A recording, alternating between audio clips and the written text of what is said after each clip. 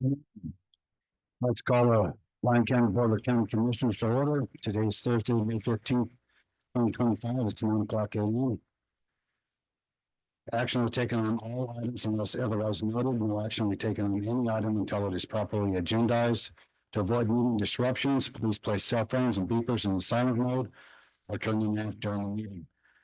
The board reserves the right to take items in indefinite order to accomplish business in the most efficient manner. Items may be combined for consideration, and items may be pulled or removed from the agenda at any time. Restrictions on comments by the general public. Any such restrictions must be reasonable and may restrict the time, place, and manner of the comments, but may not restrict comments based upon viewpoint.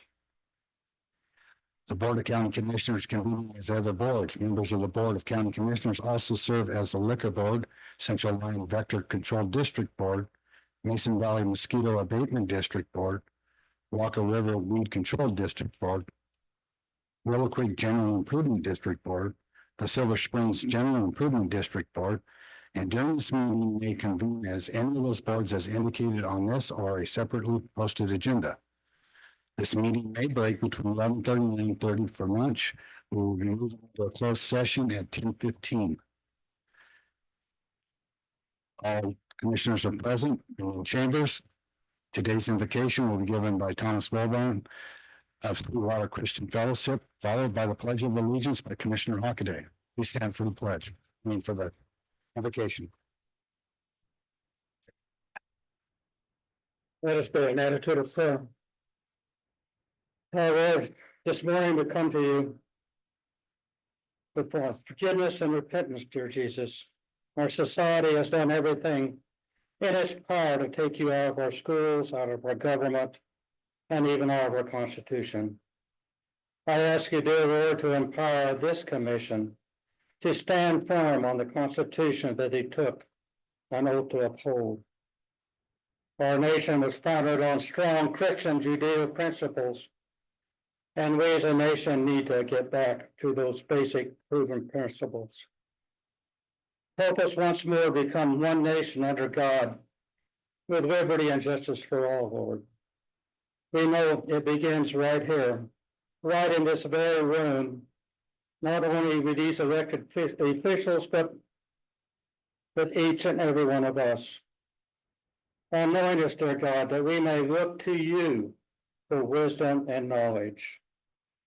And Lord, let us not forget those that have gone on before us, those that gave the ultimate price to give us this freedom that we should enjoy. Lord, thank you again for all those that are dedicated. I ask you, Lord, to be with our local sheriff's department and all the first responders. Lord, keep them safe from harm, and be with our president. Keep him safe from harm. And we ask, dear Lord, that your light will continue to shine here in Lyon County, and not only here, but in our nation. We ask, Lord, for your power, your wisdom, and your courage to perform the tasks that you have given each and every one of us to do. And to you, Lord, then we give all glory and all praise. We pray this to Jesus in your holy name. Amen. Pledge allegiance to the flag of the United States of America and to the republic for which it stands, one nation under God, indivisible, with liberty and justice for all.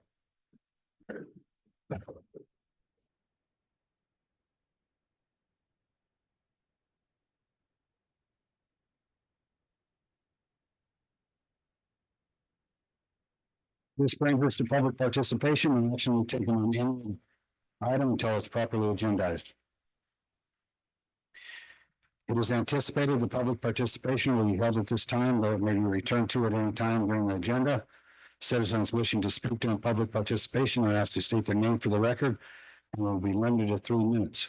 The board will conduct public comment after discussion of each agenda action item, but before the board takes any action. Do we have any public participation? Step up and sign with your name.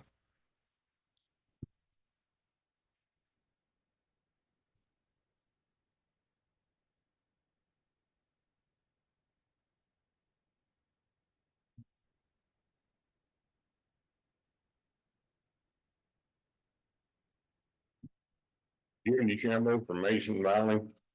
And I'm asking the board to direct the road department, put speed bumps on Osborne Lane in front of my house to slow the traffic down. It's going twice and sometimes more than twice the speed limit. You've done it in front of Beverly and Les Smith's house, so there's no reason you can't do it for me. And it's becoming increasingly worse and worse. And I see no other outlet to stop it.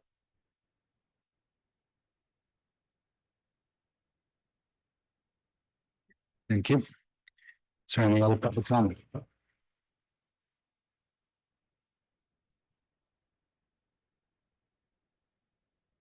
Good morning, David Calderon from EDF Power Solutions. I'm here to speak on the number 16B of the ordinance for renewables. We'll take comment at that, unless you have to leave, then we take comment on each item. Okay, do you rather prefer to comment on that item? Okay. Is there any more public comment? Not seeing anything on you. Move to number 5 for possible action. Review and adoption of agenda. We have any comment? On the board? Any public comment? Seeing none, I'll entertain a motion. Move to approve the agenda as posted. Do I have a second? I'll second. We have a motion by Commissioner Hendricks, second by Commissioner Casanelli. Those in favor say aye. Aye. Motion passes 5-0. 6 time certain, 6A, time certain at 9:30. Well, can't do that one. Thought I said 9. Go on to number 7. Commissioners, County Manager's report. I'll start with on my left this time. Commissioner Jacobson. Thank you, Chair. Attended the Fernley City Council meeting. Also was part of the I-80 landscape, and aesthetics meeting regarding NDOT and the beautification of the west and central exits to Fernley. And also very much appreciated law enforcement at the career fair held there in Fernley. That's all I have. Commissioner Hendricks. I attended the Western Nevada Cattlewomen's Scholarship Fundraising Dinner, the Silver Springs Advisory Board, the Comstock Historical District Commission meeting, the Stagecoach Advisory Board, the National Association of Counties Public Lands Steering Committee meeting, and yesterday's Planning Commission meeting. Commissioner Casanelli. Thank you, Chair. I attended a ribbon cutting in Dayton for the new NPC Auto, which is one of the new businesses on Enterprise Way out there. Participated in a fundraiser put on by Remax Realty Professionals, a fundraiser for the Medina family in Dayton who lost their home to fire. Attended the Mount House Advisory Board and the Dayton Advisory Board. Attended the Planning Commission on Zoom. Attended the Campo board meeting and had the opportunity to make the motion, and we approved the 1.2 million bond agreement with Campo for the Dayton Valley and Chaves Bridge, so the second bridge in Dayton. We were able to approve that agreement to start the ball rolling on the feasibility study. Campo also did a proclamation for May as a bike month. So it's, if you are so inclined to bike to work, be careful out there on the 95. But this is all May is bike month. So I also wanted to mention coming up on May 22nd at 11 a.m. in Dayton at the Santa Maria Park. We will be doing, actually at the King Winters Park, excuse me. I get the tree and the plaque mixed up, but we're putting the plaque in. So there'll be a dedication at the King Winters Art Park in Dayton, May 22nd. Commissioner Arcaday. I had the Smith Valley Park Board got together and discussed getting the park rolling for this season. Also attended the Walker River Irrigation District meeting here in Yerington, Mason Valley Conservation District meeting here in Yerington. Had a pretty long meeting. Talked about the work plans for the Conservation District, the grants that they're looking to try to obtain, budget, and other public issues with invasive weed species and the banks of our Walker River. Also attended the Smith Valley Conservation District meeting in Smith Valley. Basically the same agenda. We are, both districts are looking to have a public outreach on invasive weeds, both public education and some assistance as required. Because invasive weeds don't stop at the edge of private property, they move on to our ag land. And so we need to make sure that we clear those weeds out everywhere. Attended the Planning Commission on Zoom. And we had a meeting here with the developer at the industrial park up in Smith Valley and Nevada Energy. And so that's about it. I attended the Fernley City Council, the Lyon County Planning Commission, and National NACO Rural Action Caucus. At the Rural Action Caucus, we received a county overview for rural economic development from Brandon Lane. He's the Economic Development and Community Relations Executive for Sioux Valley Energy and National Rural Economic Developers Association. And he provided a county overview for rural economic development relating to energy. So rural energy faces challenges with increased power demand, and I'll be discussing that more with Brandon next week when we're in South Dakota. I also got information about the Project Kuiper and beyond, an update on Amazon's rural delivery network. I don't know how everybody else's delivery is, but Amazon Prime is supposed to get your package in 1 to 2 days.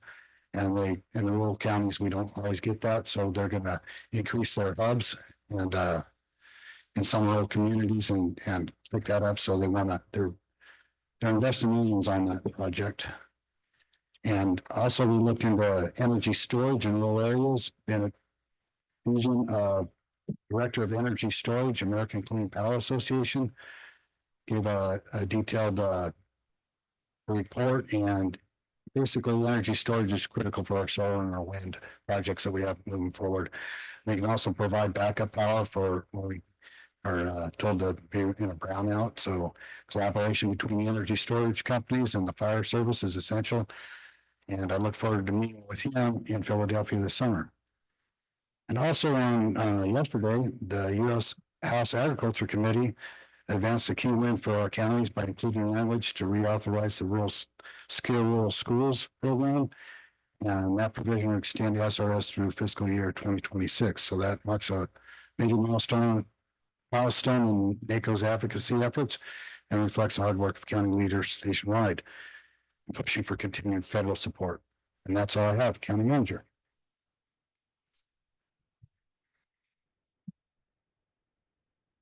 Good morning, I'm Lyon County Manager. Haven't done as many meetings in the last 2 weeks as I normally do, but I have been working on a lot of internal projects, some of which are on the agenda today.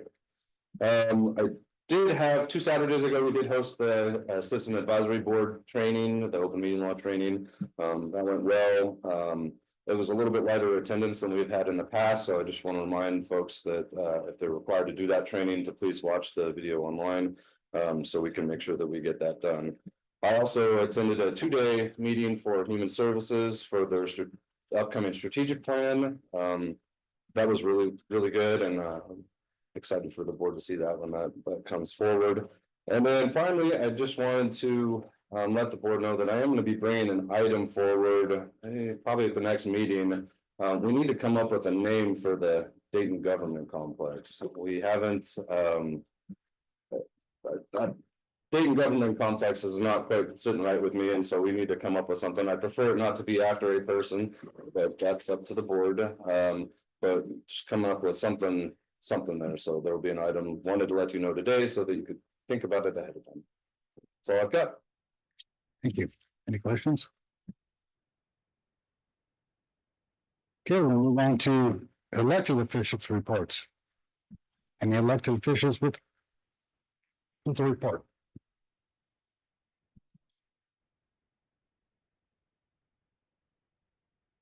Seeing none, we'll move on to appointed officials reports. Mr. Fairley. Good morning, Josh Fuller, Lyon County Comptroller for the record. Handful of things I wanted to bring to your attention and let you know some things that are in the pipe coming, some things we're working on. And the status of our finances. So we ended up getting our 2 animal control vehicles after more than a year of waiting for them to get here. I ordered them and get completed. So we took one out of service. One of them was new, one of them was a replacement vehicle. We took one out of service. It's a 2010 vehicle with 196,000 miles on it. Plans would be normally to dispose of it, but the city of Yerington reached out and said, we could sure use that. We don't use it very often, but when we do, it's nice to have a vehicle that's built for taking care of the animals. So I'm going to put that on your next agenda to see if the board wants to donate that vehicle to the city. In addition to that, Andrew and I met this week with the director of the Department of Indigent Defense Services. I think I can say that. And went through where we're at on the compliance. We're currently, based on their formula, short by the number of attorneys that we need to do the caseload. The work's all getting done, but they're in negotiations and a settlement agreement with a private party out there. And so we're trying to meet those, and we're required by law to meet those. What we discussed was to modify our existing contracts with our public defenders to see if we can just increase the number of attorneys they're supposed to have ideally, and they continue recruiting as they're currently doing to try and get the attorneys, which there's a shortage of attorneys out there, and that would meet the progress that they need for us. So I'm going to be reaching out to those firms, probably bringing back revised contracts, no fiscal impact in theory, but just adding the number of attorneys on that. So just want you to know that that's coming. Also, we'd have to do an annual plan for indigent defense. I'm going to modify that slightly based on our meeting this week and bring that to you at your next meeting for the annual plan. And finally, but not least, I've been going through and doing the work on our contingency transfer and going through every single line item, projecting out where we're going to be for the year. I do this back in January, February, and March for the budget, but then I do it again this time of year with a little more information for contingency transfer to see where we're at. Plus, it also plays into the final budget discussion. What I've come up with is fairly similar to what we had at tentative budget. The 2 key changes that you should be aware of: consolidated tax is coming in about $200,000 to $300,000 lower than what we built in for the current budget. For what we estimated would come in the current fiscal year when we did the tentative budget. So that's one piece that's out there. I did receive information through March 31st as of earlier, a couple days ago this week. Also, expenditures, we're trending to have about 100,000 more in the general fund than what we thought we would for the current year when we built the tentative budget. So there's a bit of a swing there. What I found in doing budgets over the years is you have to put a nail in the coffin at one point and say, this one's done. And after going through putting the work together, because you can constantly change budgets all the way up to the last minute, but you put the work together, and that's why you have contingency built in so that you can cover anything that comes in short or over, whatever the case may be. And then finally, that contingency transfer will bring to you probably the second meeting in June, either the first or second. Andrew and I talked probably the second. Your first meeting in June is fairly full, it appears. So that's all I have. If you have any questions, let me know. Any questions? I guess. Just Commissioner Hockaday. A comment, in my entire life, I've never heard we've got a shortage of attorneys. That was interesting. Thank you. Welcome to the comic relief. Thank you. And advisory board reports.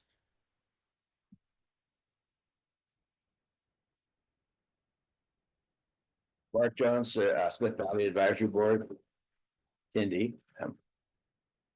We're having a real hard time getting members. And I'm sorry, you're not reporting for them, are you? No, I just want to report on them. No. We keep. He's out under public comment. All right. But this is reserved for the people that sit on that board. Any advisory board reports?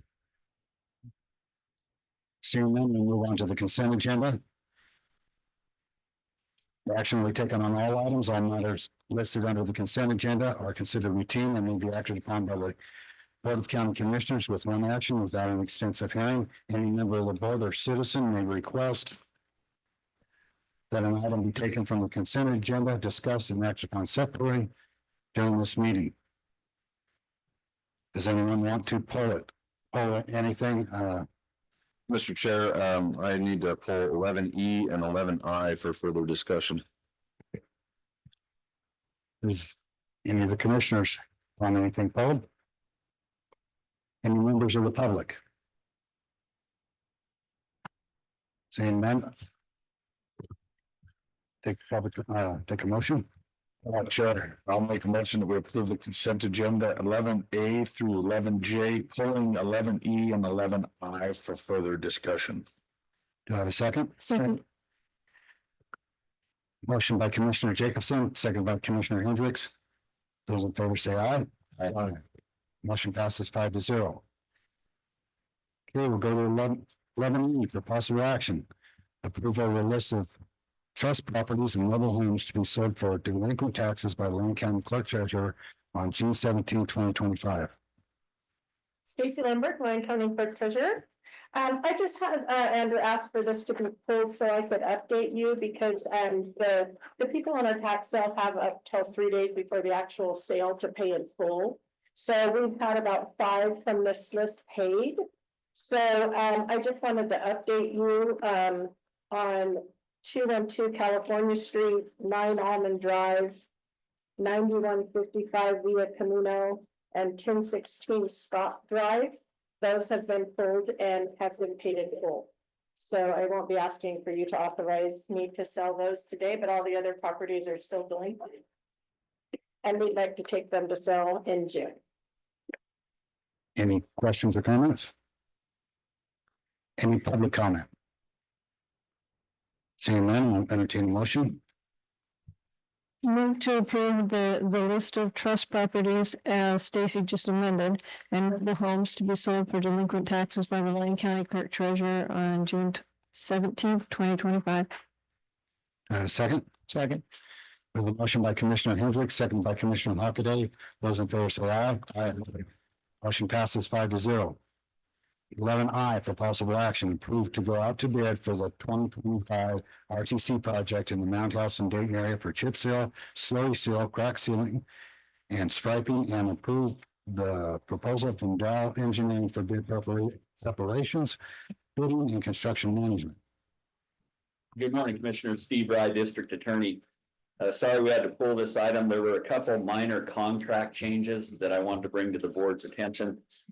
Staff is supporting those changes, and I just wanted to walk through them quickly. The first is on Article 5, the assignment language, page 3 of the agreement. There's a change to add in that any assignment would not be unreasonably withheld, a common provision in the contract. And so we agreed to that change. The next changes were on Article 12, which appear on page 5 or thereabouts in your agreement. And one in paragraph A was to add NRS reference to NRS 338.155. Which limits what can be indemnified on a public works or public works related project, and then adding a mutual waiver to eliminate certain kinds of damages, either against the county or against the contractor. The engineering firm in this case. And then the last change was in the acceptability of insurers, which appears on page 8 of the agreement, to lower the classification one level to allow the present insurer for the contractor to meet that requirement. These changes were also made not too long ago. The board approved a contract with Dow for the community development department. These changes were incorporated into that agreement as well. So I can answer any questions. Also, Mr. Homan's here, available to answer any questions if you have questions related to the project. And again, staff is asking that you move forward with the item with the minor changes to the agreement. Do we have any questions? Questions, Chair. Commissioner Tusnelli. On the last amendment, on item F for the acceptability of, you said it's lowering at one level, is that to level B? No, it's to level A5. A5, okay. Thank you. Do we have any questions from the public? Seeing none, I'll entertain a motion. Move to approve to go out to bid for the 2025 RTC project in the Mound House and Dayton area for chip seal, slurry seal, crack sealing and striping, and approve the proposal from Dow Engineering for bid preparations, bidding and construction management with revisions as suggested by our district attorney. Do I have a second? Second. We have a motion by Commissioner Hendricks, second by Commissioner Jacobson. Those in favor say aye. Aye. Motion passes 5-0. Thank you. This brings us back to the regular agenda. Your advisory board for possible action, acknowledge the resignation of Derek Haas from the Lyon County Fair and Rodeo Board. We have that in our packet. Does anybody have any questions? Any public comment? I'll entertain the motion. I'll move to accept the resignation of Derek Haas from the Lyon County Fair and Rodeo Board. As well. We have a motion by Commissioner Hockaday, second by Commissioner Castaneda. Those in favor say aye. Aye. 5-0 is the vote. Motion passes. For possible action, appoint up to one member to the Lyon County Fair and Rodeo Board with the term expiring December 28th, 2028. We have one applicant, Stephanie Moxley. Is she here? Not online. Any questions from the board? Or comments? Anything from the public? Saying none, I'll entertain a motion. I'll move to appoint Stephanie Loxley to the Lyon County Fair and Rodeo Board with term expiring December 28, 2028. Second. Motion by Commissioner Hockaday, second by Commissioner Castaneda. Those in favor say aye. Aye. Motion passes 5-0. 13A, possible action, approves the use of a construction manager risk process for the Dayton government complex and authorize staff to proceed forward with the request for proposal. You wanted it? He's right there. Excuse me. Is this going to be very long because we got our will we continue on or we got time certain in 1 minute that I can go to?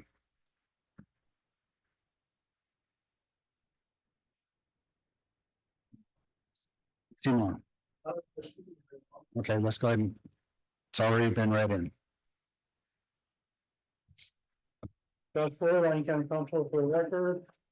Just recommending to the board at this point that we proceed forward with the CMAR process and authorize staff to go forward and issue that request for proposals and work with the district attorney's office to finalize the document.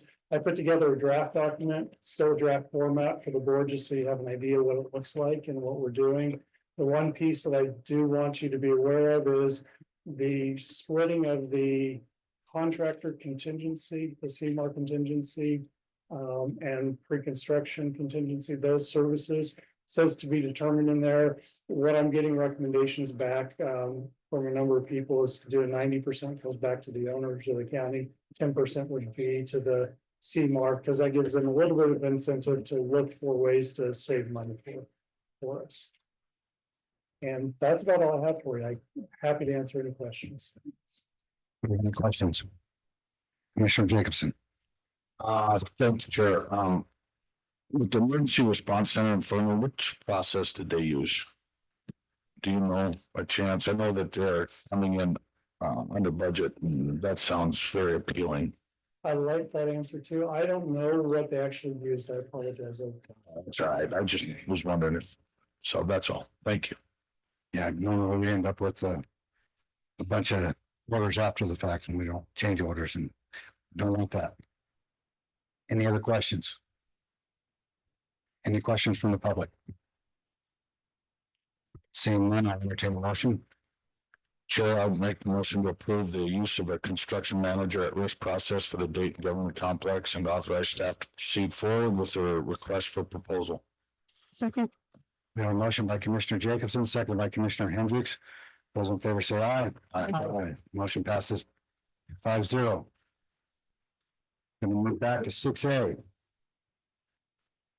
Time certain at 9:30 a.m. for presentation only. Presentation given by Greg Balls, Director of Advisory Services at Meter Investment Management for investment review and information. Mr. Balls. Good morning. It's a pleasure to be here. Let's see if my clicker works here. High tech. So, Just let us know. sure, absolutely. So I'm gonna go through the slides really quick. So if there are any questions, please let me know. And afterwards, I'm more than happy to answer any questions as well. And so just to provide a bit of overview of our firm, I'm not going to go over it too much. We deal strictly with public funds, state and local governments such as the county.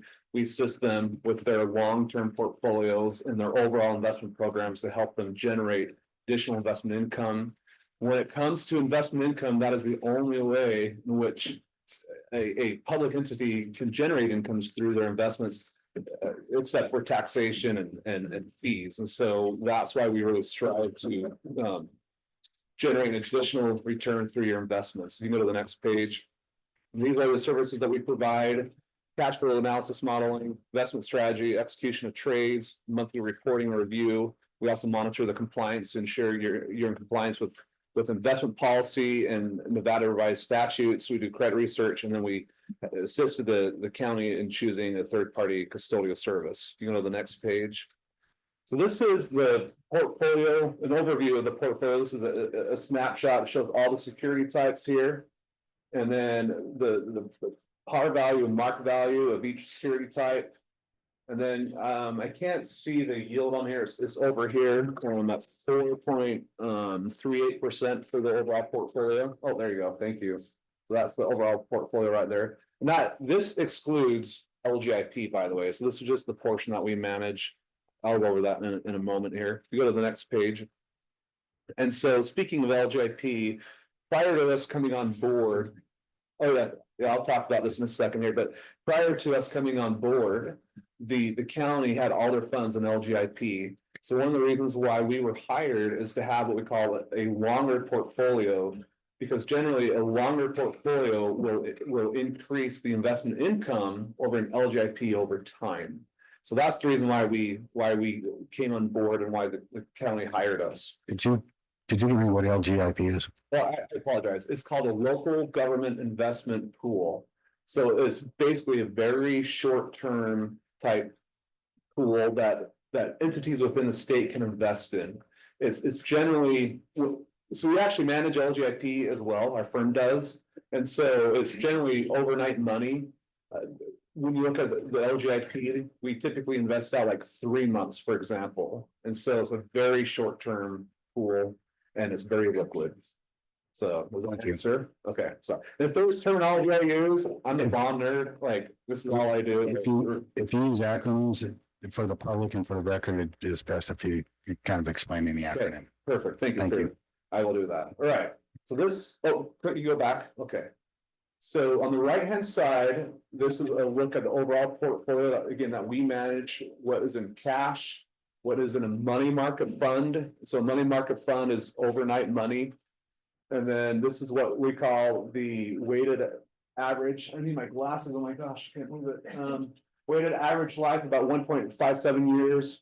And then your book yield is 4.38%. And what book yield means is if we hold everything to maturity, that is the yield that you will have on all those securities as of now. On the left side right here, I do want to point out there's this thing called a net unrealized gain or a loss, and it's at negative 38,000. Now, that assumes that we were to sell every security right now, that would be what the loss would be on the portfolio. But where we are holding to maturity, we don't really worry about that.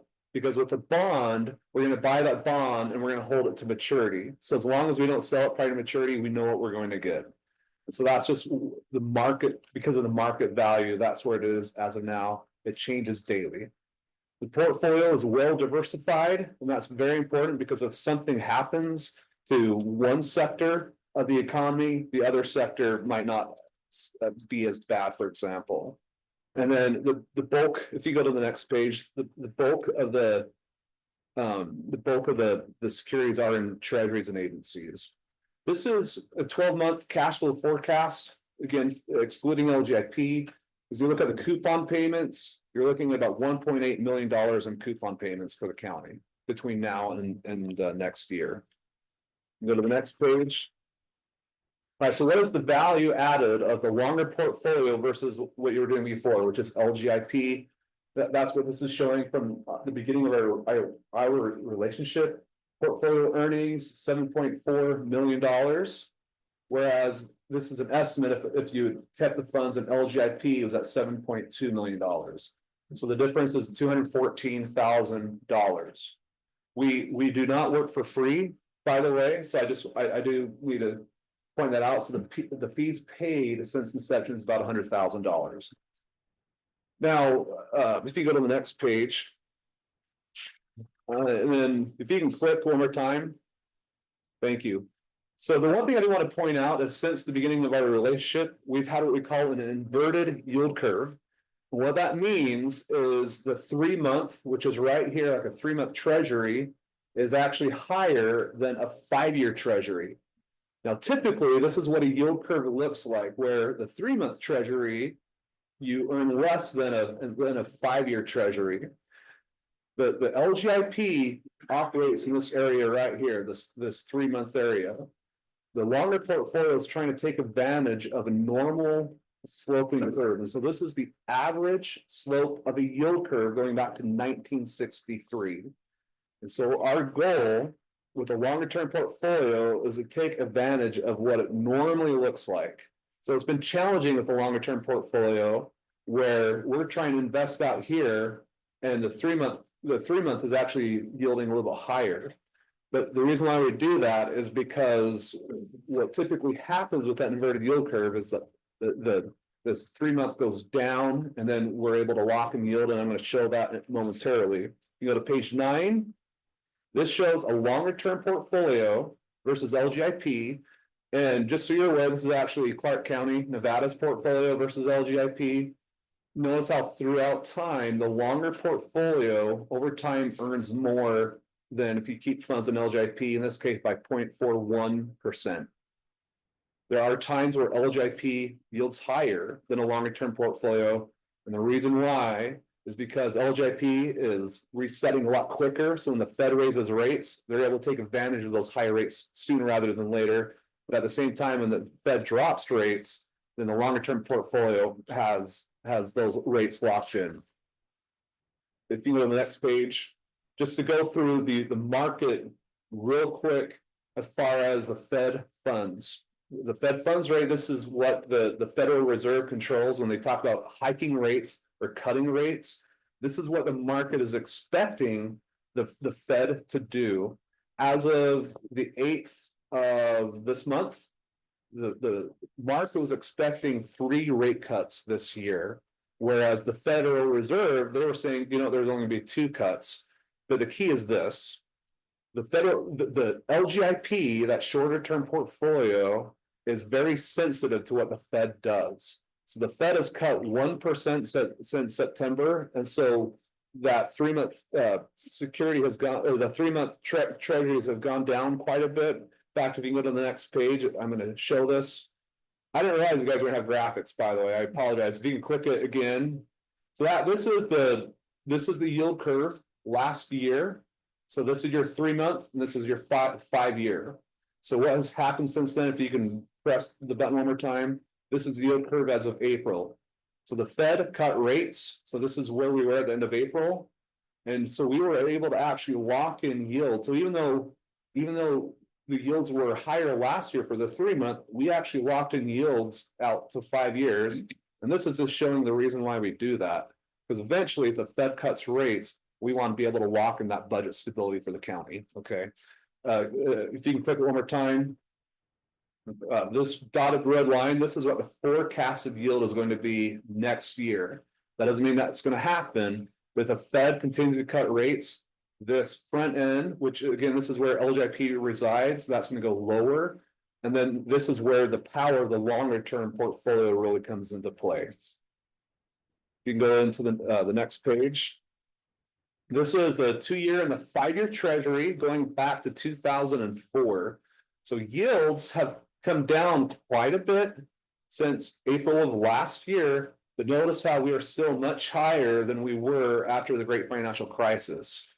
So we still see value in locking in yield now to lock in that budget stability, because we don't know if this is going to happen again, but if it does, then we want to have the county in a good spot. Page 13, please.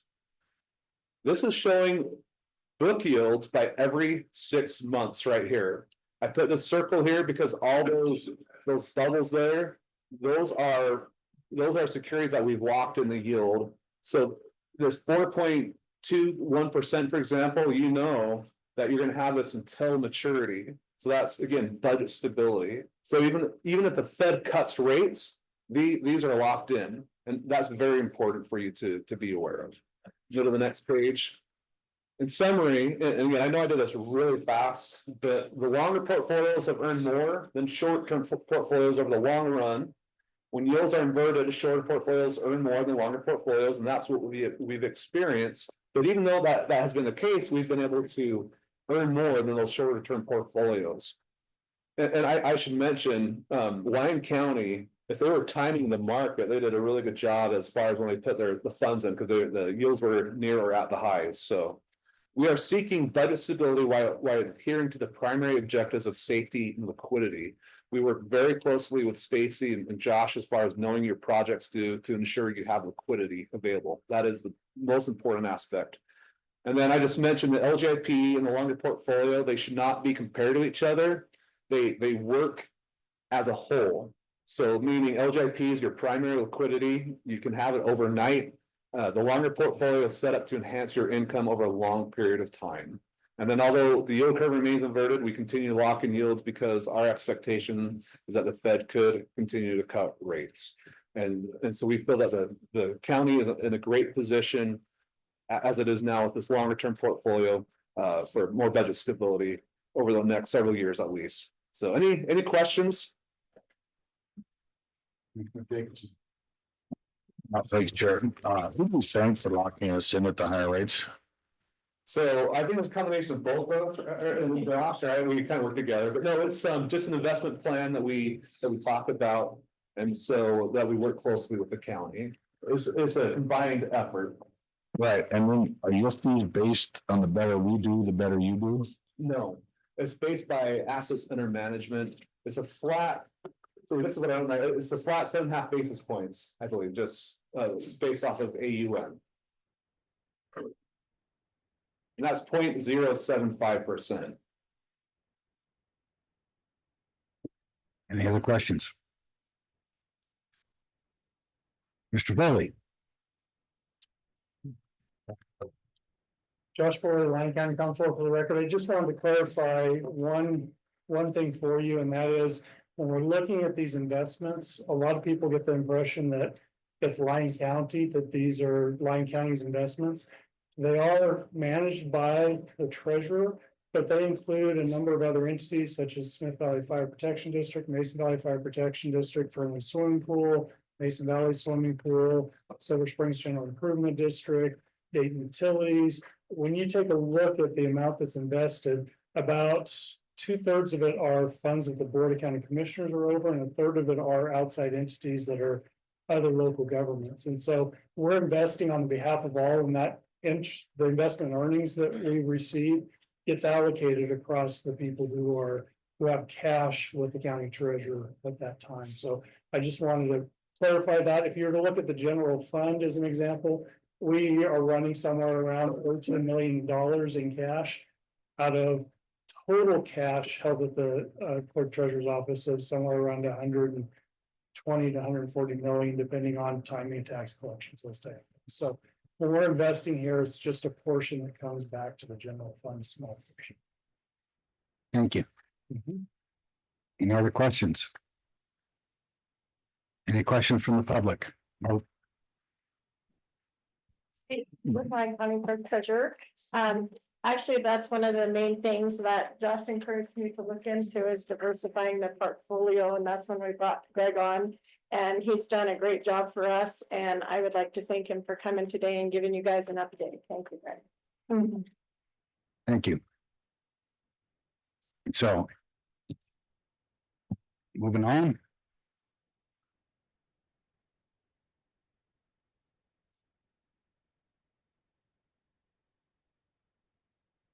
That one. 10:15.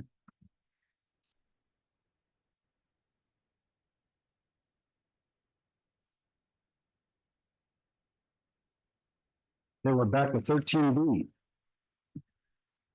For possible action, approve revisions to Lyon County Comprehensive Safety Policies and Procedures document by adding section 14, heat illness prevention plan. Mr. Foley. Josh Fuller, Lyon County Comptroller for the record. So OSHA in Nevada came out with a brand new policy that we're required to implement. So this is state law that we have to follow. We put together a policy for your consideration. There's still a bit of work to be done on the back end once the policy is approved, because we have to go in task by task on every single employee job description and evaluate those to see how we can work on mitigating any heat-related exposures for our employees. So this is the first step, and I'm here to answer any questions if you have. Do we have any questions? Commissioner Jacobson. Thank you. Mr. Fuller, how much, I obviously went through this, but how much of this policy holds employees accountable for drinking enough water, sunscreen, proper, I mean, do we tell them how to dress in the heat of the summer? I'm not begging on any employees. I'm just, how much really does, I mean, there's, in looking at this, it seems like there's some employee accountability as well, as far as taking care of yourself and, you know, planning for the day ahead.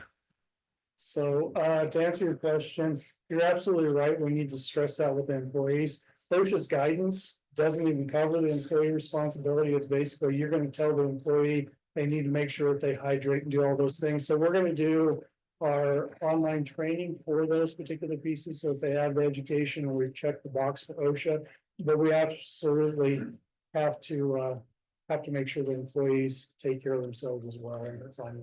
Yeah, see, that's what I thought when I was going through it. I'm like, God, it seemed like the biggest piece of this little puzzle is kind of on the shoulders of the employees. But I'm usually wrong, but. You're absolutely right. I wish this guidance was written that way. But it's written to keep us in compliance. You're absolutely right, though. If we could emphasize personal responsibility throughout life for everybody, it would be a much better world. That's just my personal thought. Do we have any other questions or comments?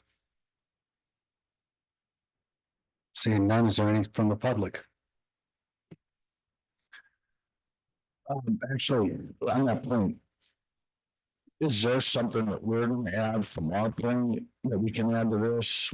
with that piece, or is that not something that we can do? We have to follow OSHA guidelines and. So I can certainly put some information in if you want me to put a sentence or two in there saying that the employee is ultimately responsible. The challenge is OSHA is going to hold the employer responsible. And so that's the way to put Where you the employer? employer responsible. And so this is written to address the OSHA framework. I'm not opposed to putting a sentence in there, but again, the purpose of the policy is to follow the OSHA framework. So, sorry, so like, let's say we have a vehicle's air conditioning goes down. Is that gonna be rendered out of service? Or So where does some of the county responsibility as far as that kind of stuff fall in? So we would be responsible to make sure the employee doesn't overheat. That's really our role, and whether that is to provide alternative, another vehicle and take that one out of service, or to say it's not hot enough, you need to worry about it, stay hydrated, do what I do sometimes when I have an older vehicle and 260 air conditioning.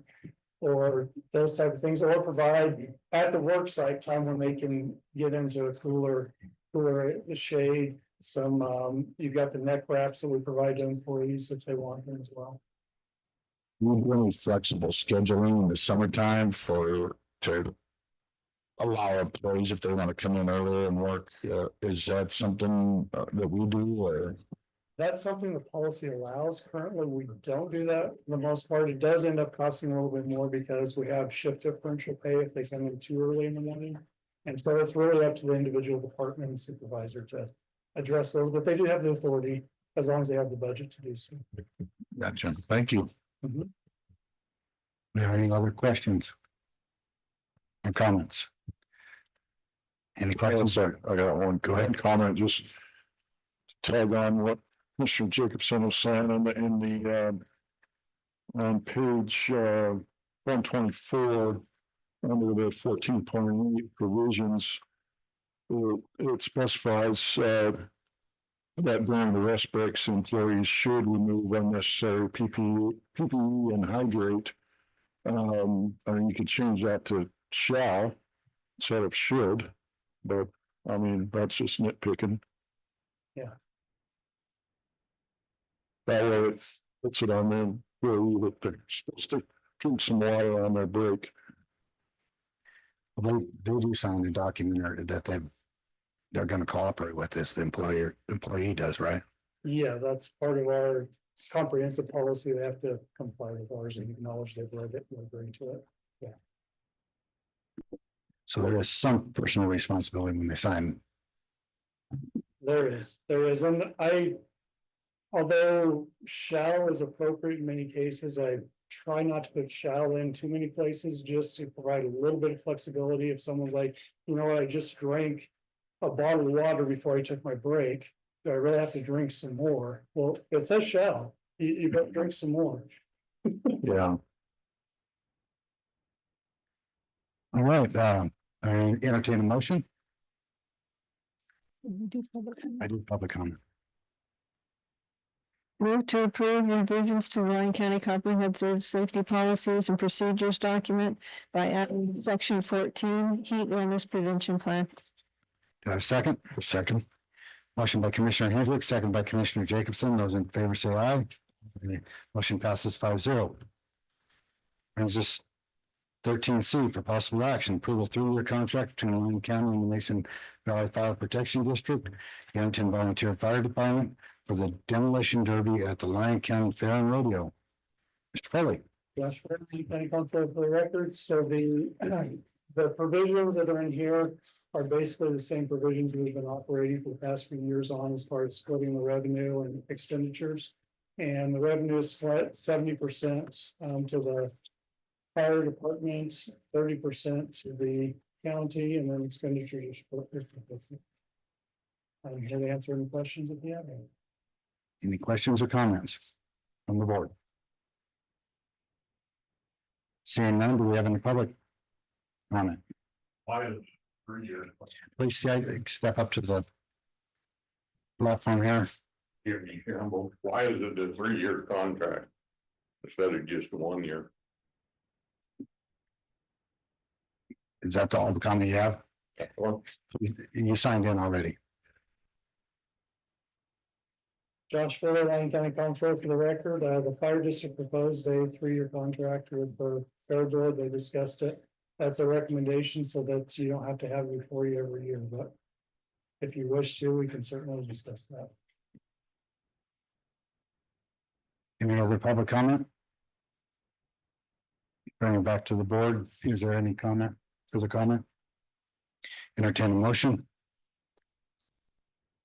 Move to approve a 3-year contract between Lyon County and the Mason Valley Fire Protection District, Yerington Volunteer Fire Department for the demolition derby at the Lyon County Fair and Rodeo. I have a second. Second. Motion by Commissioner Hockaday, second by Commissioner Castellano. Those in favor say aye. Aye. Motion passes 5-0.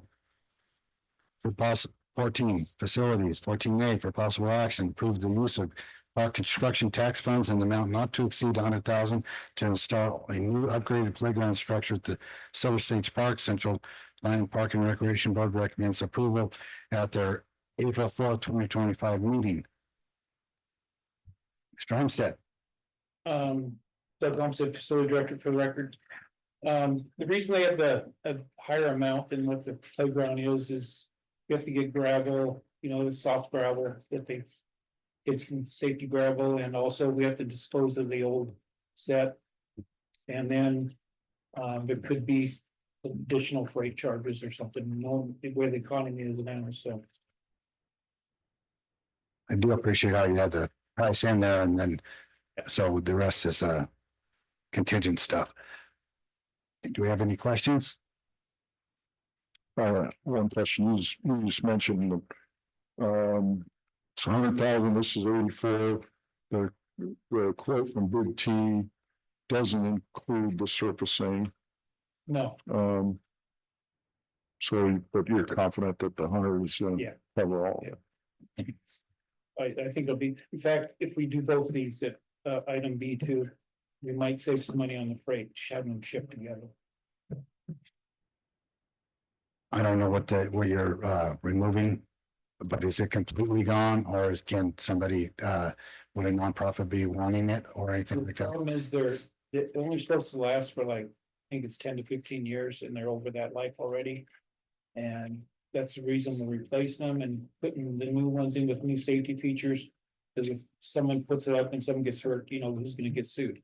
Right, I understand all we do it, but I was just wondering if there was any It'll like, be destroyed. okay. Any questions from the public?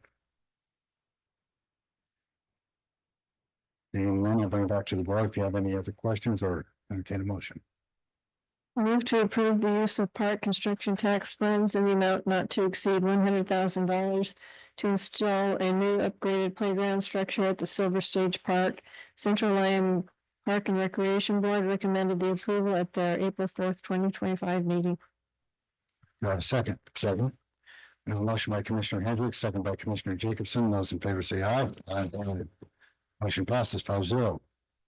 14B for possible action, approve the use of park construction tax funds in an amount not to exceed 95,000 to install a new upgraded playground structure at Patriot Park.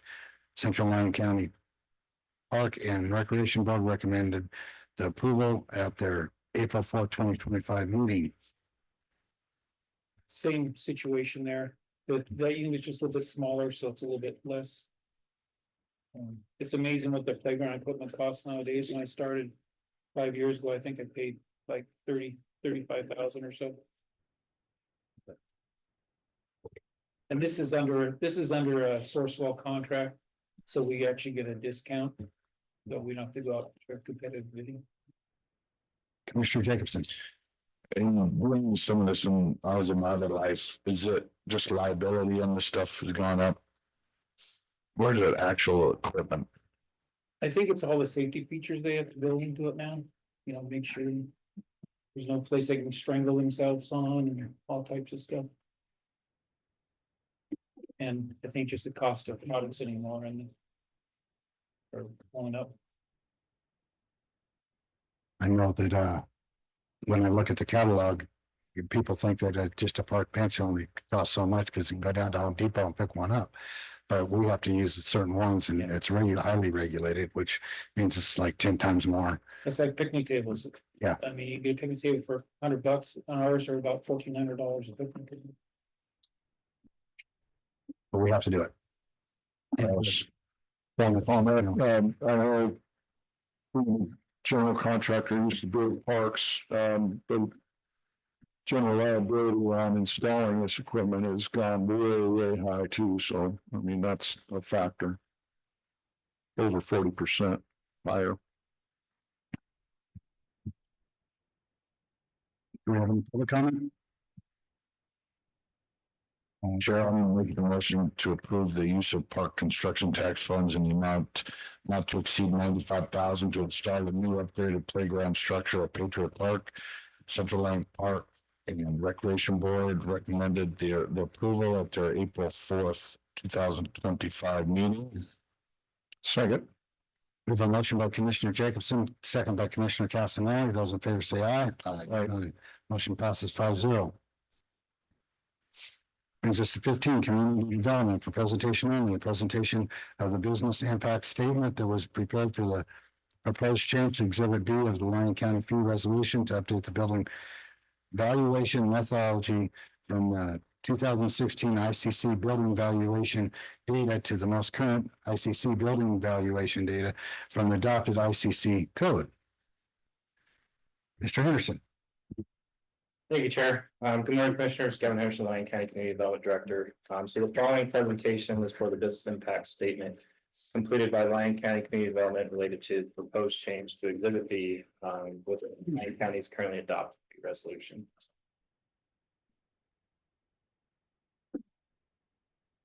Okay. So I first just want to explain briefly the kind of the purpose, and this is kind of just setting up the stage for the following two agenda items as well. So this slide just outlines the purpose of the business impact statement, or BIS. The primary goal of the BIS is to assess the economic impact of the proposed rule or fee change on local businesses. It also serves to provide transparency by clearly explaining why the regulations is necessary and appropriate. Importantly, the BIS ensures that affected businesses are properly notified and given an opportunity to provide input before the rule is adopted. Per Nevada Revised Statutes 237.090, the BIS must include several key elements. These are a clear description of the proposed rule and its purpose, details on how businesses are notified about the proposal, a summary of any businesses that provided feedback and how that was received, an overview of the economic effects, including compliance costs, and an analysis on whether the less burdensome or more cost-effective alternative exists. So this thorough process helps ensure that the county's regulations balance public interests with economic realities faced by those businesses. Next, we'll go into the proposed fee amendment. So building on our efforts to update fees to reflect current costs and standards, this slide presents an action to adopt a new fee resolution related to building permit fees. So currently, Lyon County Building Department calculates building permit fees based on the 2016 ICC building valuation table. And the proposed amendment would just propose active language in the fee resolution, so that table can be updated as we adopt codes, which is usually a 6-year cycle. You can do it every 3 years, but usually ICC, it's not mandatory as always, but they do recommend that you do it at least every 6 years.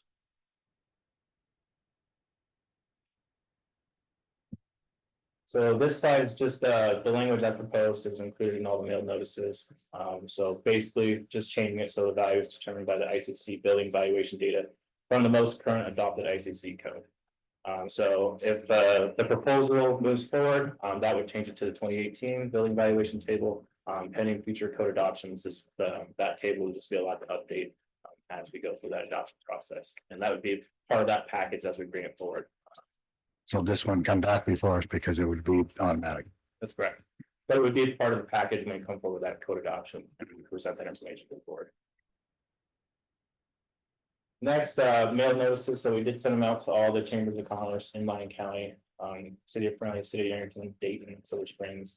We also mailed it to Nevada Builders Alliance, Associated General Contractors, the Nevada chapter, the Northern Nevada Development Authority, and the Builders Association of Northern Nevada. Notices were mailed on April 3rd, 2025, and no comments were received via email or mail. And then this is just a general overview. I thought it was good information to include. So just to start with, what is the building valuation table? The building valuation table is published by the International Code Council, the ICC, and provides standardized average construction costs per square foot for various building types and occupancy groups such as commercial, residential, or industrial structures. These values are updated semi-annually to reflect current market conditions. So sometimes they go up, sometimes they go down. It's all based off of the market conditions as they exist at that time. The primary purpose of the building valuation tables are to ensure consistency and fairness in how permits are valued, provide a baseline for jurisdictions that don't rely on actual contractor cost estimates, and it helps protect against underreporting of construction costs, which can otherwise lead to underpayment. And I briefly just want to go through just an example of how we use it. So step one, we first identify the occupancy group and the construction type. So example, most common permit we see is a single family home. Most oftentimes they fall under that R3 for single family residential, and then that construction type, which is 5B. Next, you would go to the building evaluation table, go through the table. The next slide actually goes, we can jump forward. This is what they look like. So you go down to R3, go all the way to the right to 5B, and that would be your price per square footage amount. And that's what we use to calculate the building permit fees. And that's also kind of correlates to the planning check fees as well. So then you take the square footage of your structure, you multiply it by the number, and then the output is an estimated valuation based on the building evaluation table that we have adopted. I put this on, so on the left we have the current building valuation table that Lyon County Building Department currently uses. On the right would be the 2018 building valuation table. I highlighted the two most common categories that we use within the building department, which we do that R3 and S1. And just to clearly depict that, you can kind of see that change of or that increase as we move forward to the 2018 building valuation table. I do want to note that they are market driven, so the 2021 building valuation table is inflated exponentially, and that's just due to the COVID costs. So as we move forward and if pending code adoption in the future, you actually see that come down because it's a reflection of the actual cost that contractors and what it takes to actually purchase those materials. So adverse effects. So obviously, this is going to result in an average of 5% increase in construction valuation figures, which then results in an average increase between 4 and 5% to building permit fees and plan check fees. I did just throw an example up there. You can see outlined in red. On the left is what would be under the current building valuation table. On the right would be if the fee resolution ends up being approved in the future, subject to the board's approval. This is kind of just a scenario, and you can see the difference in two is about $80.39. And if you extrapolate that over the cost of the entire project, it's less than 1% of the project cost as far as that permanent fee increase. I did want to note some beneficial effects as outlined in the business impact statement as well. First, the update ensures that revenue alignment with current market conditions by reflecting true construction costs. So the 2018 table, which I'm just going to reference because that's the current adopted code that we have, provides a more accurate representation of today's material and labor expenses. So fees are based on a realistic project valuation. This adjustment also helps maintain fiscal sustainability. So the estimated 4 to 5% increase supports the department's ability to keep pace with inflation and rising operational costs. And lastly, updating the 2018 valuation to the 2018 valuation table promotes consistency with regional and national standards. Many neighboring jurisdictions have already adopted updated tables, so this change keeps Lyon County aligned with industry practices. This encourages fairness by providing developers working across multiple jurisdictions, counties and cities, kind of a more uniform fee structure. And then lastly, I just wanted to touch as part of the business impact statement, we do have to provide an estimated amount of revenue that this would generate. So based on historical permitting activity, we've conservatively estimated that the proposed fee adjustments would generate approximately $25,000 in additional revenue. The estimate applies a 5% increase to the average permit fee for the most frequently submitted permit types, reflecting the anticipated effect on the due to the update to the building valuation data. So this projection provides a reasonable expectation on the fiscal impact while acknowledging that actual revenues may vary depending on development trends and how those proceed in the future. And then a conclusion, so this is just a summary. So overall, the proposed update to the building valuation table will result in an average of 4 to 5% increase in building permit fees, including both building and plan check fees on the beneficial side. So again, we're just going to align fees more closely with current market conditions, improve cost recovery. It helps maintain fiscal sustainability for the building department and ensures consistency with regional industrial standards and industry standards and promotes fairness across jurisdictions for developers. And then after careful review, staff has determined that that this update will not have a significant business impact as no comments were received during the business impact statement process. With that, I'm fine to answer any questions. Any questions from the board?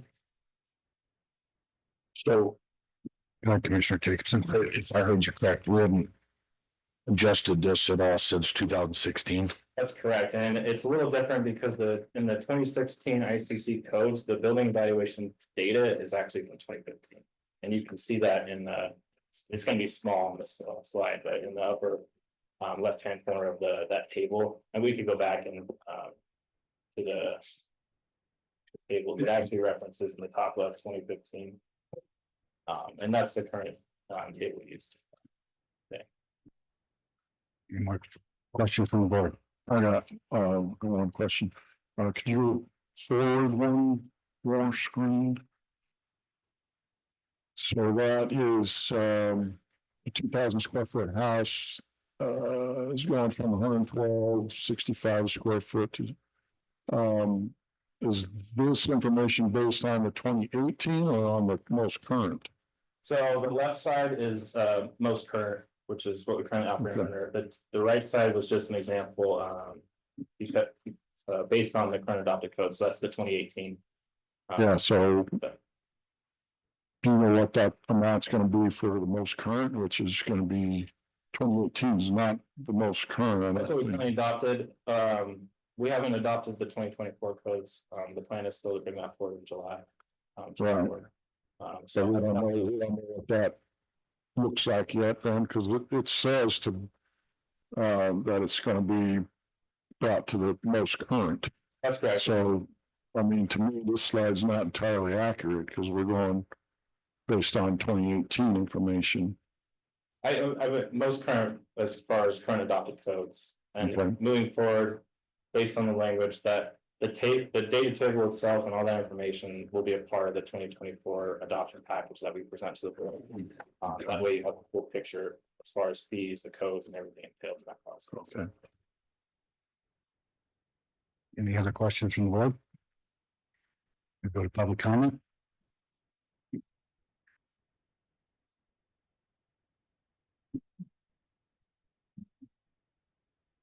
Good morning, Brett Levitt, 5015 Onyx, Silver Springs. We didn't get a lot of time to really dive into this, so yesterday I called around to try to find other bodies that actually have received this notice. And this and 15B, I could not find anybody, any of the chambers that had any remembrance of receiving this notice. Couldn't find any of the associations that had said that they received the notice. The feedback I got from everybody was positive. They think you should raise the fees. You know, no one was against that. It was just all about, you know, transparency of the whole process. So we really feel that they should be pushed to your town boards, up to the planning commission, and then to you guys, so that there's time for people to put input in.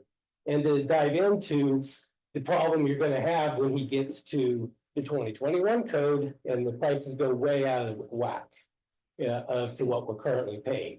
So, I mean, some of these things could be balanced out if it had some public information and input into it. And the other part of it that we have a problem with, that, you know, NRF states very clearly that not only do you put it out to chambers and associations, you put it out to officers of businesses likely to be affected. So your builders, everybody who's currently working within the county and building should have gotten a notice. You know, so we can plan and budget for what is coming. You know, we're working on projects 2, 3, 4 years out. So if we know this stuff ahead of time, we can plan and budget. We shouldn't have to find it on the agenda by accident and then rush down here to talk to you. So that can, those comments go to 15A and B, and then I'll come back on C. Thanks. We finish. We can.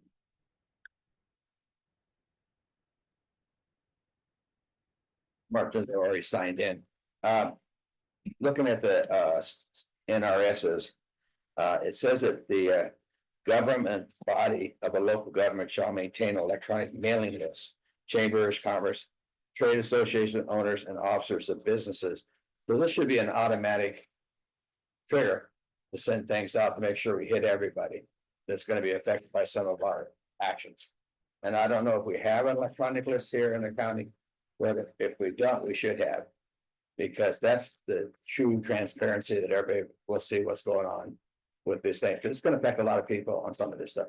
Nobody's questioning the fees need to go up. But the transparency is what we need to make sure is kept clear. Thank you. Any other public comment?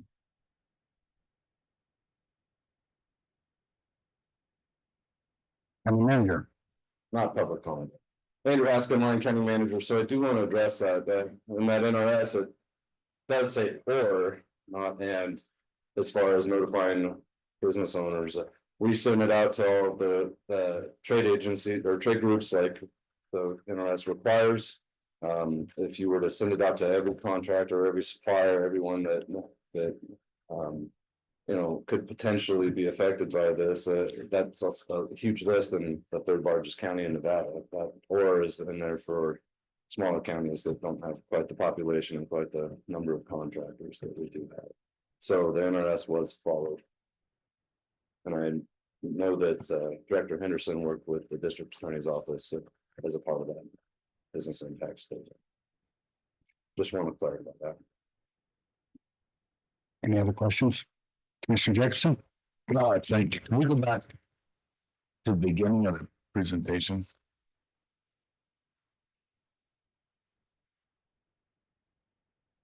Maybe one more. Oh. Go back to, there we go. Back one. So.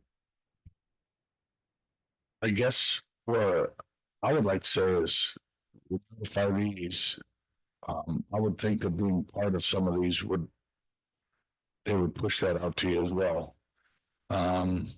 So I would maybe contact them and say, we were notified of this. I'm a member of the General Contractors Nevada chapter. And you got this, why didn't you push this out to me? That seems like something that would be appropriate there as well. So I'm going to have a conversation with those groups that are getting the information and why they're not pushing it out to you as well. Any other comments? I did want to state this is the method that we've been doing for years, and quite common for the contractors to look at any realtor or anything else that's looking at properties. It's standard to go and look at the personal responsibility, look at what's coming before the county. So this is nothing new, nothing, and we're not hiding anything. It's we've always done business. I do want to point out, Andrew Haskell, Lyon County Manager for the record again. Do want to point out I actually did receive notification myself from at least one of these groups, so. Throwing that out there. Okay. Okay, any other questions? I'll entertain a motion.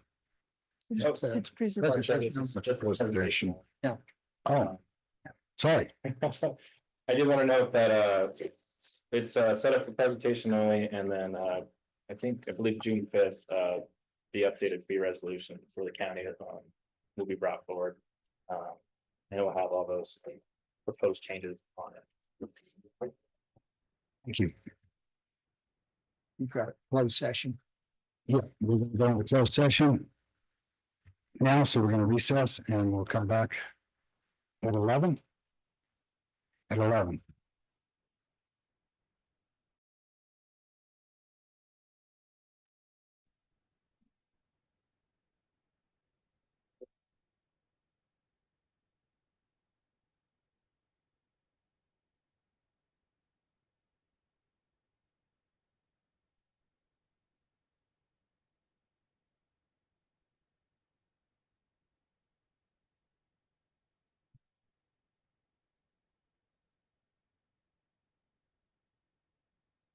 Third, we can bring this Board of County Commissioners. We're at number 6, time certain, 6B. Time certain 11 a.m. for presentation only, an update on the recent and ongoing activities related to the effluent disposal capacity with the Aspen Creek rapid infiltration basins. Chairman Keller, Commissioners, David Brickhead for the record. I have a PowerPoint presentation here. One of the things we discovered, I set this up with the idea that I could zoom in on some areas to make things a little more clear. And one of the things we found here is the wireless mouse doesn't quite reach. So I'll have to kind of just verbally describe some of the pictures in your presentation. And, you know, if you have questions about it, please ask. So obviously, you know, I'm just trying to give you an overview here, what we're talking about, the Aspen Creek grid. So I have 2 areas pinned on here. Obviously, this is just a picture of Dayton. And you can see down by the river, one of the pins, and I know it's hard to read on that, but it's the Rolling A treatment plant. Then you can see out Fort Churchill Road, which is further to the west there. That's where the Aspen Creek ribs are located. So here's just a close-up area of the ribs. So what they are, starting on the left-hand side, those big 3 basins, that's rapid infiltration basin 1, in the center is 2, and then to the right is 3. What you see are 3 pins on here. On the very north side, that's monitoring well 1, it's MW1. I'm going to talk a lot about monitoring wells, so I want to give you a perspective on them. The lower right-hand corner is monitoring well 2. And then down by the road there in the center, that's monitoring well 3. And so all 3 of these monitoring wells were required to be put in as part of our regulatory. We will talk a lot about monitoring well 1 and some of the high water levels that we have in monitoring well 1. As we know, you know, these ribs initially were designed for 1.4 million gallons a day. And obviously, you know, once we got them up and running, it was significantly less. So now we're trying to quantify specifically what the capacity of these ribs are. Some numbers in some upcoming slides you're going to hear more about, and that is the bottom of these ribs, the very bottom, the location of them. You know, I'm going to show you in some slides. An elevation level is 4,4283.5 feet. There's an important regulatory requirement that says the water level below those need to be 5 feet below that. So in some of the graphs I'm going to show, you'll see these numbers coming up, currents, and that's an important aspect in this because, you know, what's happening is the water, it's called mounding. The water's building up, it's not dissipating fast enough. So when we put the effluent in the ribs, it's not spreading out fast enough, and it's starting to mound or build up in the ribs. So next slide. So in December, we spent quite a bit of time with Dowell. Dowell's the engineer of record on this. And this is just one of the photos. That yellow post right there, that's actually the monitoring well itself. And Dowell performed 2 types of testing. One's called a slug test, and the other's called a constant pressure head test. And an important part of this is any rapid infiltration basin, how well the water spreads out, is determined by information called a hydraulic conductivity. So we need that value when it's being plugged into the Excel models and or the models that we're working on developing. Those numbers are really important because it's going to tell us how well it's going to spread out or how it's going to mound within the certain ribs itself. So this is just a picture showing what we were doing in some of the field testing. We did the slug testing and constant head pressure testing on all 3 of the monitoring wells, so we can get a better idea of how the water is moving underneath the ground where we just can't see it. So this is just a memo that we got from Dowell once this testing was complete, a couple-page memo, but really what it says is there's quite a bit of information, and there was a huge range of data that we got to when we determined this hydraulic conductivity. This is an evaluation. So it talks on the left-hand side of the slug test, and then the bottom is the constant head test. There's different methods you can use to determine that. You can see the slug test has 2 different methods, and then you take the average of the 2. The constant head test, you know, has the 1 method, and then we did it multiple times. If you move over a couple of columns. And just look at those ranges. So the column that says ribs, capacity, dowel input values. So just by doing this hydraulic conductivity testing, just using the slug test, you can see that it gives us a range of 370,000 gallons a day to 625,000 gallons a day. If you look down into the constant head test, it gives us a range of 945,000 gallons a day to 730.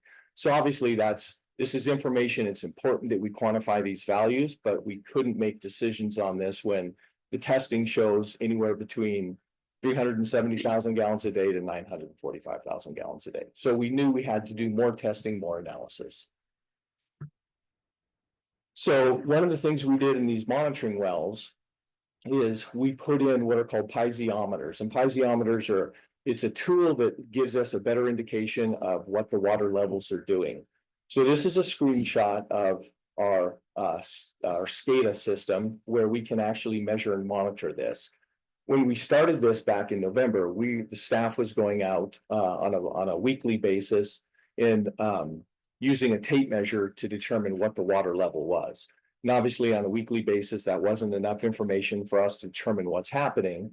So once we put these piezometers in, we put them in the 3 regulatory wells, monitoring wells 1, 2, and 3. And this is just a graphical representation of what we saw after a month. What you have on the left-hand column, you have the groundwater depth. I had mentioned like the 4285, the level. That's important because we have to monitor this to make sure we stay that 5-foot separation difference. So on the very top, the top color, that's monitoring well 1. The middle one is monitoring well 2, and the bottom one is monitoring well 3. And again, just after a month's worth of data, it did provide some interesting input from us, because when we were measuring just weekly, it's hard to see what's happening when you're putting into each rib versus each rapid infiltration. You fill it with the reclaimed water. So this started giving us information on a daily basis. So what we start to see are kind of peaks and valleys in monitoring wells 2 and 3, which are further away from the ribs. We didn't see as much of an impact, but our issues were mainly at monitoring well 1. And you can see just after a month of data, you kind of start to see it sort of peaks and then it goes down. It peaks and goes down. There'll be further slides, and we're seeing this repeating cycle, which means we had to do quite a bit more analysis. So on this picture, it's the same one. You see monitoring wells 1, 2, and 3. And then on the very top of the ridge, you see some red lines up there.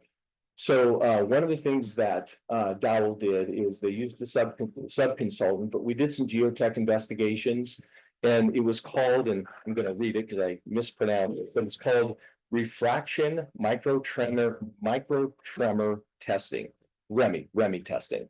And what it does is it shoots an energy wave into the ground, and it looks for soil incongruity. It looks for soil conditions that are different. So one of our initial concerns, because we started seeing more up in monitoring well 1 than we saw in the other 2 wells. So we thought, hey, there could be some an indirect, an old creek bed. There could be some things happening that would lead us to believe maybe that's not an accurate measurement.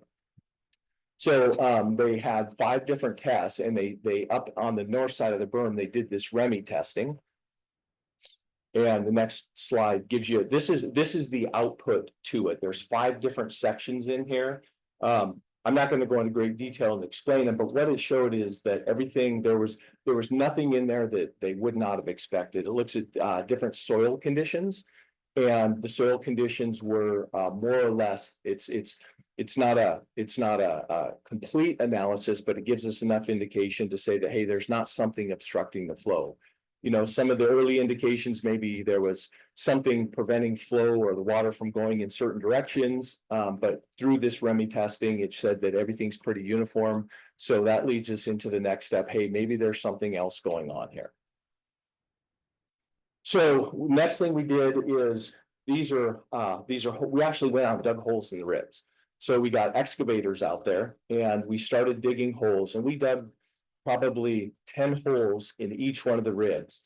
Again, as you start to the left, that's rib 1. See how there's a little bit of water in it. So how we fill these, we've changed our methodology as we go. But right now, we're currently filling 4 days in rib 1, 2 days in rib 2, 2 days in rib 3. And so we have to give it time for the water level to go down so we can get heavy equipment in there and not have it sink. So this took probably a good month for us to go through the wet dry cycle. But what we found was it was very interesting on the north side of it, the groundwater depth, we dug down to the groundwater and it varied anywhere from about 6 feet to about 12 feet. So on the south sides of the ribs, we found that the groundwater was much deeper, which means that when we fill these rapid infiltration basins, you can't really see it, but on the very north end of that, that's the discharge point. So we're saying maybe a lot of the flow starts filling on the north side. For some reason, it's not making it down to the south side.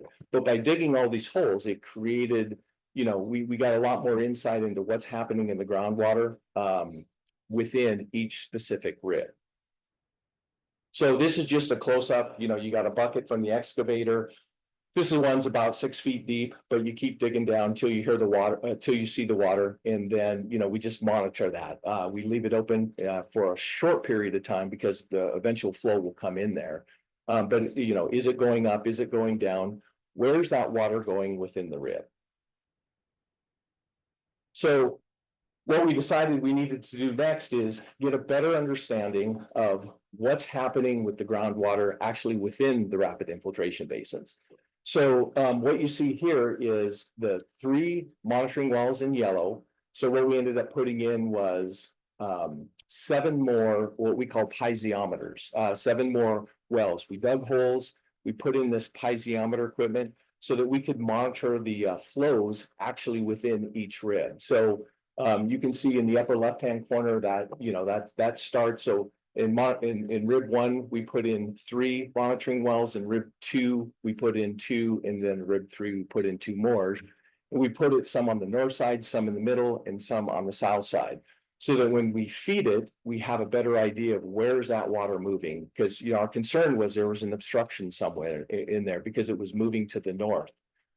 So we ruled out that there were not obstructions on the north side, so it was definitely flowing up there. But now we had to determine within the ribs what we're starting to see. So we put in these additional monitoring wells.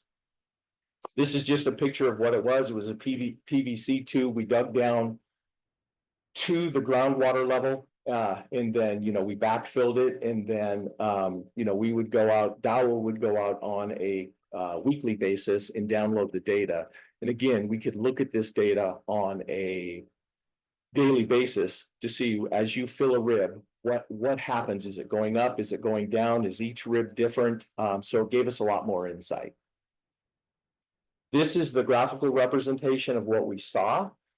So again, this is about a little over a month's worth of data.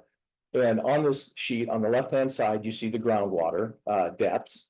On the very top, I mentioned that rib bottom elevation number. That's, again, the bottom of the rapid infiltration basin. And I'd mentioned we have to be 5 feet below that. So that next line that goes down 5 feet to the 4278, we need to stay below that number. And so what you can see there is one of the lines, we started seeing these peaks again. So obviously we'd fill the ribs, the water level would come up, and then it would start to dissipate. And what you see in there is that some monitoring wells obviously were higher than others. So then we started looking at how do we feed reclaimed water to these ribs? We have to change our methodology and strategy. So we started making some adjustments to what we call the dosing schedule. So instead of just putting it into the standard 1 rib for a day, we started adjusting it so that we could equalize these peaks and stay below the regulatory level of 5. So this slide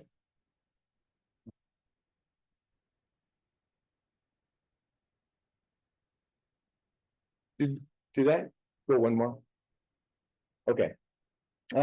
So with this one, what I'd mentioned was when we dug the holes, and then we had about 2 months worth of data of the internal piezometer monitoring wells. what we saw was the groundwater depths were lower on the south side than they were on the north side. So one of the concepts Dowell came up with is that what we need to do is find a way to move the water more efficiently from the north side to the south side of the ribs. So we got excavators again in each one of the ribs, and then we dug these trenches that are about 3 feet by 4 feet, and they go down about 350 feet toward the south end of the rib. So what you see at the very right-hand corner, that's the discharge point, goes onto the concrete pad, it dissipates into the basin itself. But by putting these trenches in, the idea was, let's more efficiently move the water down to the south because the groundwater was lower in there, with the idea of saying maybe we can get some more capacity out of that. And so we ran that, we did that for about a month. We didn't really see much difference in the numbers. But at the same time, Dowell had a connection at Tesla. And Tesla had, I don't remember the exact feet, but about 4,000 linear feet of 14-inch PVC pipe. So they were willing to donate it to us so that we could put in a little better connection to help move this water from the north end to the south end of the rib. So working with Western Nevada Supply was good enough to say they would provide the trucking to be able to ship it to us. We worked with Tesla. That was actually quite the process to get through, to be able to get onto their property and get all this pipe, but we were able to secure all the pipe itself. So we had it lined up here, and then we started connecting it because the trenches, we thought maybe the trenches just weren't working well enough, so we wanted to put in this pipe. So here's an example again. We had to wait for the wet dry cycles of the ribs because we had to continue to use them out there. But it involved, our heavy equipment, multiple operators, and the idea is that we're going to start connecting this. We filled the trenches in to move the water to the south side of the ribs. This is just an example of one day after we had this connection and what it looks like. And you can see we used that 14-inch pipe to move the water down to the south side of the ribs. And so you can't really see it very well on this screen. But we, after about another month or two of collecting data, again, we just didn't see a big improvement in the ability of the water to move within the ribs. So one of the things Dowell proposed on the lower hand side of the screen, you'll see a little red line. There's actually 2 red lines there. Unfortunately, it doesn't show up. So what we said is we need to do some more investigation that using that REMI technology, maybe there's an obstruction that's on the south side of the rib on the private property. So we worked with the property owners. We were able to secure an access agreement with them. And they allowed us to get on the property to do 2 things, to monitor. I'm going to talk about some future piezometer wells that we put in, but to do this REMI testing and then to secure there's a bridge in the lower right-hand corner along the river. And I'll explain more of that. But we did those 2 areas. We did that REMI testing again to look for obstructions, thinking that maybe something's preventing the water from moving down to the south. And again, it didn't show any obstructions. It showed the very same thing that was happening on the north end of the ribs. So the next step in this process then is we secured a contract with Dowell. They hired a subcontractor, Cascade Drilling, to put in more monitoring wells so that we can understand what's going on. So on the upper right-hand corner, there's another monitoring well. They're the ones in red. Upper right-hand corner, you can see we put some to the left side, and then we put 3 down below, so that we could look at the impact of what's happening down there, because this water's going somewhere and we're just trying to understand better where it's all moving. There's also it's called the Koch ditch that flows through there during the irrigation season. So we wanted to ensure that the Koch ditch doesn't have an impact, any kind of inhibitory impact into what's happening with the ribs. So the Cascade Drilling came out and they used a little bit different technology to put these piezometers in that would hopefully give us some better information. And we are seeing some differences, between the piezometers we put in, because as we dig big holes and then you put a little measuring tool, water has a tendency to easier fill versus their technology. So we're hoping this will give us more information. One thing that's hard to see on the screen, but we put in 2 of these push bores into the rapid infiltration basins right in the berms itself, so that we get a much clearer picture of what's happening with the mounding within the ribs. Because we saw that when we dug the holes, we saw that when we put in the piezometers that we put in, And now it's been about 4 weeks and we're seeing it, of course, with the data that was put in through this contractor.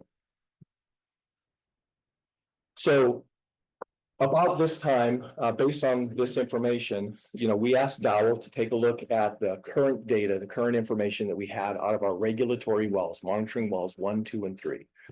And so they did an analysis of the information. Let me step back just a minute. When we first had this problem, we went to Atkins Realis. Atkins took a look at this information, the information that they had on time, and they said their best estimate was approximately 350,000 gallons a day.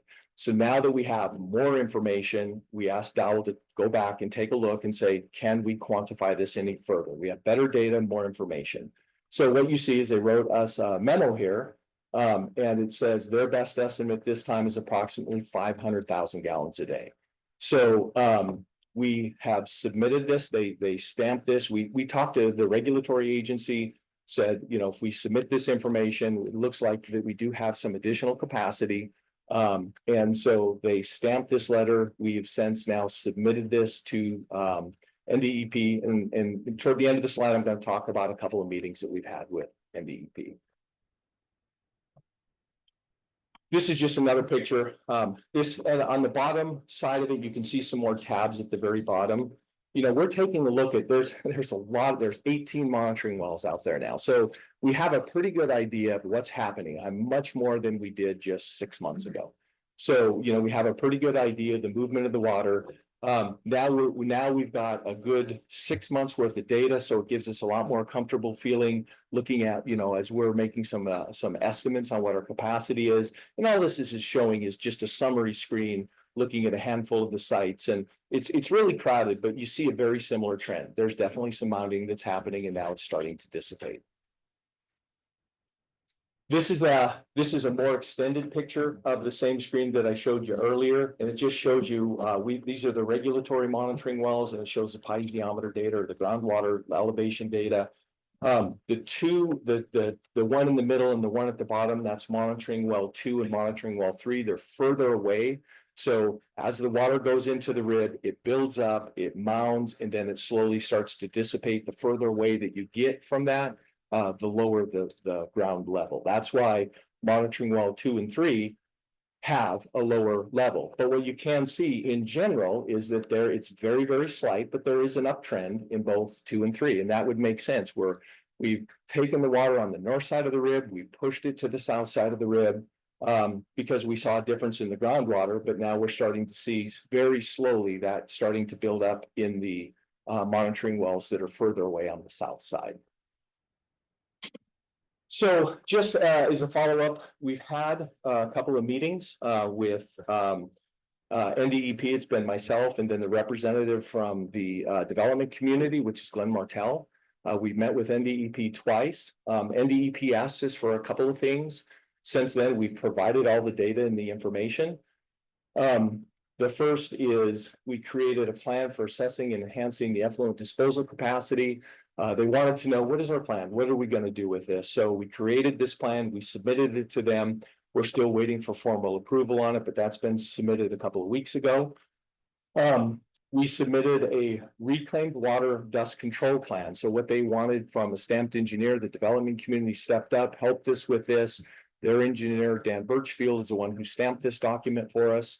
And it is to use reclaimed water in our discharge permit. You very specific, you have to have plans and they have to be approved by an engineer and approved by NDEP. So we've taken care of that. It basically says that we, now the county, can use reclaimed water for dust control. It's of value to us, but again, our problem is in the wintertime. And you can use dust control in the wintertime. It just has more of a limited application, but it's one more tool to help us use reclaimed water. The other one is a major permit modification.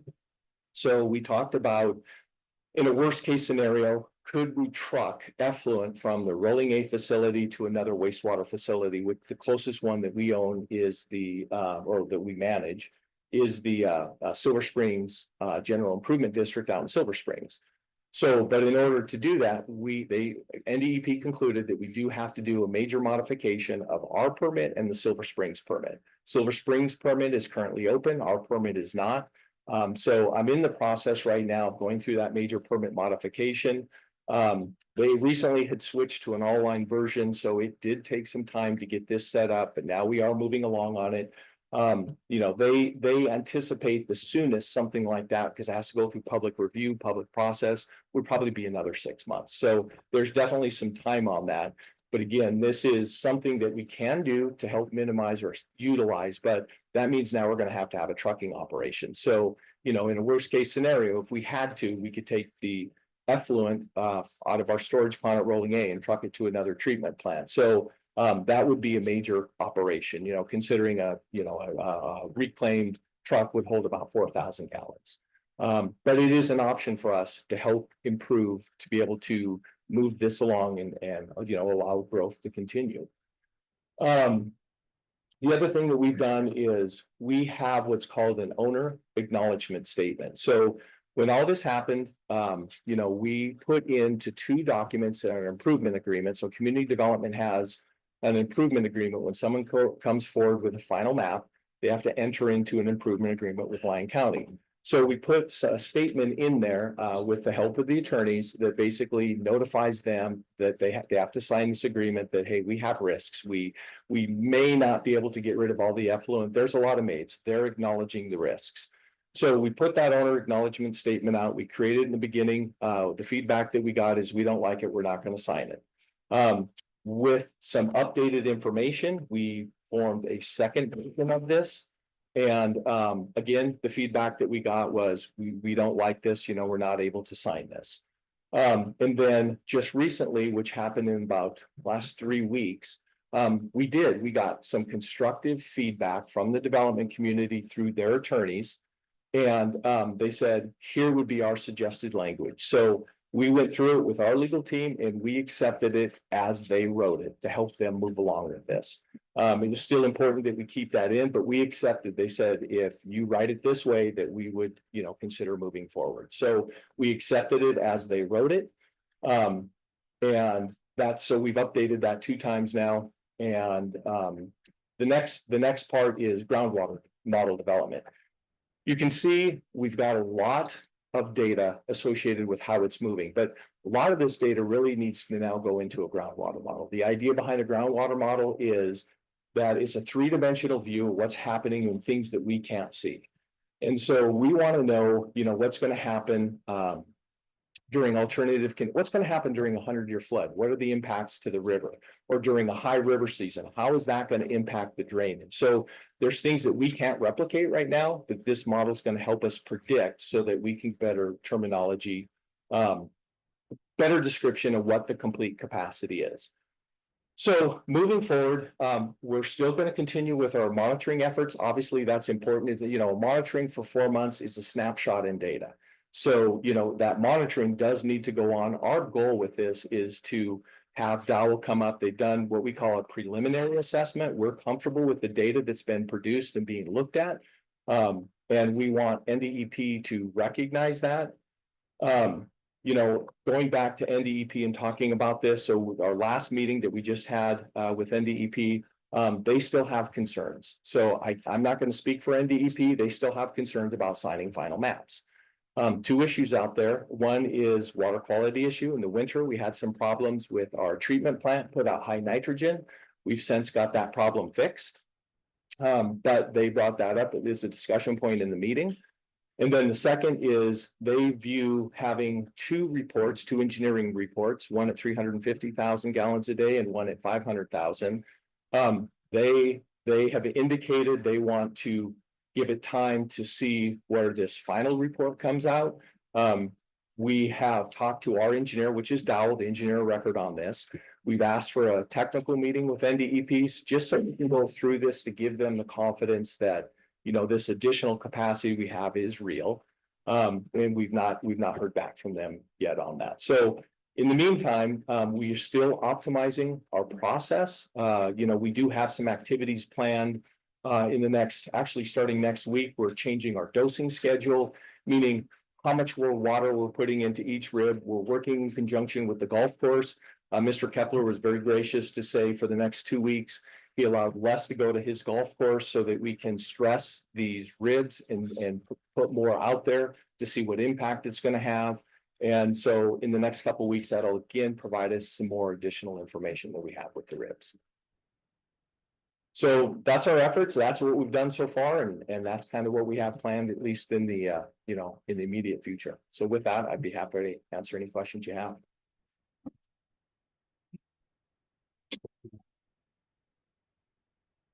No, go ahead. This is presentation only, but we do have some of the people that are concerned about this, so we're going to open it up to public comment, but we're not going to take action on it. So if you have any input that you want to just add to the presentation, we'll listen. And if there isn't any, Cheryl, are you coming back to the board or? yeah. Okay.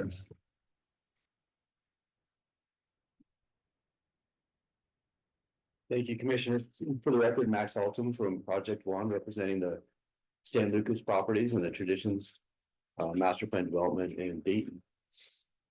First, I want to thank Lyon County staff and the County District Attorney for working with the development community to solve these excellent disposal issues. We really do appreciate the hard work. Based on the latest communication from the District Attorney and the March 19th, 2025 correspondence from the county's engineer, it's our understanding that from March 19th on, we now have 150,000 gallons per day of sewer capacity available, and the county will issue permits until such time that that amount is allocated.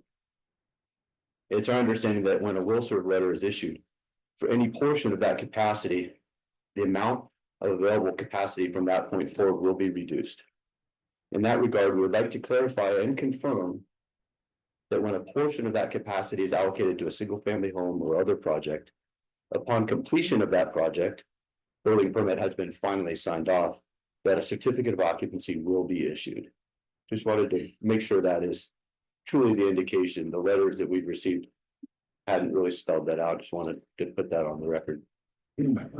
Additionally, of concern to us is how much of that 150,000 gallons per day has already been allocated to final maps that have been issued, for which building permits and COs have not yet been received. I don't want people to jump to the conclusion that all 150,000 gallons are going to be applied to future final maps. We'd love to have some assessment of what other commitments have already been made. Upon the allocation of the full 150,000 gallons per day of available capacity, it's understood that no additional will serve commitments will be made by the county unless it is determined that additional disposal capacity is available or additional capacity is made available to the completion of one or more of the several options being considered by the county, such as the ones that Mr. McKenna just outlined. With this confirmation that COs will be issued for projects that have been or will be issued will serve letters, we're satisfied. And we look forward to working with the county on design and implementation of the long-term effluent problems. It is imperative, however, for the county to provide some clear direction on what solutions will be pursued and what the estimated timelines for those things are. We really need to understand if we're going to have a gap that we need to budget and plan for and design around that might take years or months. We would love and appreciate that transparency. Thank you very much. Is there any other public comment? Okay, bring it back to the board. Is there any comment? Mr. Jacobson. Thank you. Just so, Mr. McKenna, thank you so far for that presentation. It's great. So just so I understand, to rid excess nitrogen, what does that look like? Do we use like a water fountain type thing to release nitrogen into the air, or what does that look like? Commissioner Jacobson, good question. It's a biological process, and that's where we had some problems in the winter during cold temperatures. For lack of a better word, the bugs don't like cold temperatures, are very, very slow in their metabolism and how they take care of this. So it's all done at the treatment plant itself by organisms within the treatment plant, just biological. That's how it's removed. Oh, okay. So nothing to do with the air and releasing it in there. I got that test question wrong. It seems like the best months to monitor these monitoring wells, without sounding redundant, is wintertime, correct? Well, I think it's good to monitor it all throughout the year because summer may be different. Maybe there's options in which we could put more out there in the summer than the winter time. But right now, our biggest restriction is going to be in the winter time. So that's the most important to us right now. Yes. Right. And then just so I understand, it seems like you mentioned the dry riverbed, an old riverbed. It seems like an old riverbed would be a lot more porous to me than, let's say, a clay layer. Am I out to lunch on that? No, sir. And that was the original thinking, why is monitoring well 1 so much higher than monitoring wells 2 and 3? And that's why we did the additional REMI testing. We spent a lot of time saying, is there a direct connect between putting into a rib and it flowing right to that monitoring well? So maybe it's not a real number. It's something is a shortcut, for lack of a better word. But through the additional testing that we've done, we've shown that's not necessary. There's not obstructions or there's not something in the REMI that showed it would go there quicker. But now that we have a lot more monitoring wells throughout, we're seeing it's more of that mounting impact where it builds up. Monitoring well 1 happens to be closer to the ribs than 2 and 3. Right. Yeah, having been out there, it's just it is weird that they're not more even on that. So mounding. If you think of it as terms of a mound, if you have a peak of water in the ribs, it's the highest. As you get further away, it's definitely lower, and that's just what we're seeing. Right. Yeah, I just want to thank you for your presentation and look forward to continued updates. So thank you for all your time. Thank you. Sure. Commissioner Castellani. Thank you, Chair. And thank you, Mr. Burketta, for the presentation and for the update. Just kind of a clarification question. So with the dosing of the effluent into the ribs, we've substantially decreased the amount of effluent going into the ribs, and you're controlling that intake now. Whereas the effluent stored upstream, that is that a lined pond somewhere upstream at Rowan A that you're releasing it then? And do we have the ability to increase the size of that pond where you're storing it? So we have multiple places where we put the effluent besides. So at the ribs, we currently have been sending approximately 500,000 gallons a day out there. And it's been very, very consistent that we've been monitoring. That's one of the things that we've held relatively constant, although we are going to be adjusting that in the near future just to see what impacts it's going to have at the ground level. So that we generate in the even number, it's under 1 million gallons a day. It's like 960,000 gallons a day, but just for an even number. So that means 500,000 has to go elsewhere. So right now, in the summer, we have the ability to put it onto the fields at Rolling A. But that's just during irrigation season. We put it at South Plant. We have rapid infiltration basins there that have limited permeability, limited capacity. We also have storage basins up there that equate to about 9 million gallons that we use. And then we have the golf course. Golf course has 2 functions. One is storage capacity. And then the second is, just the irrigation aspect of it alone. But again, the restrictions on the golf course is that on the grass component of it, that you're limited to the discharge permit that they have and during irrigation season. So you're left in the wintertime, then putting it in the storage basins, working closely with the golf course to determine what that capacity is. I believe if they lower it a foot, the best estimate is it would give us about 7 million gallons of storage capacity, which sounds like a lot, but the non-irrigation season is approximately 180 days, and at 1 million gallons a day, 7 million gallons of storage is something, but it's not a lot for us. And then it goes to South Plant where we have about 9 million gallons of storage and the ribs. So that's where we've been putting it when it hasn't been going out to the Aspen Creek ribs. Okay, thank you. Thank you. Any other questions? Seeing none, thank you. Thank you. Okay, well, we still got a full schedule in front of us. I don't know how long these other ones are gonna take, but Mr. Chair, I think we could probably get through. we'd have to put lunch in there somewhere. I don't think we're, Yeah, so we can, Yeah, you you wanna- want to now so we can do all this presentation.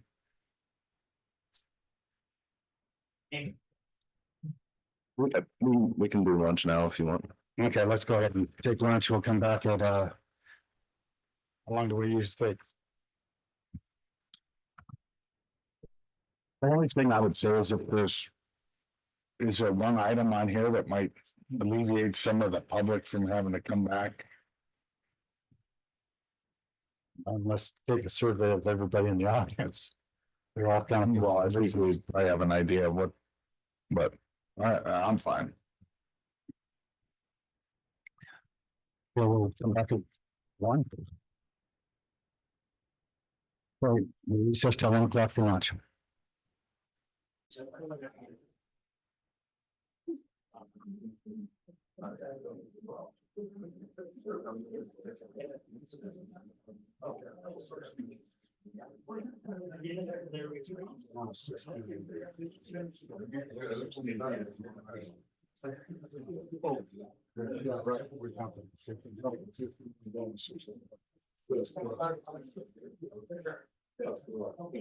Jump to 16. Okay.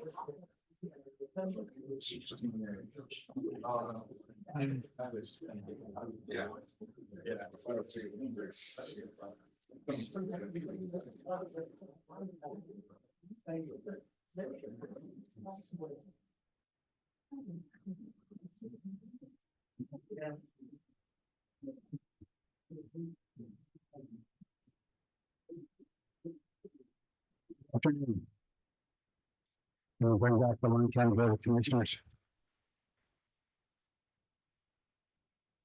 We're down to 16A for possible action, review and approve resolution number 2505 to initiate the formation of a general improvement district in Lyon County to transmit electric power called the NNIC Power District. Mr. Haskins. Good afternoon, Andrew Haskin, Lyon County Manager. So we are not going to be able to take action on this. As a part of the NRS, it requires the service plan to be attached as an exhibit to the resolution. We did work with NNIC on that service plan. They had submitted it with the resolution, but in reviewing it, the NRS requires a number of different elements to be in there. And so we required some revisions. We weren't able to get it back in time for the public and for the board to review. So I did receive a draft of it last night, just before 5. But that's obviously not fair to the public or the board to then put it onto today's agenda. So we are actively working with them on getting that revised, and I hope to have it at the next meeting. I am going to ask that we table it. I don't know if we want to necessarily table it for the next meeting. If we can kind of leave that open-ended in case we run into another hiccup, that would be great. But that's up to the board. Okay. Our goal is to get it back as soon as possible. Okay, so we're not going to get a presentation or anything today. Okay. I'll just assume if we're going to table it, just bring it back the next meeting, because we can always table it again. That way we're good to go. I am going to open it up to well, go ahead and comment real quick, but then I'm going to open up to the public because in case anybody showed up. I would just caution us that if we just keep saying we're gonna table it, and then we get here and we table it again, people that come in from outside for this particular item, all of a sudden they've wasted their time again. So I would rather than saying, well, we're just gonna table it automatically to the next meeting, and if we're not ready, table it to the next one. I don't think that's fair to people coming. So I think as soon as we're ready, or the county is ready, put it on the agenda. It would be my recommendation.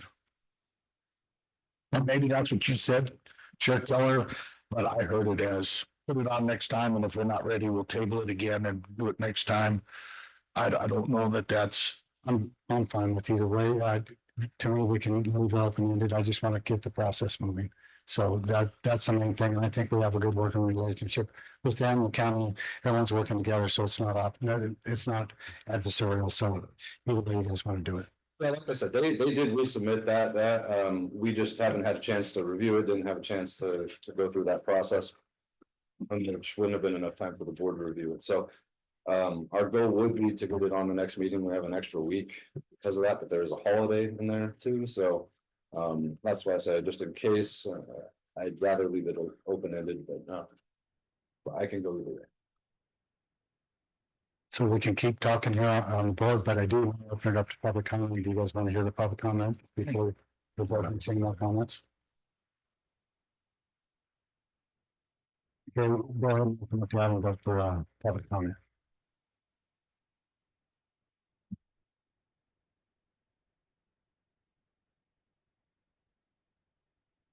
Chair Keller and members of the commission, appreciate the opportunity to be here with you today. My name is Ryan Bellows. I'm the Vice President of Government and External Relations at NV Energy. And NV Energy has the privilege of serving over 90% of the state, including Lyon County. And just wanted to kind of cover the history of the discussions we've had with the Northern Nevada Industrial Senator representatives, kind of going back really to April of 2020. And so in April of 2020, they entered into an engineering study agreement for electric infrastructure with us for their proposed development. And in early 2021, we furnished a plan, a discovery package for them that included electric infrastructure to serve the park with 300 megawatts of capacity. And so that would have included a new transmission line and also a substation for the development on site there. In the fall of 2021, the NNIC team indicated that they only wanted to proceed with a smaller request of 40 megawatts of capacity. And so we updated and retooled that discovery package or that plan for them and gave them a new service option and provided them with a line extension agreement to facilitate that in 2023. And by October of 2024, we didn't have that extension agreement, the line extension agreement returned by them. It wasn't funded or signed by them. And so it was rescinded at that point. And so just one issue on the draft resolution. I think there's a reference in there about NNIC not being able to obtain reasonable or commercial electric service. And so just wanted to kind of provide that history for you. We're certainly, we want to work with them and be able to make something work for them. We met with them on May 1st to discuss their needs and their proposal. We did indicate that we're absolutely open to a partnership and on providing and partnering with them for generation out at that industrial park. We provided a framework to NNIC and also the county on May 6th. And so we're just waiting to hear back details from NNIC on kind of what the exact plan is. So NV Energy, we've been a longstanding partner on economic development with the state, with Lyon County, certainly want to be with NNIC. But we think that an option outside of the general improvement district is the way to go. And so we prefer a partnership or an alliance that can accomplish that. So love the opportunity to meet with you. I'll be reaching out in the coming days here to meet with you, but just wanted to put that on the record and thank you for the opportunity to present. Thank you. Thank you. Good afternoon, Commission. This is Terry Page. I'm with NNIC. So next meeting, we'll have Representative Dave Brown and his crew here to address the issues that Mr. Bellows raised. And we're ready to go. We're ready to go on the next agenda. Anything that comes up in the next few days, we stand by to answer those questions. So help to get this before you in a more complete package so that Dave and his support team, besides just me, could answer those issues that Mr. Bellows raised, but we're ready to go. We think it's time. Thank you. Any other public comment?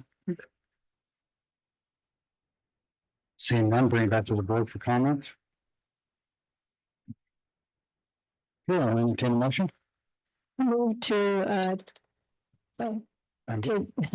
table item 16A until the backup materials and all the proper information can be available for to be on an agenda again.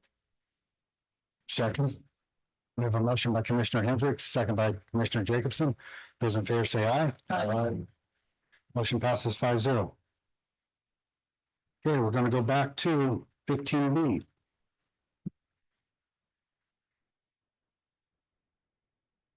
For presentation of the business impact statement prepared in connection with the proposed amendments to the Lyon County fee resolution related to the increase of fees for multiple categories of planning applications, including but not limited to conditional use permits, administrative design reviews, subdivision maps, and parcel maps. Mr. Henderson. Well, good afternoon, Commissioners. Gavin Henderson, Lyon County Community Development Director. For the record, so this is a presentation on the business impact statement completed related to the increase of fees for certain planning applications, which we'll go over further in the presentation. Start off, I just wanted to go over the proposed fee amendment. So this slide summarizes the proposed action to adopt a new fee resolution updating various planning fees for the 2025-2026 Lyon County fee schedule. Staff conducted an internal study looking closely at staff time resources needed to process development applications. This helped us identify fees that needed adjustment to better reflect the true cost of providing these services. We also compared our fees to nearby jurisdictions like Carson City, Douglas County, and the city of Fairleigh to ensure our fees are aligned regionally and remain competitive. Overall, these updates aim to make our fees fair and more consistent while aiding and covering the actual cost of review and processing of planning applications. This is the amendment as proposed and was included in the mailed notices. As you can see in the red language, those are the proposed fees. Like I said, that were included in the mailed notices. Moving forward, the mailed notices, again, we sent them out to all of the chambers of commerce in Lyon County, as well as the Nevada Builders Alliance. Notices were mailed April 10th, 2025, and were received. I did want to go kind of through our fee evaluation process and how we kind of came up with these proposed fees. So this slide highlights 3 key steps we took in updating the fees. So first, we did a regional fee comparison by analyzing fees charged, like I said, in Carson City, Douglas County, City of Fairleigh, those comparable jurisdictions. This gave us a baseline to ensure that our fees are fair and consistent with our neighbors. Second, we conducted a cost-based staff time analysis to figure out how much time and resources staff spend processing each type of application within community development. This included factoring in salary and benefits to get an accurate cost. Lastly, we used the balanced approach to set the new fees. While we calculated the true processing costs, we gave more weight to the regional averages in order to keep Lyon County competitive and development friendly, yet still recapturing a good portion of our costs. This is just put together a table kind of highlighting those fees which had a percent increase, 50% or greater. This table provides just a snapshot of the comparative analysis conducted by evaluating Lyon County's, again, current fees alongside the average fees charged by those jurisdictions that are referenced. If we use the administrative design review application, this is just we do a lot as far as quantity of those types of applications. We can see that the average fee compared to those 3 jurisdictions was $1,925. We then compared this to Lyon County's current adopted fee, which is $500. This substantial gap helped us establish kind of a baseline for adjusting the fee in a way that remains competitive while better aligning with regional standards. It's important to emphasize that in nearly all cases, the proposed fee increases were designed to fall at or below that regional average, unless our internal staff time analysis demonstrated a clear justification for a modest increase above that average. As we can see in divisional land into large parcels tandem map, we can see the proposed fee is actually $32 above the average. So that is just an indication that the staff time and the staff analysis of that time that we did justified that modest increase to $750.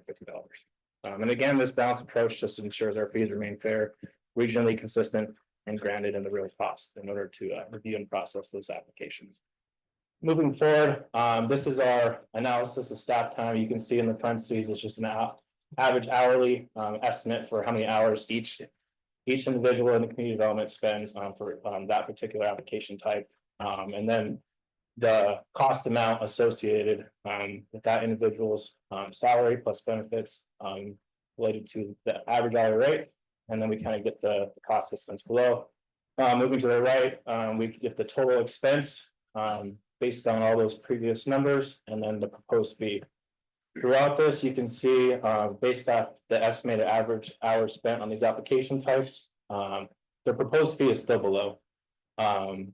What staff expense total was, and that's just like I said previously, we wanted to. Have the regional average weigh in more, that way we're still competitive with our fee prices. And this is again, it's just an average, some applications are quicker, some are longer. A lot of that just depends on quality of submission and how quick we get those responses back from those applicants. Going into the adverse effects, so this slide addresses potential adverse impacts of the proposed fee increases. We recognize that raising planning application fees does create higher upfront costs.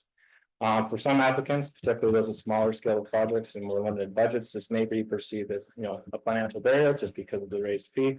While we've taken steps to ensure fees remain regionally competitive and grounded in actual processing costs, we understand the importance of balancing cost recovery with economic accessibility.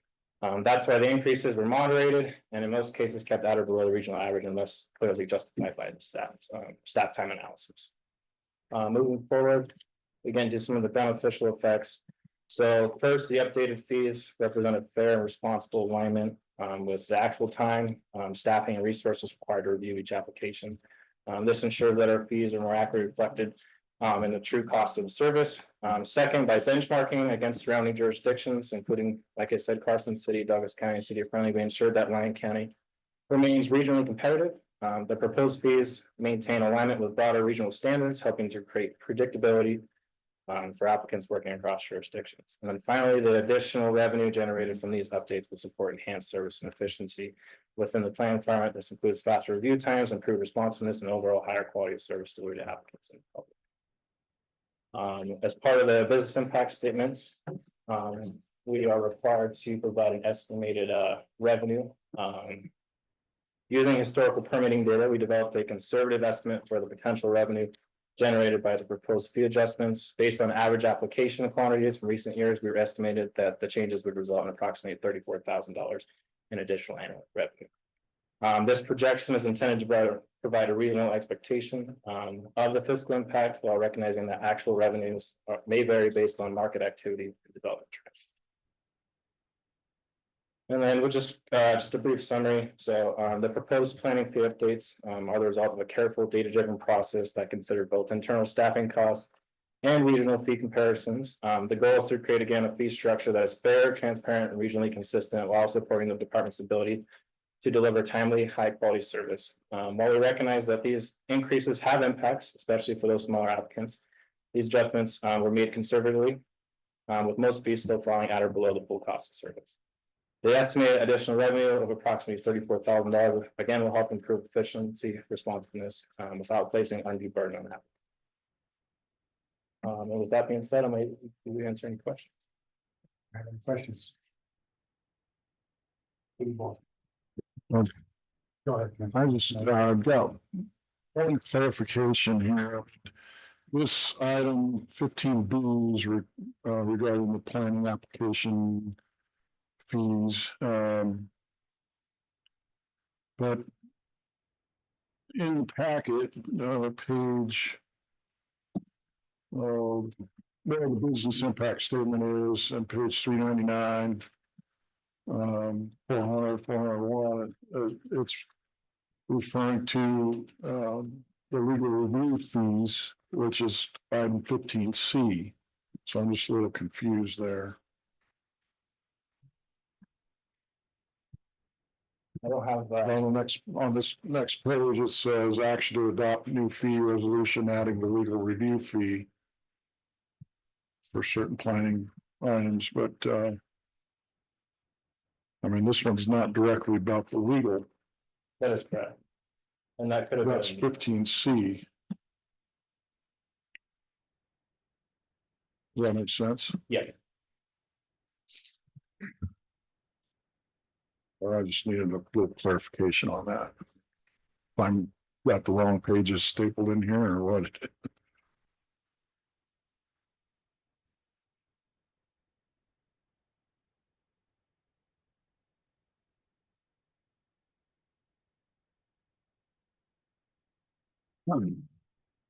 It appears to be right on the, in the agenda packet.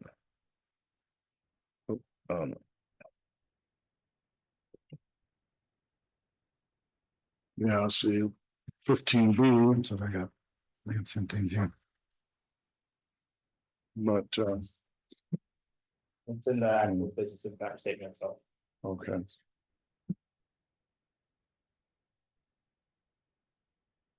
Yeah. I mean, the fees in here are all what's in the proposal, so No, yes, it's just those first couple of pages I had a question on. That's fine. understood. So we had extra in our booklet. That goes to the next one. I had a couple questions. Yes, sir. On your evaluation of fee chart that you had up there. I'm kind of curious of what you say you're taking that evaluation of all these jurisdictions. I'm kind of curious of how those line up. How are we with the other jurisdictions individually? So I did bring in some of my numbers, and it was going through the process. It's a little more convoluted, and I wanted to condense it for this presentation, but I'm more willing to share kind of my research. So if we're looking at the design review specifically, like I said, we get a lot of those applications. Carson City charges $750. Douglas County charges $2,675, and City of Friendly charges $2,350. So that's an average of $1,925.31. I did, in order to even just meet the average, we'd have to raise the fee 285%. In order just to meet that baseline average established by just taking an established average amount between those three jurisdictions, so to see how much we can come up. We proposed $1,750 for a 250% increase in that fee, and that was justified based on the average, and then again during our staff time analysis study. So you gave us an average, but there is a big difference between the jurisdictions. Correct, and you can definitely see if you include Lyon County's fee in that, it would drop down that average, and it wouldn't be a good result. As far as just because it'd be an outlier and it would really drag that average amount, which we're trying to establish our fees to be compared to other jurisdictions. So, and also you're using those numbers. I'm personally more concerned about actually what it costs us to make sure we don't go under. Right? Yeah. And that's the most important to me, because this is one part of being competitive. There's a whole lot of issues, price of land, everything else, as far as being competitive. So, yeah, I do want to mention, bring up a great point, that the fee increases don't put us at the top, but they don't keep us at the bottom. So again, the intent is to keep us in the middle ground and find that kind of sweet spot using kind of both of those studies that we performed. Any other questions? Okay, this one's for discussion only, so we'll move on. Brings us to 15C. For presentation only, a presentation of the business impact statement prepared in connection with the proposed amendments to the Lyon County fee resolution establishing the legal review fee applicable to certain types of developing applications. Mr. Henderson. Thank you, Chair. So this is the following presentation of the business impact statement completed by Lyon County Community Development Department, again related to the introduction of a legal review fee to certain planning applications for which the fee was deemed necessary. So moving forward, the proposed fee amendment is to adopt a new fee essentially that includes the addition of a legal review fee for certain applications, again, as part of the 2025-2026 Lyon County fee schedule or resolution. The proposed amendment would authorize the county to charge applicants the actual costs incurred for external legal review services when such review is necessary for most complex and specialized applications. This ensures that the burden of those additional costs covered directly by the applicant are covered directly by the applicant benefiting from the service.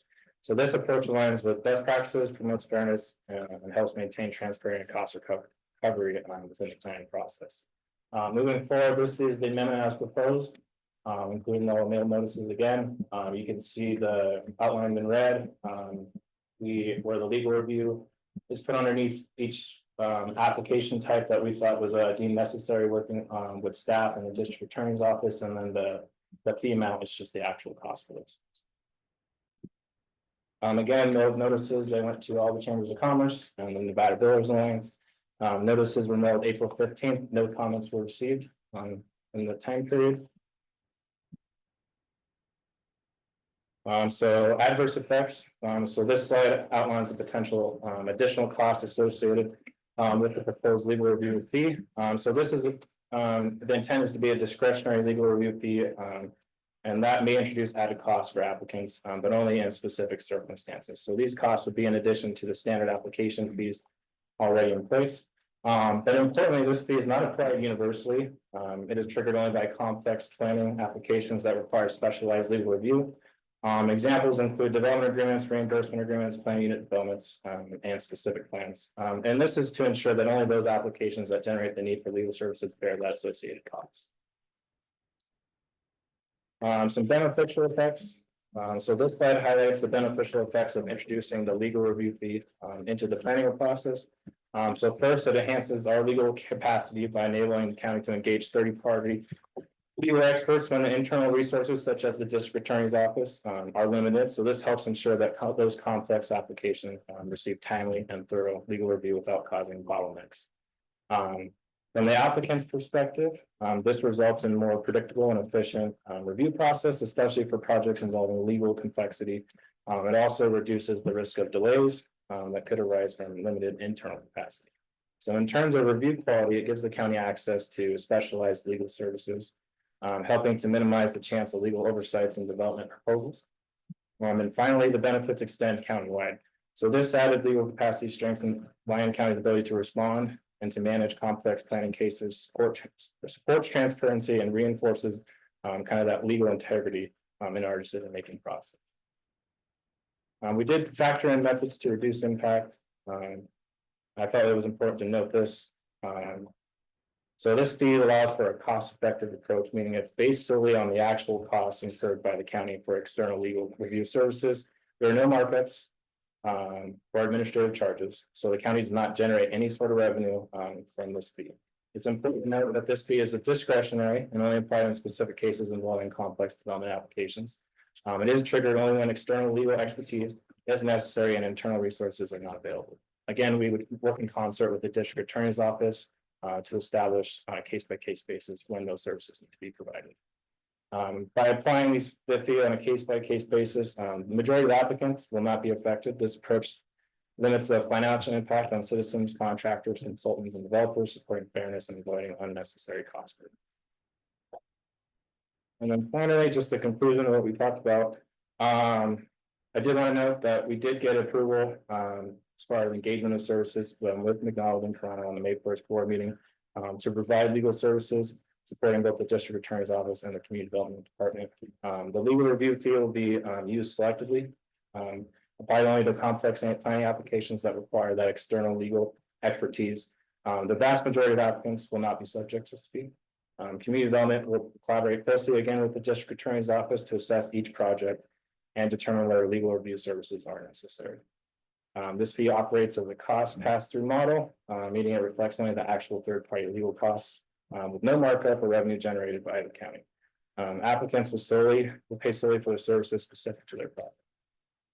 And then finally, staff has concluded that the introduction of this fee will not have a significant business impact as indicated by the absence of any comments during the comment period for the business impact statement. And that is all I have. And again, available to answer any questions. Any questions? Commissioner Casanelli.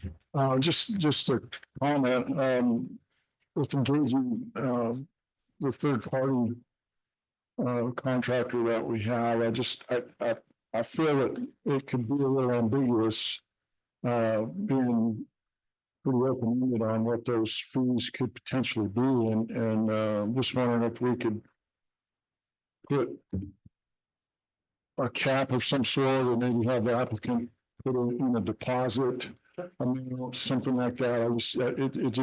It seems a little open-ended and pick up a bit pretty quick with Sure, absolutely. And the way we laid out the actual cost is just so we can recuperate the actual cost. How we do that, we can definitely do that internally through policy decision. I think that's a great idea. Yeah, I just don't want to, get into a situation where, an applicant gets a bill that is completely unanticipated and run into an issue there for us. And that would never be the intent to do. Yeah, I know. Communication would definitely be upfront.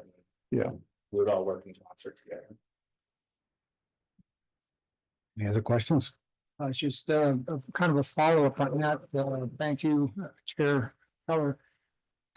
I'm not sure how we would put a cap on it, because if it's going to be kind of a flow-through charge, if we said, oh, you can only charge $500 and it came out to 700, then we're on the hook.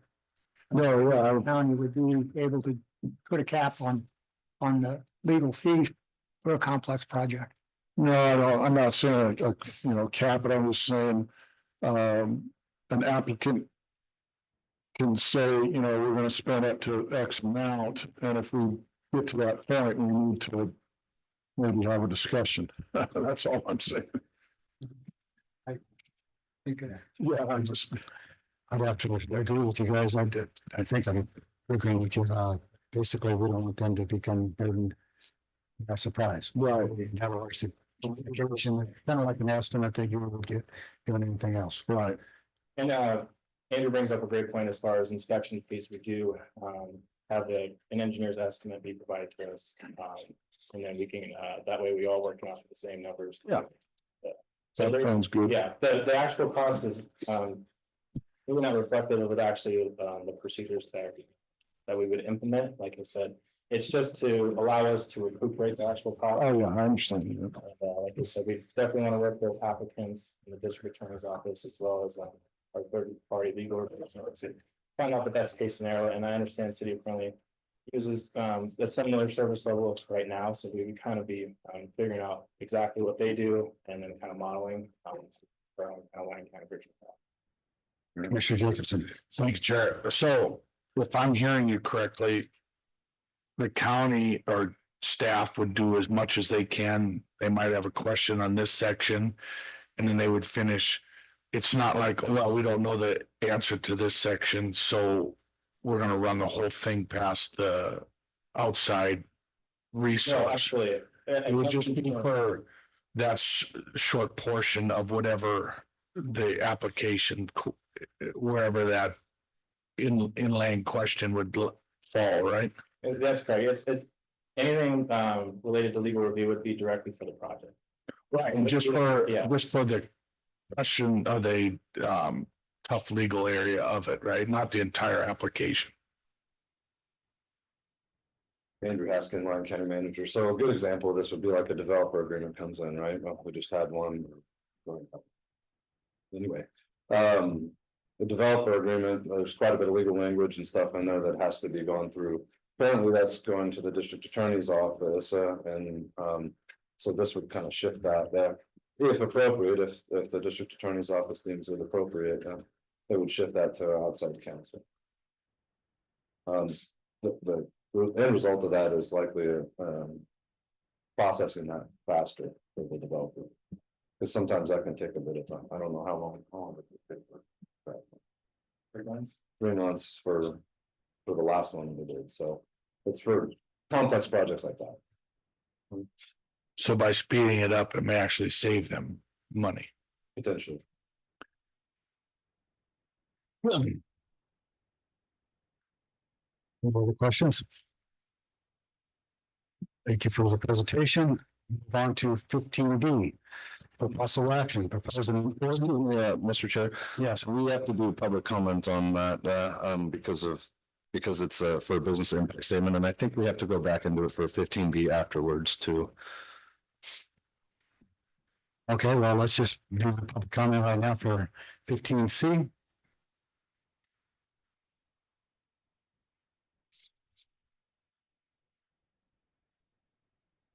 Thank you, Commissioner Brett Lovett, Silver Springs. So yeah, we sat in the audience sort of confused when we didn't get to speak on 15B. So same comments I made on 15A. We'll apply to 15B.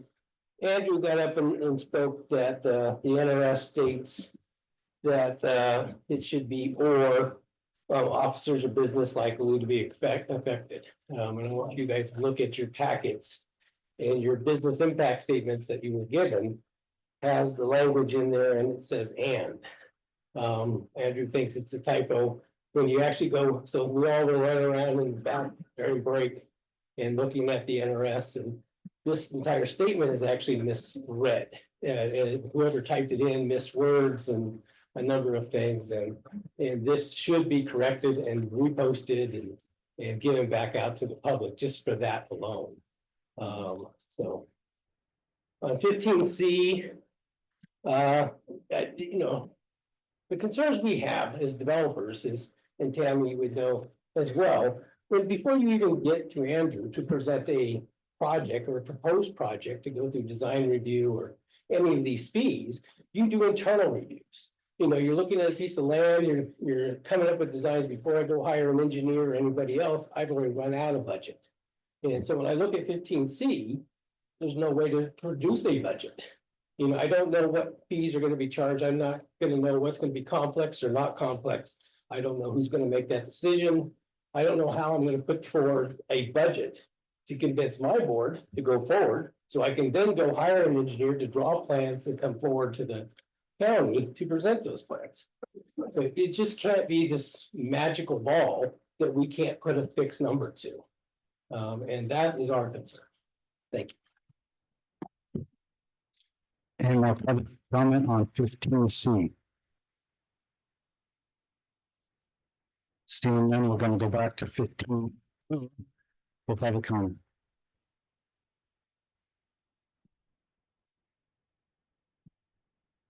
Seeing none, we'll go to 15B. Proposal action, proposing ordinance amending the Lyon County Code, Title 15, the Lyon County Land Use and Development Code, Chapter 348, Section 4, to create design standards related to the roof form for multifamily residential structures in Lyon County and other matters properly related thereto. Mr. Henderson. Thank you, Mr. Chair. So the following, Gavin Henderson, Lyon County Community Development Director for the record. So the following presentation provides an overview of the proposed ordinance. Amending Lyon County Code Title 15, Chapter 348, Section 4, which creates design standards related to roof form for multifamily residential structures in Lyon County. So as an introduction, the purpose of this ordinance is to ensure that new multifamily developments incorporate roof designs that contribute to a cohesive and compatible development within surrounding communities. Today, I'll walk you through the key standards outlined in the proposed ordinance, including design principles, roof form and massing.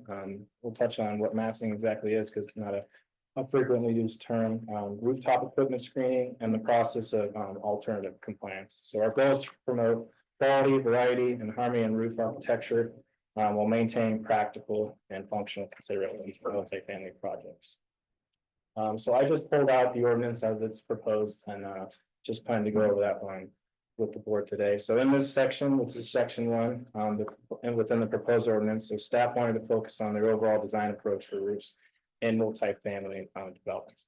So the ordinance doesn't require any specific architectural style, but emphasizes harmony within each development through complementary forms, materials, colors, and roof line. A quick note on massing. So massing is just the overall shape and volume of the building. Good massing breaks up large boxy forms into smaller, more interesting shapes, making buildings feel less bulky, essentially. With that in mind, the ordinance encourages avoiding box-like or monotonous roof shapes. Roof massing should be articulated by varying roof planes or adding architectural elements. And then finally, architectural details and materials should be consistent on all sides of the building to ensure a cohesive design. Moving forward to section 2 of the proposed ordinance. We'll look into how the roof form contributes to a cohesive and compatible building design. So the ordinance as proposed requires roof forms to break up long horizontal massing, reflecting the internal organization of the building and emphasizing key features such as entries, corners, and individual units. So this is achieved through variations in roof planes, including changes in height, or the use of traditional roof elements like dormers, gables, and hip roofs with varied pitches. Flat roofs, I do want to mention, may be permitted only if fully concealed behind a facade. Roof elements that simulate sloped roof lines These facade roofs must extend around the entire perimeter of the building. And maintain a minimum height consistent with the 3 to 12 pitch. To ensure compatibility with the surrounding architectural character. So this provision again recognizes that depending on construction type, flat roofs may be necessary to accommodate rooftop mechanical equipment. In those cases, the ordinance balances operational and maintenance needs with the requirement for architectural screening. So the overall design remains cohesive and compatible with the surrounding development, and that's kind of the continued overall goal that we'll kind of touch on as we move forward too. So moving forward, section 3, which is rooftop mechanical equipment screening. So in this section, we address the treatment of rooftop mechanical equipment to ensure it remains consistent with the overall architectural design. So the proposed ordinance would require that all rooftop mechanical equipment be fully screened from view from both public right-of-way, public streets, and from adjacent residential properties. This is essential for maintaining a cohesive building profile, in our opinion.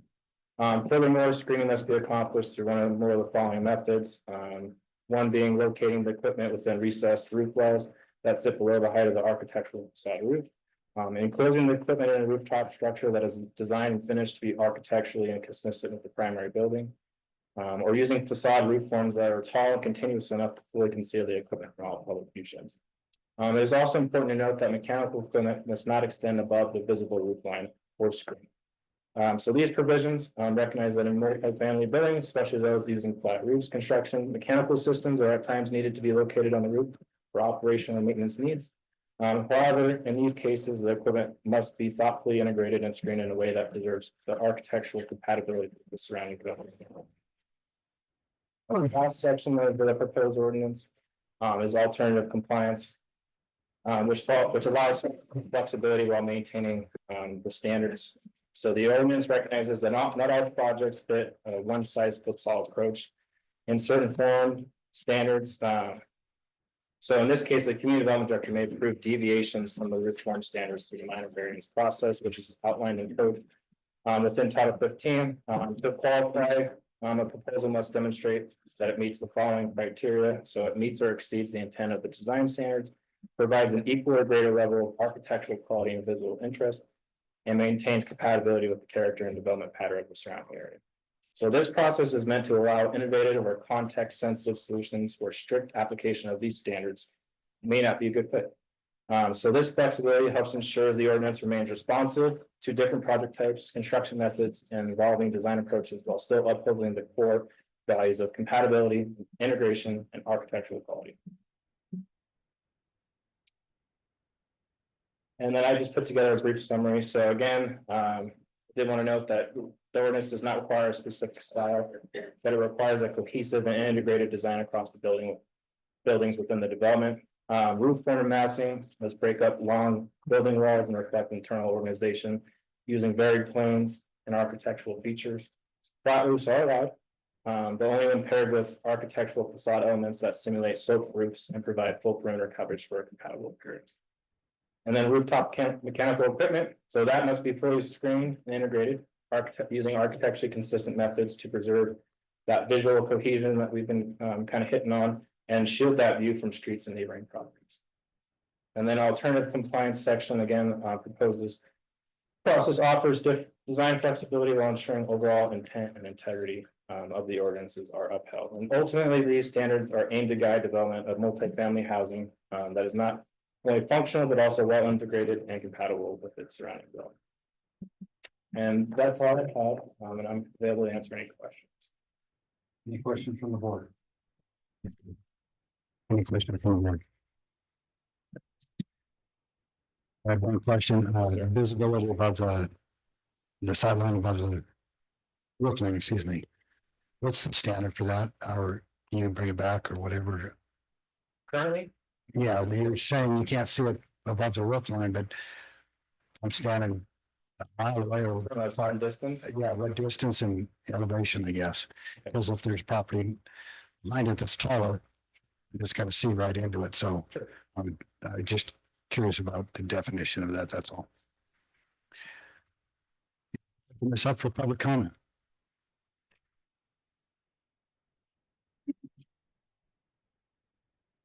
Thank you. Board Brett Levin, Silver Springs.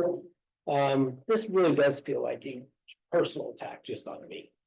I'm the only one in this county that has been working for years to not only build multifamily and workforce family apartments, but to build a factory that makes modular buildings that are stackable into these apartment units. When we went through our architectural review, Louis and I spent months on this issue, on this one item. Just going back and forth with what the code says and what our design allows, altering little things here, there, to fix everything so that we could go forward. I mean, this design that we have approved has been through my funding mechanisms and everything else. And now to come back and say, well, in the dark of night, we're gonna change the code. And this should never be done like this. This should have gone to the local town boards, to the planning commission, with a lot of time for people to truly absorb this and understand what you're doing. It states in there that there is no architectural style, but if you have an active flat roof, you're required now to put a mansard around your roof. That is a style. It's a one and only style. It's French 1870s, hasn't been built in years, but that now becomes the mandated style. If you want to have an active roof deck, you want solar up there, you want to have things that maintenance can get to, you know, you are now forced to put a mansard around your building. It again, in our particular case, that would mean on-site construction after we spent all this time developing plans to build stackable multifamily units. So this is only directed at me, and I don't know why it's being done, but I am opposing it with every fiber of my being. Thank you. Any other public comment? Jimmy Shamble. I don't even understand this. It would appear to me that this building right here doesn't meet the standards, having a flat roof. And most county buildings don't meet the standards. If you have a swamp cooler on your roof, would that then not meet these standards? This seems just. I don't know another word for this other than communism. You're telling everybody your roof has to look the same. And you're dictating what type of a roof you put on your house. And this not. Sounds like if you have a rectangular shaped house and you just put a roof on it, that's not gonna meet your standards. It just seems to go way too far, way too far. Any other public comment? Seeing none, I'll bring it back to the board. Does anyone want to propose this ordinance? I propose an ordinance amending Lyon County Code Title 15, the Lyon County Land Use and Development Code, Chapter 348, Section 4, to create design standards related to the roof form for multifamily residential structures in Lyon County and other matters properly related thereto. Well, just one person to propose it, so move on to 16B. Possible action. Proposing an ordinance amending Lyon County Code Title 15, Chapter 336, Sections 6 through 9, and Section 12, and Chapter 320, Table 320, hyphen 1 and 320, hyphen 4, amending conditional use permit standards for new commercial wind generation, geothermal generation, and solar generation, and added conditional use permit status for energy storage systems, amending tables of allowed uses, rural residential, commercial, and mixed use, commercial and agricultural resource zoning districts to add energy storage systems as an allowable use in table of allowed uses. Industrial zoning districts to add energy storage systems as an allowable use in Lyon County. Mr. Hudson, could you move that any longer? I apologize for the mouthful. I'm about to prove that I can make it longer, in fact.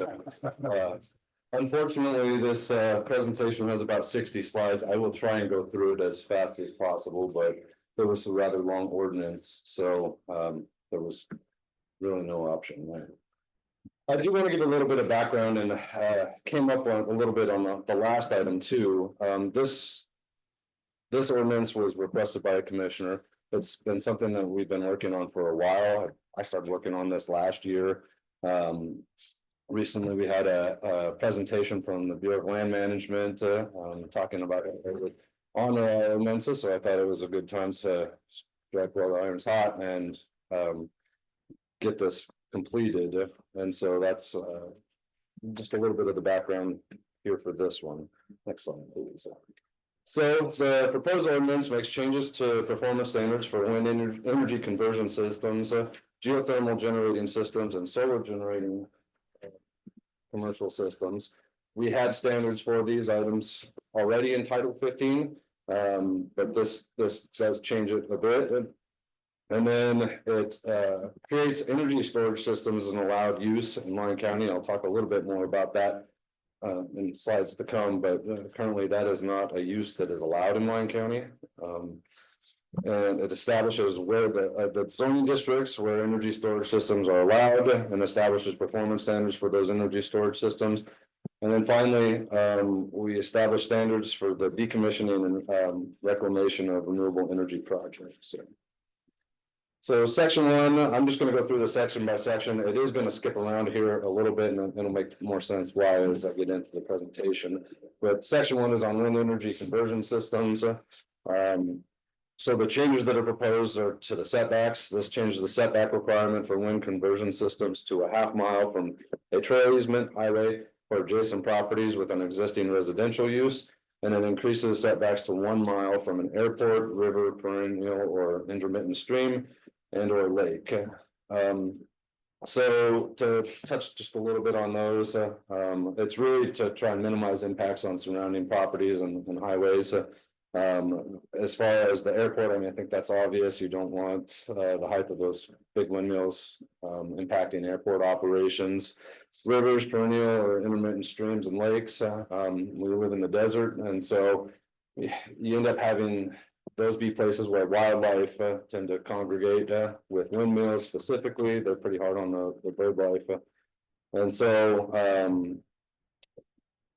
the setbacks there are really to protect the wildlife and again protect the quality of life. A lot of people recreate in those areas, and so we want to make sure that we're not having impacts there. We added something that there was a section in here dealing with height of a windmill. I added military airspace to that so that they have to take that into consideration. This wasn't an issue in Lyon County until that base expansion bill went into effect. And now you have a small portion of the county that has some military airspace, and so we want to make sure that we're capturing that. And then we want to address road impacts during construction and ongoing operations. You're going to see this throughout this ordinance, but really requiring 2 traffic studies, one for the construction of the project and one for the ongoing operation, so that we can really assess the not only the short-term impacts, but the long-term impacts of these projects. It's something that we've seen with other renewable energy projects recently. And so we want to make sure that we can assess that and make sure that we're trying to mitigate those as much as possible. This ordinance also addresses road maintenance and something else that has been a concern is projects blocking access to public lands. And so this ordinance addresses that, and we can kind of go over that in a minute. Next slide, please. So drainage. So this is just making sure that these projects comply with our newly adopted, well, the latest Lyon County drainage guidelines. We just newly adopted some, but this keeps that moving forward perpetually. And then fire protection, a lot of times these projects are in areas that are not covered by a fire protection district. And we want to make sure that they've come to an agreement with that nearest fire protection district for fire protection for that project. And then one of the most important changes to this is requiring a decommissioning and reclamation plan, and making sure that they follow the standards that are later on in section 12 of this ordinance. Excuse me, section 12 of the chapter, I believe section 7 or 8 of the ordinance. We'll get there. So next, I I will go through these pretty fast. I don't think we need to go through this line by line unless the board has questions, but I wanted to include the actual language changes so you can see what was changed here. So this is the one dealing with setbacks. Next slide. I do have a question on the last one. Can you Just go back, please? because I remember when we put this in. And the setback would be 3 times the total height of the property line. Basically, that was a residential thing we're doing to make sure that there's no on the others. Is there some understanding of size, or is this for all? I mean, like if I had a person at one thing on the property. This ordinance only affects commercial wind generation. There is another section of code that deals with personal projects. And so that would not, and I can point that out when we get to the land use table. Yeah, I can point that out when we get to land use tables, but. The third thing was just for residential, so. Yeah, so. This is dealing with, the third section is dealing with parcels that are smaller, that aren't near residential or anything. They still have to have that setback that you just described, and then change the setbacks for projects that are near a trail easement, highway, or adjacent properties with an existing residential use. And then a mile from airport, river perennial, or internet district. Made a couple other changes too. Our code set still had special use permit all over it, and so I changed all those to conditional use permits because that's the terminology that we use. And then you can see that language about military airspace in that height section. Next slide, please. So this is the section dealing with road impacts, and again, I'm happy to go through whatever you like. It was in your packet and available to the public. The highlights there, as I mentioned, were the developers will be responsible for all roadway improvements necessary to support all construction and ongoing operations. They have to have 2 separate traffic studies so that those can be addressed separately. And then the project shall not block, reroute, or restrict access to public roads, including but not limited to RS 2477 roads, which provide access to public lands. Yes, sir. Because if it's going to go through an RS 2477, I think the developer doesn't get to choose that. I would think it would be Lyon County that chooses that. Is it their alternative road or not? It says that the developer will propose an alternate route. Right. He can only propose that it comes to us, right? Correct, yeah. Okay. Yeah, so if for whatever reason it's unavoidable that they have to block access or something, it's at the board's discretion. They don't have to approve it the way this is worded right now. But the board may approve an alternate route, but it considers factors such as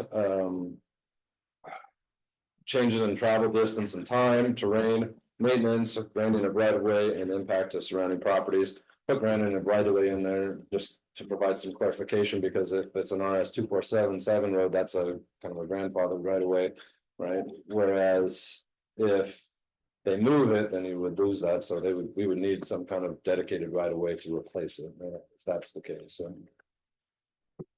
So that's in there. On the next slide, you can see the drainage requirements, the fire protection requirements, and then the decommissioning and reclamation plan. And it is section 12, I was right now. For the decommission and reclamation plan. And that requires that they submit that, and I'll go into more detail in a little bit. And then the next slide just says that they will follow that reclamation plan. And if something is to change, by the way, they would have to notify us anyway. So. Any questions on wind and energy conversion systems? I've got. Thank you, Mr. Chair. This is just me being nitpicking again, I guess, but on page 474, item 2 on setbacks. The proposed setback is stating 1,000, oh, wait a minute, I'll find here where I'm at. Stated properties with an existing residential use. Going back to when I was almost an English teacher in another life, but, is that residential zoning, or could it be considered a cabin up there in the BLM somewhere, or, you know, a line camp, or, I mean, there's a lot of interpretation on that. So I'm glad you asked that question. So I specifically stayed away from residential zoning because all BLM land in Lyon County is zoned RR5 or RR20. So it's all residential, so that would essentially ban these types of projects in Lyon County. If you got to be a mile away from them. So residential use is just if it's got a house on it, it's currently in our land use code as having an existing use, somebody's living there. Now, if it's a house that's been abandoned for more than a year, then that wouldn't be an existing use, and so that's also defined in our code. So that was the intent there. Commissioner Jacobson. Thank you, Chair. Thank you, Chair. So help me with this. Where does BLM fall on this as far as following any of this stuff? When they're approving projects or? Well, so I will tell you that a couple meetings ago, we had BLM in here for a presentation, and they committed to, on the record, committed to following our land use code and our conditional use permit process. So as long as they hold true to that, then they would have to follow this as well. Right, so I many slipped the cup in the lip for sure, but what just because they said that on record that may not be in there. Oh, I mean, I don't. Yeah. What happens if they don't follow through on that? Because it's been proven, I think, that they're kind of can do sometimes whatever they want. Yeah, that's Andrew Haskin again. That's probably more of a legal question than I can answer right now. They have said that they always can include a condition in their permits that says that they have to follow, that applicants have to follow local, state, and federal laws. So I would assume that they're going to uphold that. Right on. But I will tell you that at that meeting, that was the first time that I heard them say that. And I've had a lot of meetings with them about this issue, so it's definitely a bit of a policy shift. I will say nationally, that's the direction that they're taking, and that's what NACO's doing nationally. And so that's a big push right now to get back into the staff control and basically our county. So in the past of what's happened with that is as long as it's in the ordinance, we've got something that we can stand on. But if we're found wrong that we can't do that, then they'll override us. Right? But we still have to have it. In that meeting, Chair, in that meeting, I think I asked the gal that was presenting, how many of these projects have you basically not approved? And I don't know that they could answer that besides 0. I agree. So now they may start not approving. I don't know if they're going to, I don't know exactly how that's gonna work, and maybe like our conditional use permits where they're required, they put that condition on there, and then if they don't meet that condition, then their permit can get revoked. I don't know what the process is gonna be. Gotcha. It's an excellent question, though. I guess we're gonna find out. Hopefully. All right, section 2, geothermal generating systems. So in the other permit section, I added U.S. Forest Service and Nevada State Lands to the list of other regulatory agencies that may require permitting. Under exploration, I add existing authorized uses to the required analysis of those potentially impacted, and requires proposed mitigation measures and requires a grading permit if disturbing more than 50 cubic yards of dirt. This also changes the setbacks for a geothermal generating system. Previously it said domestic well in there. I changed that to existing well, and I'll explain that a little bit more as we go forward, but it didn't have agricultural wells listed as part of those setbacks, and I would think that that would have an impact on an agricultural well too. So I wanted to make sure that that was covered as a part of that geothermal exploration and potential siting. And then it increases the setback from a half mile to 3,000 feet for municipal wells. And the reason was for residential wells, it was 3,000 feet already, but for a municipal well, it was only a half mile, which is 2,620 feet. Didn't make a lot of sense to me to make it permitted closer to a municipal well. Municipal wells are actually quite a bit more expensive to put in. So I felt that if that was going to be the setback for one, it might as well be the setback for both. Right? So that's what I'm proposing. This road access language is the same. The drainage, fire protection, and decommissioning is all the same as the last section. And then we get into the actual changes. You can see I added those two in there for list of agencies that they may have to get approval from. You can see I made some changes there for existing authorized uses, and they have to propose measures to mitigate impacts. And this is the section requiring a grading permit if they're gonna use or disturb more than 50 cubic yards of dirt. And again, stop me if you need clarification or something. If we go back. Yeah. Thank you, sir. So on this one, prior to commencing the geothermal exploration project, so we have a geothermal field, whatever, semi-local right there between Fernley and Hazen. Is part of this, could we get, I mean, I don't know how productive that is. I've heard that it's very productive. And then we're gonna talk about decommissioning, but it may be cheaper just to let them continue. Say they're plugging along rather than decommission it. I mean, these companies are notorious for, well, it's not really productive, but if we close it down, it's gonna cost us a fortune. So, I mean, and then we're looking at new projects in the area. Do we look at how productive some of these are, or is like 3-4 miles could be totally different as far as quality of the underground reserves? Yeah. So I don't know if there's a way for us to regulate that, because we can't regulate their business model, right? I don't know what's profitable for them and what's not.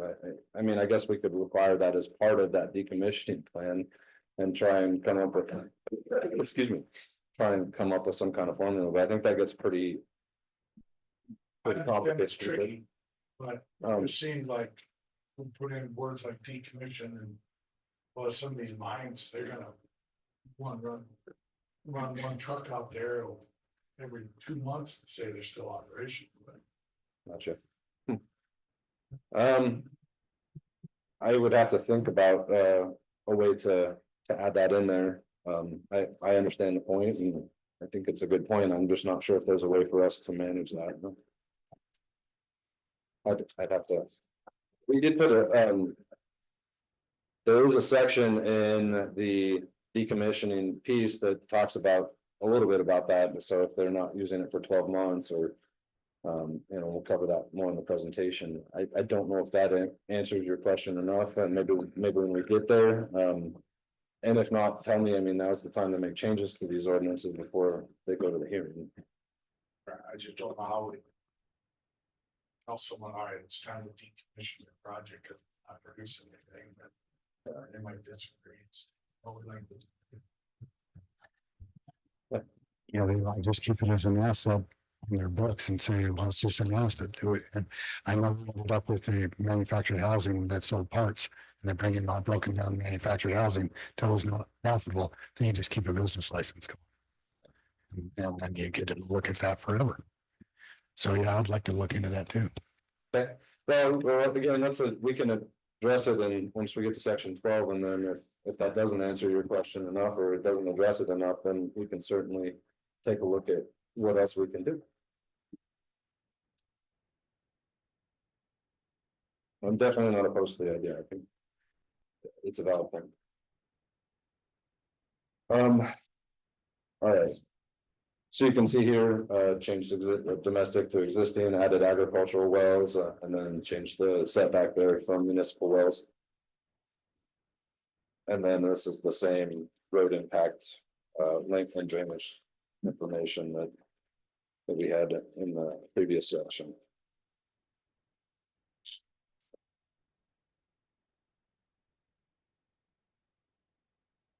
All right, so section 3 is on solar generation. And so what this does is it changes the setbacks for solar generation, creates a setback of a minimum of 1/2 mile from a trail easement, highway, or adjacent properties with an existing residential use. Setback increases to 1 mile from an airport, river, perennial or intermittent stream and or lake. So again, this is all about minimizing impacts. Minimizing impacts to the highways, making sure that there's no glare, that it's not a visual nuisance, making sure that the same applies for trail easements and for residential properties. And then the setbacks from the airport, that's obviously to address glare. River, perennial or intermittent stream or lake. The thought process there was to make sure that we're not risking environmental contamination. So if there's a wildfire that comes through and burns up these panels, or as we saw in Texas, a hailstorm that comes through and breaks up the panels, or vandalism or something else, we don't want those chemicals leaching into the rivers and streams. I feel like Lyon County is pretty sensitive to that, given that the entire Carson River is a Superfund site due to historic mining. A lot of that didn't take place in Lyon County, but came down the hill and traveled pretty good distance to get into the river. And so this is an attempt to address that with solar projects. The ordinance does allow for solar project to be placed closer than a 1/2 mile from our property with an existing residential use or a trail easement or highway if it's separated by a geologic feature. So this is something that we had in our code before, and there's more definitions in there about height and all that to address your question on the last ordinance. So before we had a topographic feature listed in there, we changed it to geologic because we had an applicant that had proposed to build giant berms. And it was like, well, at what point does the berm become the nuisance, right? To screen it. And so we felt like a natural geologic feature might be better suited for that. This section again addresses the road impacts. Something different in this one is visual appearance. Placement of facilities shall minimize the impact of the development from surrounding properties and public rights of way. We want to make sure that when you drive through Lyon County, you don't only see solar panel fields. And then drainage, fire protection, and decommissioning and reclamation are the same. So siting requirements, you can see we made some pretty extensive changes to that to address the geologic feature. It's height sufficient to completely obstruct views from the solar project from a point 16 vertical feet above the boundary of any residential zoning district. It's similar to the language that was in there before, but it took out a section there because that was honestly kind of confusing. And so it made it difficult to apply. And obviously, I think we increased the setback from 1,500 feet, which is in our existing code, to the 2,640. Next slide. Again, this is the same road impact language. I think that addresses a lot of the concerns that we've had with projects. Here's the visual impact, visual appearance section. Like I said, this is in here for the solar generation ones and the solar generation facilities. It says placement of facilities shall minimize the visual impact of the development from surrounding properties and public rights of ways.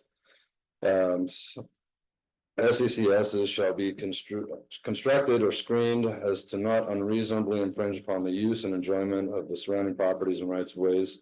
There shall be no reflection or glare permitted to impact any public right of way. And developer shall submit a visual impact study to the Community Development Department at the time of the conditional use permit application.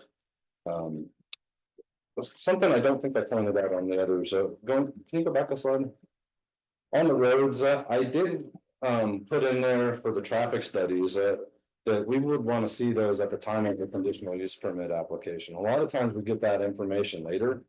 But I think it's tough to analyze those impacts without having that traffic study on the phone. And so that's why we put that in there for that and the visual appearance section. I see, Commissioner Jackson.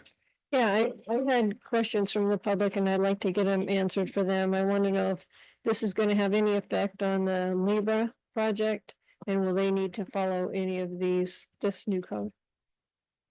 The answer is no, because that project is in Mineral County. So Not the transmission line or any part of it or access? Okay. correct. Plus that project is already there. All right. Next slide, please. Again, this talks about the decommissioning and reclamation plan and the requirement for reclamation. So I'm gonna skip around here a little bit. You'll notice I skipped sections 4 and 5. Want to move to 6 and 7. And this is the land use tables for energy storage systems. The reason I want to skip, so currently energy storage systems are not an allowable use under the Lyon County Code. They're not a listed use.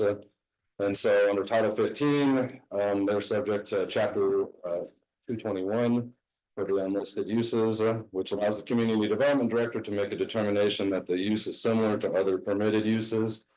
I can pretty much guarantee you that he's not going to make that determination. So if these projects are to move forward in Lyon County, they are going to need an ordinance, if not this one, something else to address it, to make them an allowable use. I heard something about how this ordinance with the setbacks in there make it difficult for battery storage systems. It's actually less restrictive than what we have currently. So, I'm sorry, I was thinking about the last one.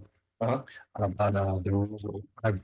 You have the reclamation or whatever, decommission on solar panels and stuff. Do we have anything, something for removal of stuff as they construct? Do we have something in there that if the broken panels exist, they have to remove the property with the concern of time? Because actually when we start to decompose is where we have the problem. In other solar fields, they've gone out, replaced the panel, threw the other one on the ground. yeah, no, I did not consider that.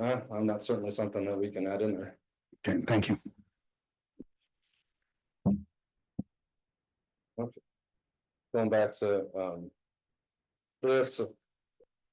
So this section of the ordinance proposes to allow energy storage systems subject to conditional use permit in the following zoning districts: rural residential 20-acre minimum, agriculture, non-irrigated agriculture, resource land, public land, heavy industrial rural, and heavy industrial suburban. You'll notice that these districts are consistent with where we allow other renewable energy projects such as solar and wind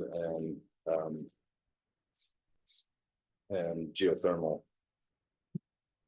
So next slide. This is kind of hard to see. I apologize. It's just a lot of information you got to try and get on one table here, but you can see it just puts that as a listed use on those sections that are those zoning districts that I had mentioned. It also adds that note on the right-hand side, and it says, non-commercial energy storage facilities are allowed in all zoning districts. So if it's not, if it's like somebody's putting a Tesla battery wall in their house or something, this doesn't affect that. They don't need a conditional use permit. I talked about that for, wind. Wind is not listed here, but, it has a similar statement, so that should clarify, the question that we got earlier. And then the next table is just that 320-4, which addresses the heavy industrial and suburban. Oh, there is one difference on this though, and I did because of this use. So I did misstate something. I said that these were allowed, or that I followed the zoning districts for solar and wind. Did not do that for light industrial or service industrial. We left those as not allowable uses in those zoning districts. The thought process was just, we had that presentation from the fire protection districts a few months ago about lithium-ion battery storage and energy storage. And so we felt that wasn't appropriate. I talked it over with staff and felt that it was probably left for heavy industrial areas. So going back to section 4, because we created that, it's an additional use, additional allowed use. Section 4 creates the standards for that. It establishes the standards for energy storage systems. The intent of this section is to regulate the development of energy storage systems to protect the public health, safety, and general welfare. It creates definitions. There's 2 different definitions. So there's commercial energy storage system, which is a system that uses mechanical, chemical, hydrological, or thermal processes to store energy that was generated at one time for use at a later time, and is designed to have a storage capacity of over 10 megawatt hours for the entire facility. And then there's a separate one for lithium-ion battery energy storage systems. And that is a commercial energy storage system that uses lithium-ion batteries as a component of the energy storage system. So the ordinance establishes that all energy storage systems require a conditional use permit. It establishes the siting requirements, which is a minimum of a 10-acre parcel. It establishes the setback for a lithium-ion battery energy storage system, and it says that it has to be 1 mile from a trail easement, highway, river, perennial, or intermittent stream, lake, or property with an existing residential use. And again, the thought process there comes back to that presentation that we had from the fire protection districts about the potential risk for these catching fire and causing problems. There was a pretty significant fire in Moss Landing, California, earlier this year that created a lot of contamination, that created some health problems for some of the residents there. I did a bit of research on it.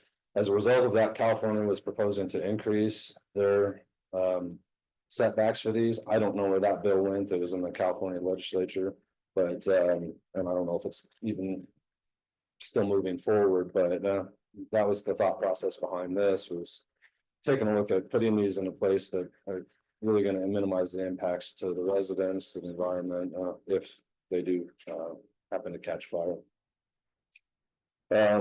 Creates a minimum setback of 30 feet from the property line. That's for all energy storage systems. Requires approval from the Comstock Historic District if located in the district. Creates a maximum height of 24 feet. Requires a project meet the performance standards and for industrial uses in chapter 337. So that addresses noise, access, and a bunch of other things. Requires them to have a building permit. Addresses the same road and access requirements as the rest of the ordinance. I did put the visual appearance in there because there are different types of projects. So we've heard of different like rail driven ones, or not just battery storage, but hydro projects. Pumped hydro storage, that type of thing, so want to make sure that that's not going to be a visual nuisance. I realize that can be subjective, but I think that gives the board the authority to kind of do an analysis on it. And then ensures that those projects are adhering to our drainage standards, so. Okay.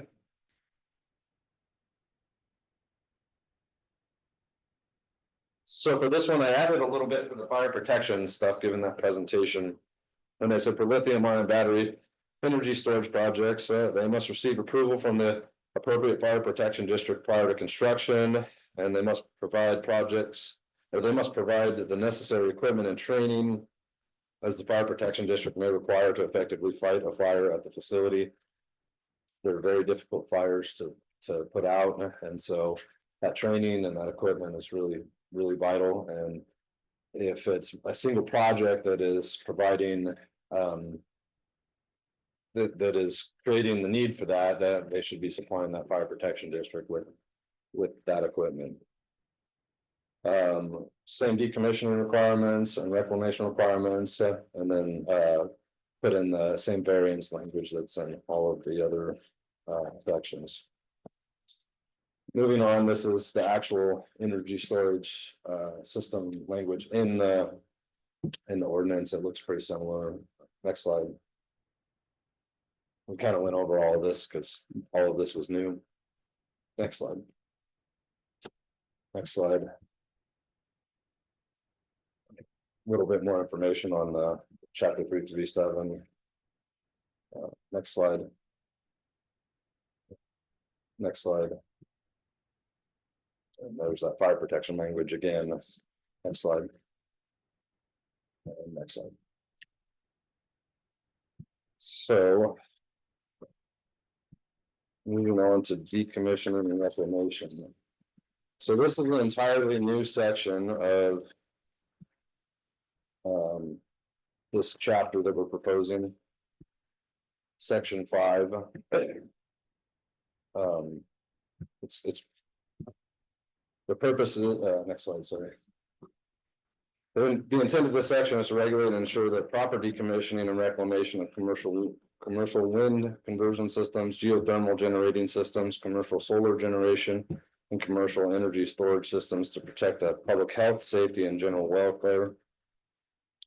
The conditional use permit for commercial wind conversion systems, geothermal generating systems, commercial solar generation, and commercial energy storage systems shall include the submission of a detailed decommissioning plan.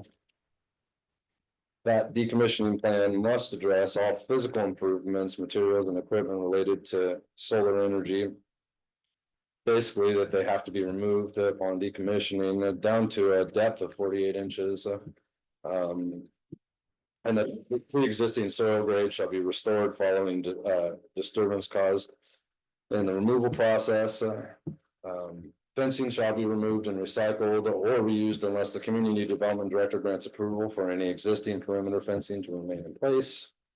All access roads located within the project areas shall be removed unless the road was in existence prior to the development or the community development director approves.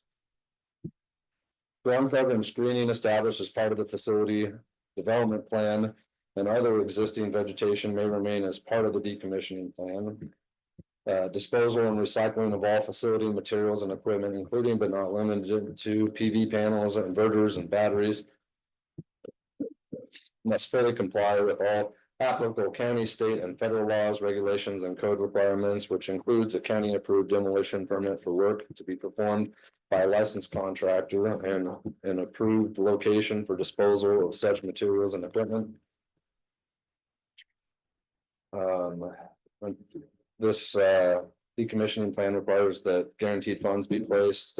Financial assurance for the estimated cost of the decommissioning and reclamation must be guaranteed by the owner or operator of the facility prior to issuance of construction permits. The full cost of decommissioning and reclamation will be guaranteed by one or any combination of the following as determined acceptable by the Board of County Commissioners. So it could be established via a trust fund, a payment surety bond, a letter of credit, or a tiered securitization. Good question on that one. Yes, sir. So, price goes up every year. Is this gonna cover that cost of when they get to 20 years? So there is a section in there that requires that, not more or not less than every 5 years, that it has to be reassessed, to make sure that that bond or that surety, whatever option is picked, that, has to be, they have to meet that obligation. So, yeah. That's actually the next slide. So the estimated decommissioning and reclamation costs must be recalculated in an interval no sooner than every year, but not later than every 5 years by an independent third-party Nevada licensed engineer, following the requirements for the original decommissioning cost estimate and using the most current industry standards. And then the operator has to bear the cost of that study. Yeah, and so monitors that they do that every 5 years.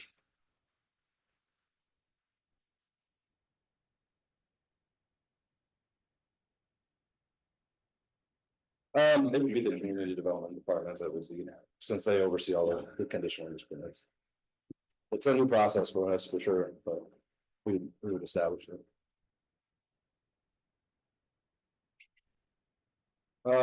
This section also establishes requirements for amendment to the decommissioning plan, partial decommissioning, notification of the date of decommissioning, process if the facility is abandoned, and default decommissioning and reclamation by the county. So I think some of what you would ask is covered in there, and I will go over those in the actual blue language in more detail. So next slide, please. This is just the purpose. So next slide. Next slide. This is just talking about what the decommissioning plan will address. Next slide. Next slide. Next slide.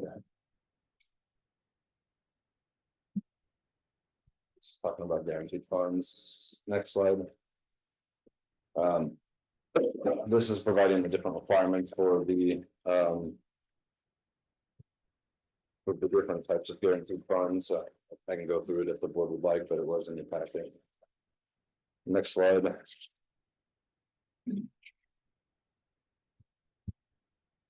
Next slide. So this is that section that talks about the cost estimate update that you had requested. And so it just says the estimated decommissioning and reclamation costs must be recalculated. Actually, I already read that part. The part that I didn't read was if the recalculated estimated cost of decommissioning and reclamation exceeds the original estimated cost by 2% or greater, then the facility owner or operator shall deposit additional funds into the trust fund or cash escrow account, or make an update to the payment surety bond or letter of credit to meet the new cost estimate. So. Say that, they go bankrupt and just walk away from it, and that fund is not. Doesn't cover the decommissioning and what, I guess it's on the county or.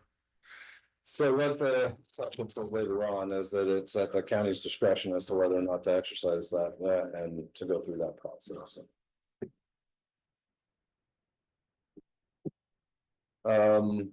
This talks about what happens if it's less. The board may consider reducing that bond amount.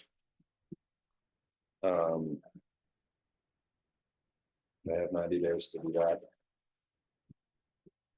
So amendment to decommissioning plan, any amendment must be approved by the Board of County Commissioners prior to beginning decommissioning and reclamation. Applications for an amendment shall require a public hearing under the same procedures as required for the facility conditional use permit. Prior timeframes for completion of decommissioning and reclamation shall not be extended due to the amendment application process. There's a section in there for partial decommissioning, and it says if decommissioning is triggered for a portion, but not the entire facility, then the owner or operator shall complete decommissioning and reclamation in accordance with the decommissioning plan for the applicable portion of the solar facility. The remaining portion of the solar facility shall continue to be subject to the decommissioning plan. The date of decommissioning of the solar facility is to be decommissioned and reclaimed. The facility owner or operator must notify the community development director in writing of the proposed date of discontinued operations and plans for removal. Sorry. Abandon a facility, so unless otherwise approved by the community development director. Facilities that have not been in active or continuous service for a period of 12 months as determined by the community development director. Based upon receipt of a valid land use complaint, an unsatisfactory report from a state or federal agency. I just see a typo there, state or federal.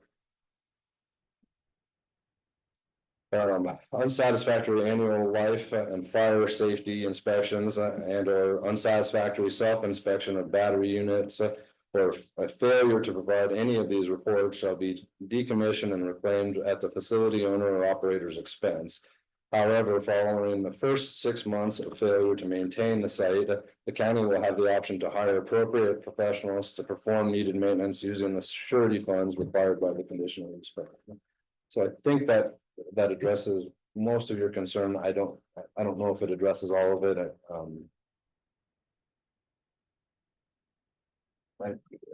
It provides some kind of timeline. Right. F, the owner operator or their successors within 6 months after the complete session of use of the facility and at their sole expense shall initiate and provide continuous decommissioning of the facility in accordance with the approved decommissioning plan. There's some more details there. And then this is that section about default decommissioning and reclamation by the county.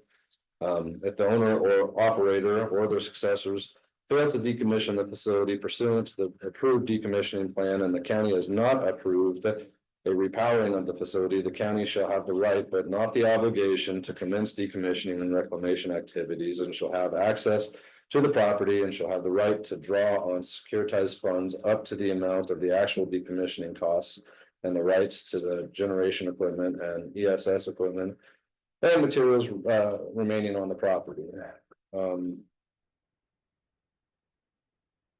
And then if applicable, if there's funds left over, it goes back to the project. So. I had a question, Mr. Chairman. Thank you, Chair. If this site were on BLM, the county can still go in there on the property, and if we had to go in and decommission, I mean, what would give us that ability legally? So I kind of skipped over, so I mean, it's part of the conditional use permit. I kind of skipped over a section that was important in here, and I apologize. It just seems like a slippery slope to me. Had to do with the surety provided. And there's a section that says that if they have to provide a surety as a part of a bond through another agency, either the state or through BLM, that the county can choose to accept that as good enough for us. Essentially, trying to find that section.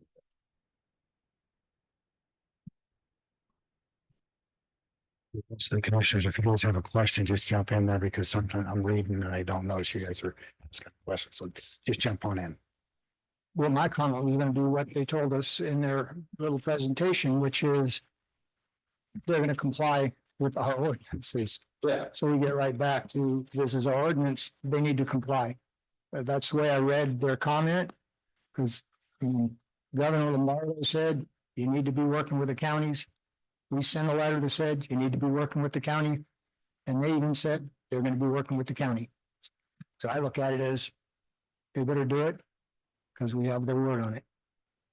So it's here in the ordinance under guaranteed funds, and it says, should another authority having jurisdiction, NDP, BLM, et cetera. Also require financial assurance for decommissioning and reclamation. The Board of County Commissioners may consider accepting the same or portions of the same financial assurance to satisfy both requirements, so long as the assurance meets the specifications of both Lyon County and the separate authority.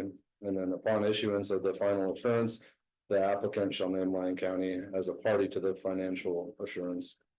So it basically guarantees that it could be either us or BLM that go in and clean it up if that need arose. I would hope that wouldn't happen, but we want to make sure that we're protecting ourselves. Thank you.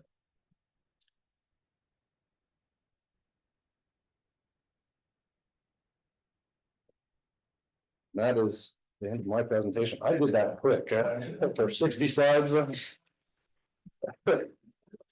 60 slides after lunch. 60 slides after lunch. I skipped a lot. But...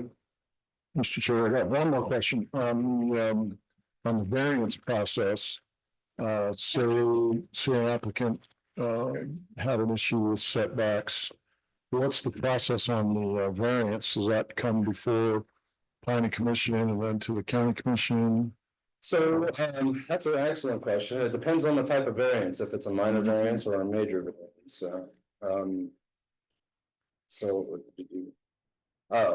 So if it's under 10% on the setback, for example, the community development director has the authority to approve that administratively.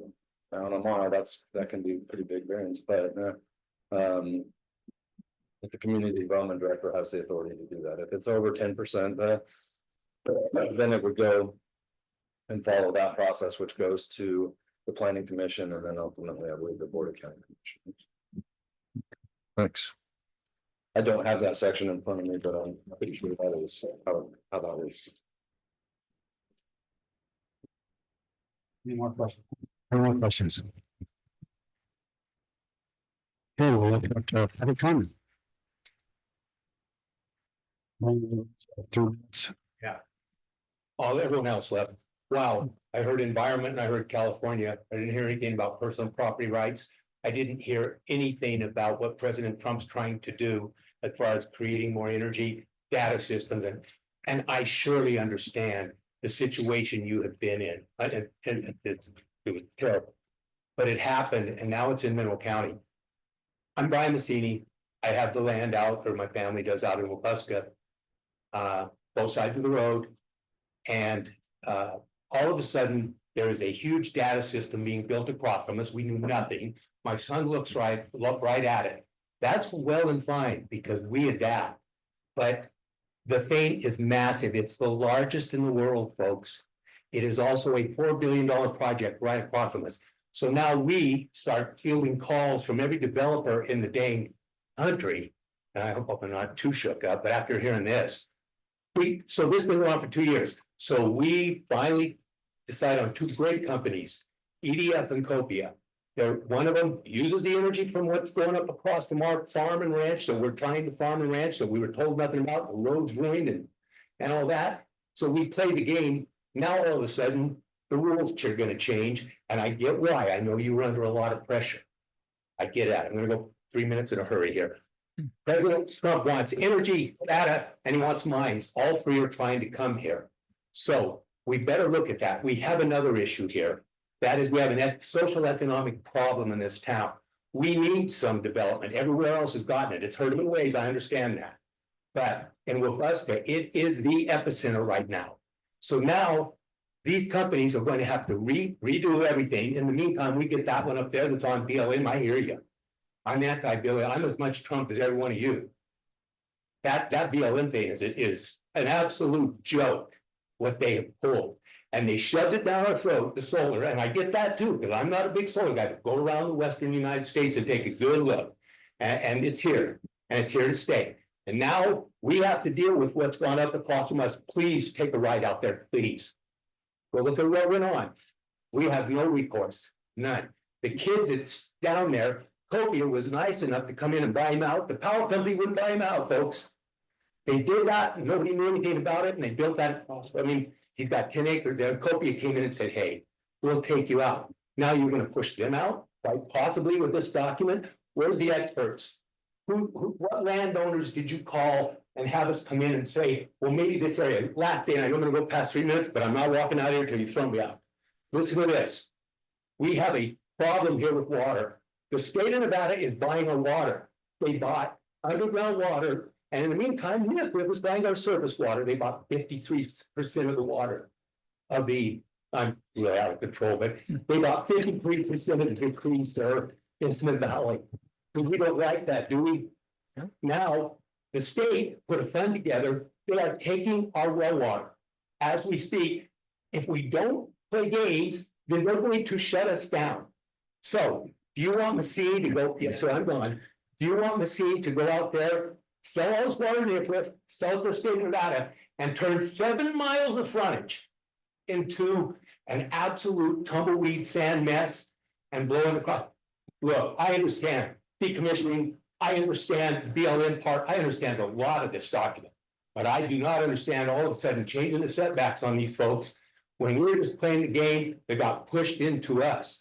And this valley needs help right now. You're going to let farms in this town soon because of what's happening here. Thank you.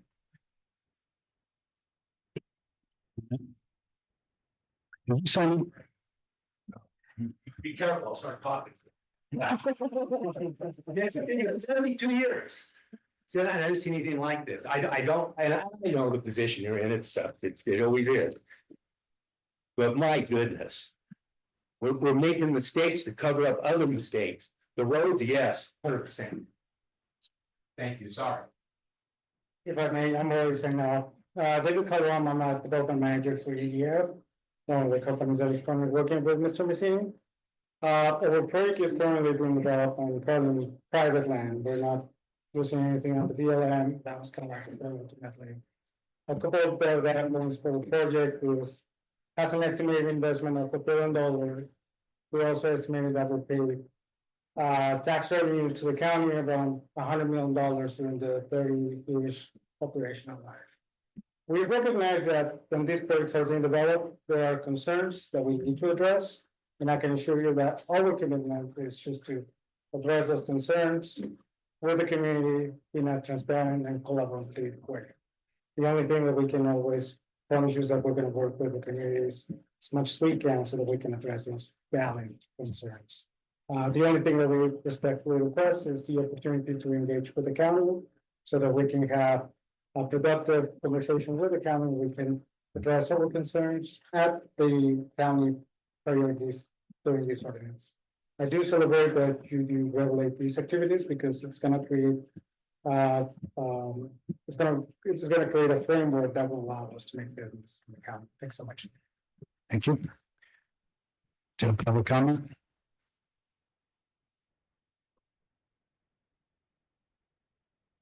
Courtney Manhart, speaking on behalf of Copia Power, one of the other companies Messini is working with.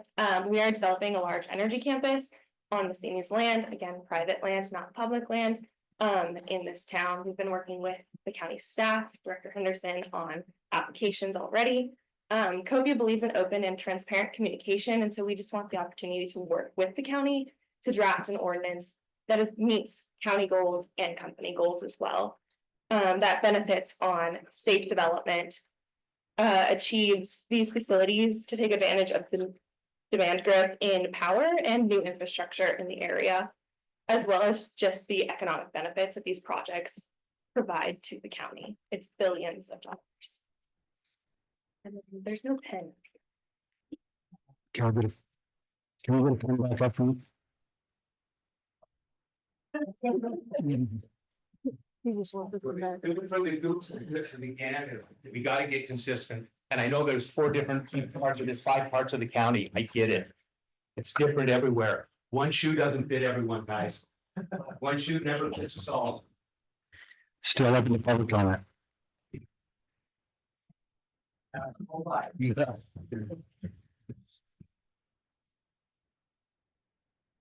get to be an old timer. You're taking my time, Mike. Jimmy Shamble, you're taking my time, Mike. Jimmy Shamble, I have 2 words that can cure this whole problem. Say no. Say no to solar, say no to wind. They don't do us any good. For every megawatt of solar power or wind power, you gotta have a backup megawatt of petroleum fired power. I don't want solar panels on public land. I don't think they should be allowed on ag land or even non-used ag land. Nobody wants to see those panels. And I'm told that the BLM under the last administration has forced 11.1 million acres of solar panels coming to Nevada's public lands. We're already seeing that. On the East Walker Road, it's a big fiasco and the county should have stood up for it a long time ago and said no. As far as the decommissioning of these, bank letter of credit, as far as a fund for decommissioning these, it's the same thing as Medco did to us. They had a bank letter of credit and they filed bankruptcy and walked out of here, and look what happened. We've got the same problem potentially going on out here to the east of town with Jeff Page's memorial mine that's defunct now and non-operating. So what's going to happen with these solar companies when they file bankruptcy and say, we're done, and they walk out here and disappear? Where are we?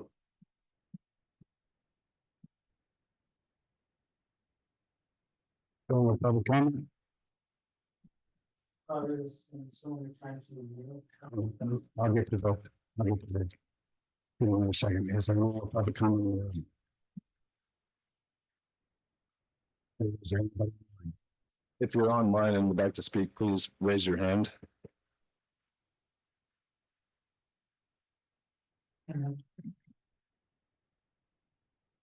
Go ahead to Parker, and we'll go to Travis after that.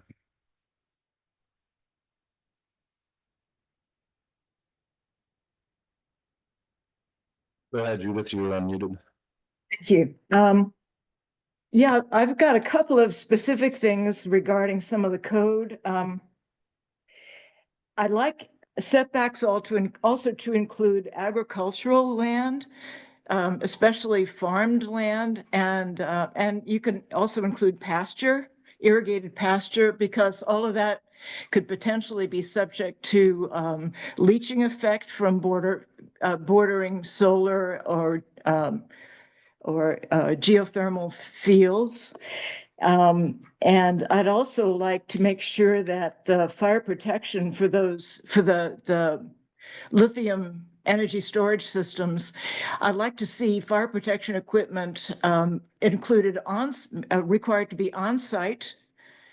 And if there's a fire on site, one might not be able to get to it. So that same equipment must also be duplicated at the nearest fire station. And I'd like that included in the ordinance, and also make sure that the training for all the firefighters is countywide, so that if it's a big fire, that staff can be pulled from wherever people are available, and that everybody has had the appropriate training. The other thing I wanted to check on is I want to make sure that there's enough teeth in these ordinances. For example, to get a conditional use permit, I know you can deny a permit, and then, once a permit's denied, then things are negotiated and people talk to with the company about mitigation and changes. But I want to know about ongoing operations and how often things are monitored and inspected, and if there's flagrant operational defects, what recourse does the county have in terms of potentially revoking a conditional use permit? And I don't want it to be relying only on citizen complaints. Those were my two main issues. And I was also, I know it was never intended to cover mining operations, but I want to make sure that we've got county code that will cover on-site future ore processing like electrowinning that's going to be coming to the Anaconda site. I just want to, heads up on that, that we need to make sure we've got code that covers new kind of mining operations for on-site ore processing. Thank you. Thank you. Mr. Crowder. Afternoon, County Commissioners. I appreciate the time. I'll try to be brief here. I just want to say that, I'm 100% in favor of making sure that these projects that want to come in are done right. I was reading the proposal language and some of the changes and just wanted to throw it out there that, in regards to setbacks and the way they've got to go and the changing of the game, according to some of the folks, seem like they can be drawn down a little bit, but I'm no expert. But I do want to say this, Urington and Lyon County, like anybody, none of us want to see this, our communities boom or change a lot of what they are now. It's what makes us enduring. But I think anything that we can stop to address the shrinking and some of the things that are going on here for the families and that do need not just the resources, but the revenue that'll be coming in, especially on the tax side. I would echo what Brian and some of the folks that are involved in this project are saying. These are individuals that are well respected and have been in this community a long time, and I can't even fathom that they would want to do anything to jeopardize the same area that they've called home for a very long time too. But things do have to change, and some of these things are just unavoidable and need to be embraced and done right. And I definitely feel for the position you're in, but I know some of these things. I feel some of these things need to change. I deal with these families on a regular basis that are in need of some change out here. So that's all I have to say. I definitely support the efforts that you guys have, but definitely support this project as well. Thank you. Thank you. Anybody else on? Come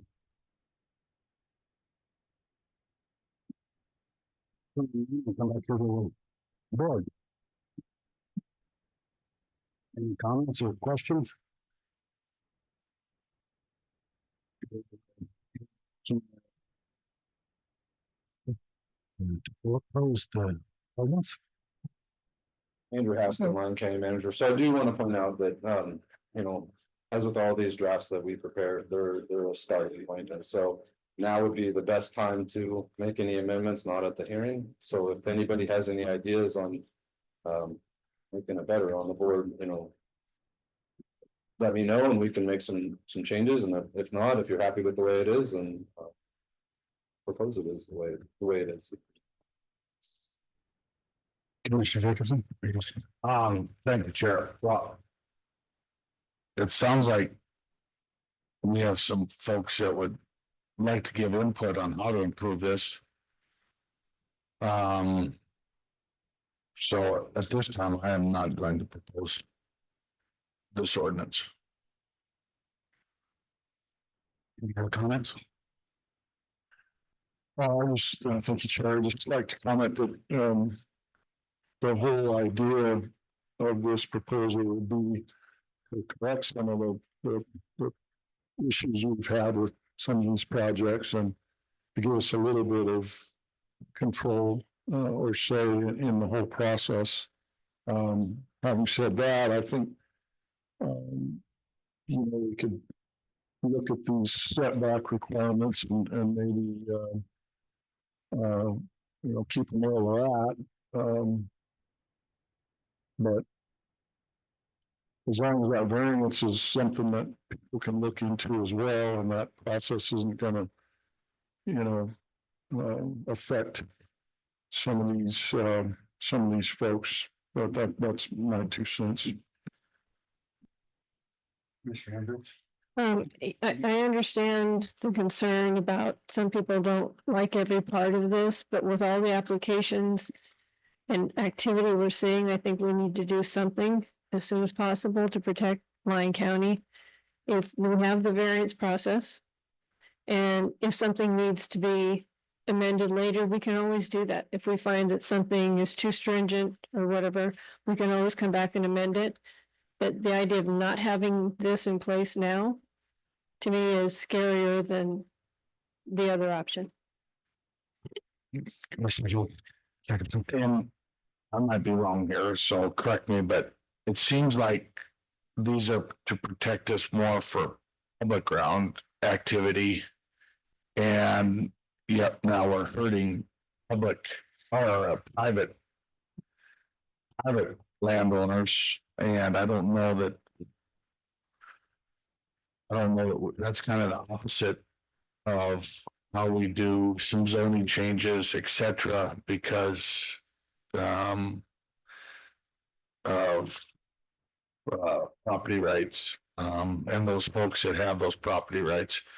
So that's my big struggle is we're doing something for activity going on to recap on public ground, and it's affecting private individuals. Andrew Haskett, Lyon County Manager. So just to address that a little bit, and I know it came up a couple of times in public comment, I don't believe that you can regulate them separately. I think they have to be regulated the same. With the district attorney's office, you can't create separate ordinances for different ownership types. Is it possible for them to get a variance to continue their projects the way they're doing?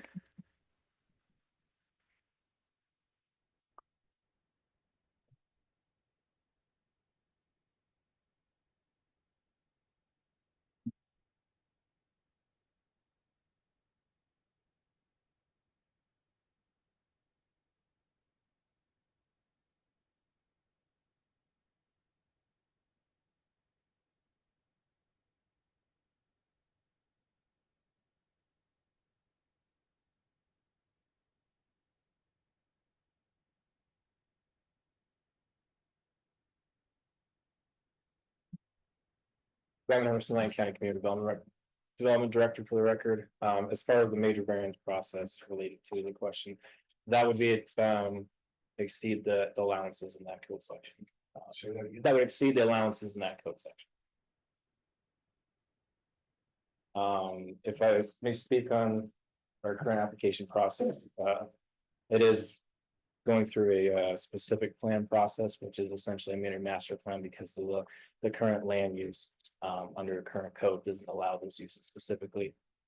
So as a way to, and it's not just one use, it's multiple uses. So in order to accumulate those into one project type for the Copia project, that was the entitlement process and path forward for that project.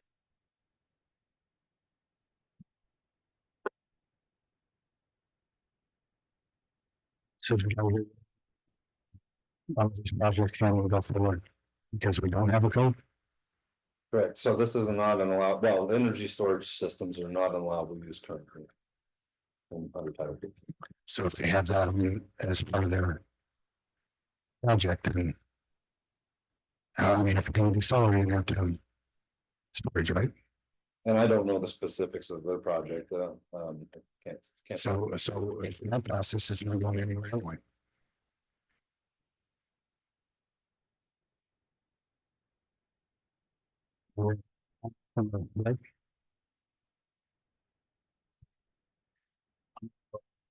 Is there something else presented? Second it. To 16C for possible action review and make changes. What? I don't know what he says.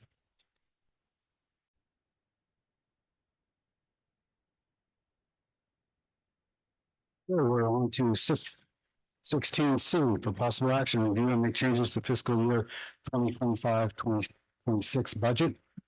This includes, but is not limited to, directing staff to restore the commissioner's 24-25 travel budget, amount of $30,000 for fiscal year 25-26. Restoring the commissioner's travel budget will be an additional $16,000 to the $14,000 that was included in the tentative budget, as well as keep the general fund contingency at 3%, and could be accomplished by reducing the ending fund balance accordingly. Andrew Haskett, Lyon County Manager.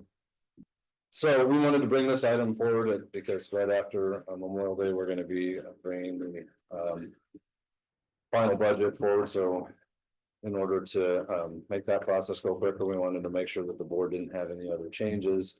I did want to address the travel budget a little bit. When we had the meeting, we had staff presented one option which was to set positions. Now, that's not the only option, and so to be fair to that item, wanted to bring this forward as well. The other option is to basically take it out of ending fund balance, which is like so anything that we don't spend this year will roll over in ending fund balance. Ending fund balance is kind of like your savings. It's not all cash. In the budget that we proposed for next year, it is spending an ending fund balance of it anyway.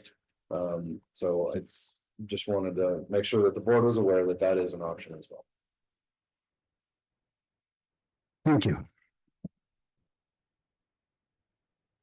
If I'll see if anybody's got any questions or input from the board. Yeah. I still have to go with the approved motion from the last time we discussed this issue, which was to see how the budget looked. In the fairly near future, I'm not supporting this at all. We did have our discussion. I think we all agreed to stick with 4 trips at 3,500 each and see what happens. I'm still gonna have to go with that, as I said, that approved motion early on. Commissioner Hendricks?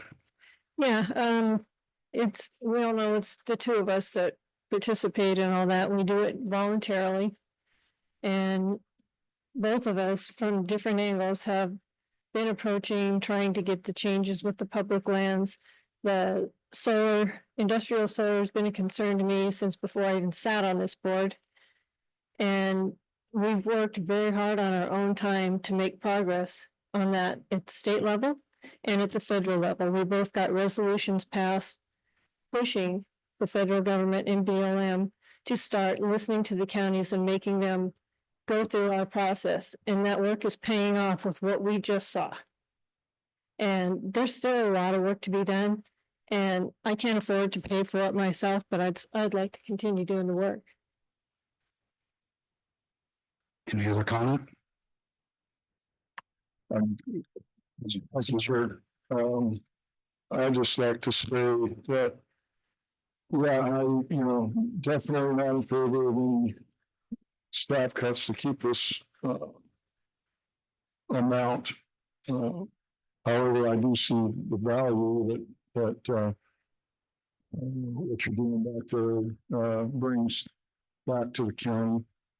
And if there's any way that we can put it from somewhere else, then I'm not opposed to that, but I still don't support it if it's has any staff reduction component. Commissioner Dixon, thank you. I appreciate your travel. And I think there's others that would travel, but said on the record before, I did say against sending the quorum anywhere.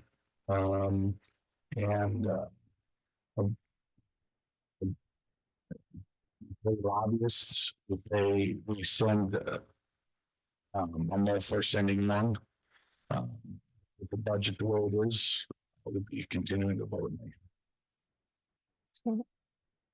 Commissioner Hendricks? I'd be happy if we could take turns and just send one, but we can't each, no commissioner can sit on more than one steering committee. And that's where the problem lies. We both need to go for that reason. Take more time now. I've got a bunch I want to say, so I'm going to take a little bit of time. It's more for the public than the board, I think, because I'm on record. One thing that we do is I hate the word travel in there because to me it's not travel. It's a line item budget that is there because that's how our comptroller likes to keep it on his line item. But to me, this is more of a government affairs because that's what we do. We're more about what the government does. Right now in Lyon County, we have a library in the house. We have National Nevada Association of Counties, which I sit on as the board of directors, the Plans and Natural Resources Committee. I sit on with Tammy, and the Legislative Committee. I sit on that too. A lot of people don't realize that how they don't get any complaints about our local NACO and all the work that it does for us. But the national level is exactly the same thing. It's just a mirror of what happens here in Nevada. We have a lobbyist, which is Porter Group. We have the National Association of Counties, which is the executive committee, board of directors, our urban caucus committee, which is the cities, rural action caucus, where presidential appointment, we have that as vice chair, which is only 15 vice chairs in the 50 states.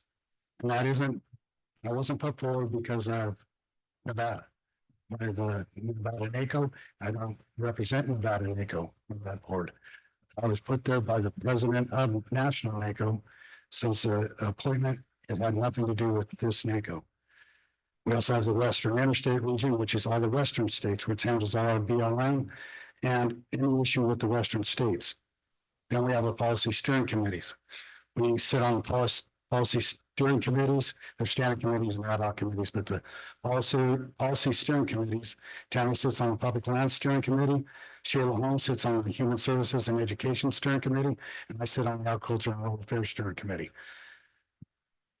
All our solutions start here at the county level, move up to the state, and if it's a national issue, we move it up to the national. It starts at the steering committee, then it has to go through each one of these boards.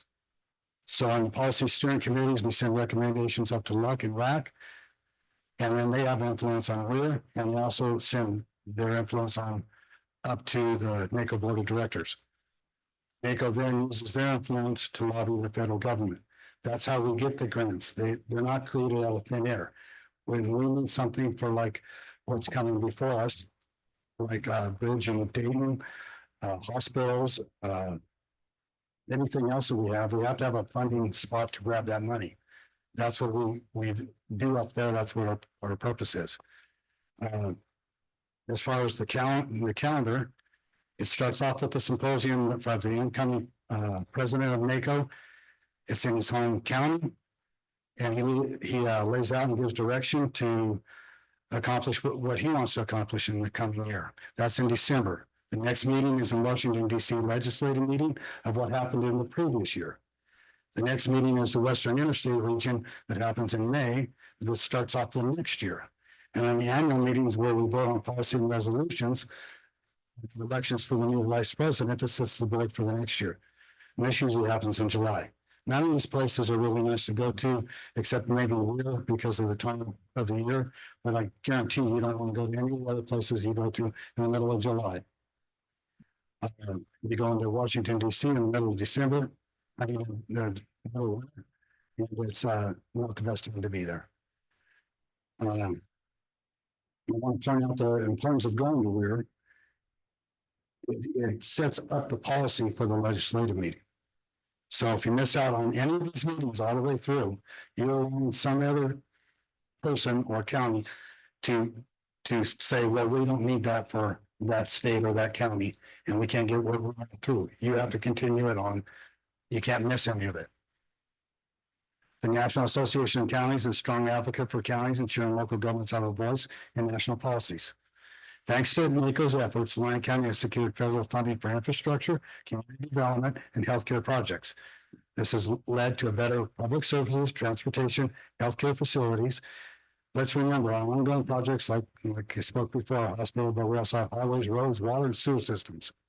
You all know we have a big problem with those. And being part of NACO, Lyon County has positively influenced policies that benefit our community. We also have it's networking and collaboration. Being part of NACO offers opportunities for networking and collaboration with many other county officials. Through conferences, workshops, forums, we share ideas and best practices with county facing similar challenges. This collaborative environment encourages innovation and problem solving, helping us to learn from each other's experience and implement effective solutions. By connecting with peers nationwide, Lyon County can gain valuable insights into strategies for economic development, public safety, and public land issues. The relationships built through NACO can lead to partnerships that enhance our ability to serve residents effectively. Attending meetings, keeping us updated with the constant changes in public officials and department heads due to elections and career advancements. These connections are crucial for enhancing our county's services. If anybody knows, NDOT switches somebody every year, or somebody that we talk to, they're gone. People in government change, elections happen. You have to keep this influence, collaboration going, because half the people leave, you have to get back and start it over. If you leave a leadership position, someone's going to fill that spot. And that's not going to be Lyon County if we're not there. We get a lot of access to resources, training programs, equip staff with essential skills. We've got a thing coming before us on public lands. That sits with the Planning Commission right now.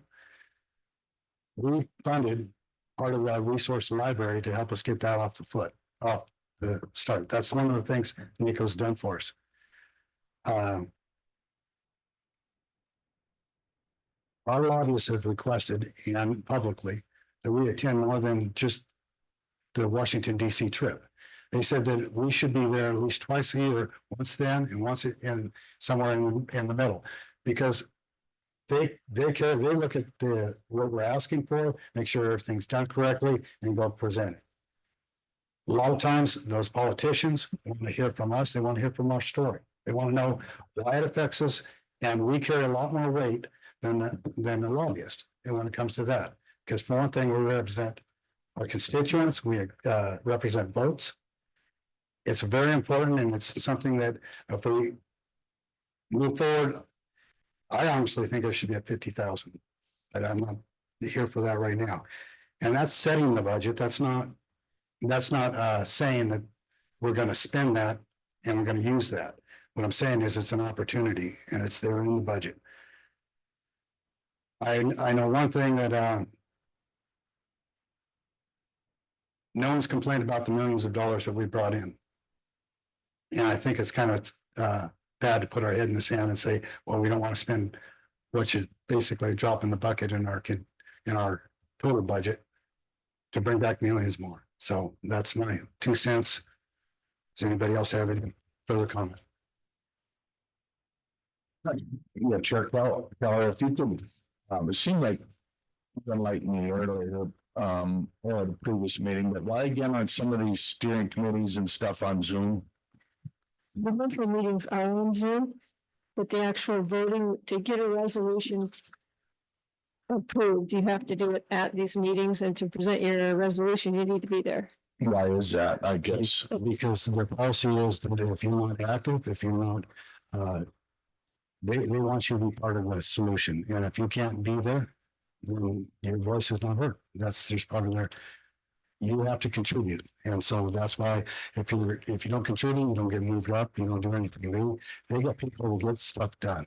How is joining my Zoom not contributing? They want to meet you personally. They want to sit and talk to you. That's their policy. Not this is National NACO. That's not. What Nevada NACO, we can meet by Zoom. But in National NACO, every one of these, there's no Zoom meeting. Matter of fact, the Affairs Committee, Agricultural Affairs, got canceled because we're going to be up there.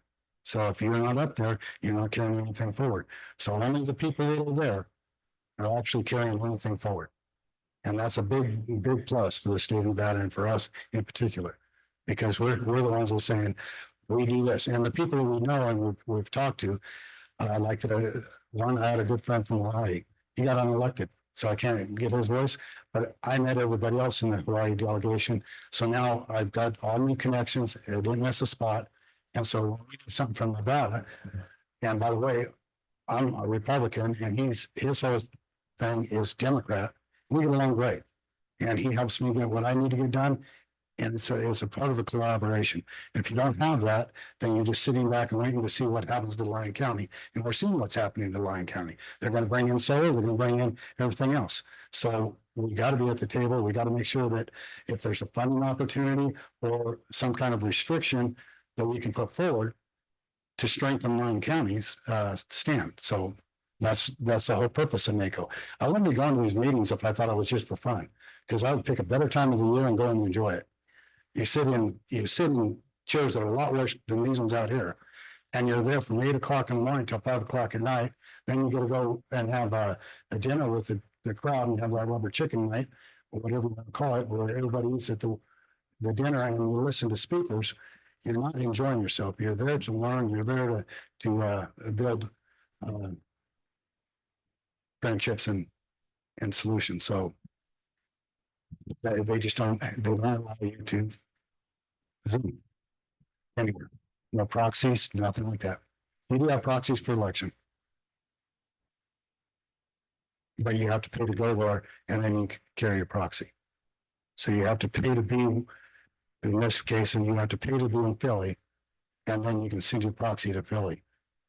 So it costs you $600 to vote or whatever that is.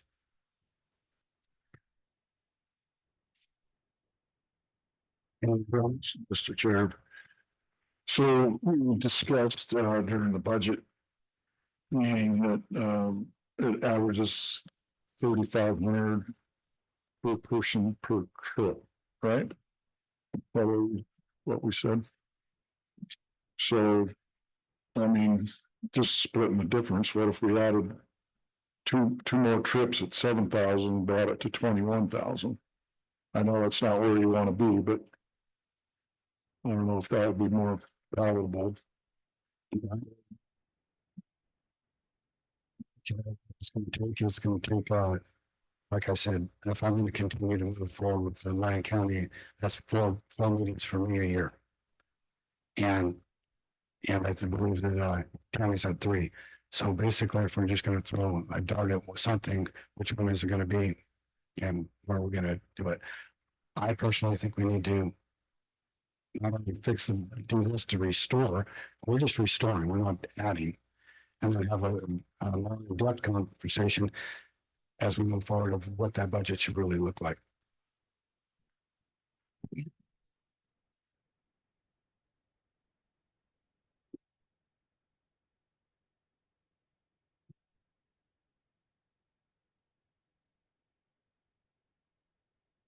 What are we spending on the program?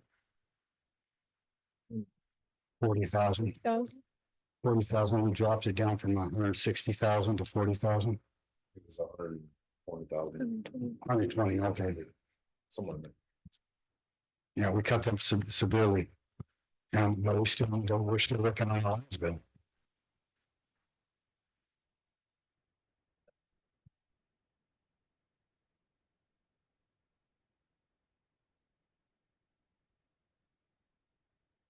I'll make the motion, move to restore the Commissioner's 2024-2025 travel budget amount of 30,000 for the fiscal year 2025-2026. Restoring the Commissioner's travel budget would add an additional 16,000 to the 14,000 that was included in the tentative budget, as well as keeping the general fund contingency at 3% and could be accomplished by reducing the ending fund balance accordingly. Second thought. Those in favor say aye. Before we do that.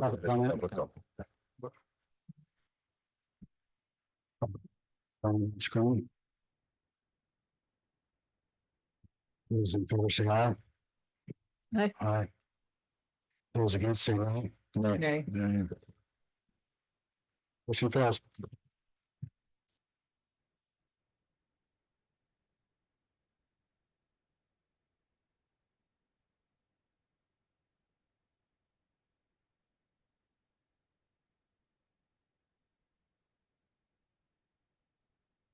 Brings us to 17, participation or action, least taking any item, tells property agendas, is anticipated with public I'm purpose. sorry, sir, we had a recess to reconvene.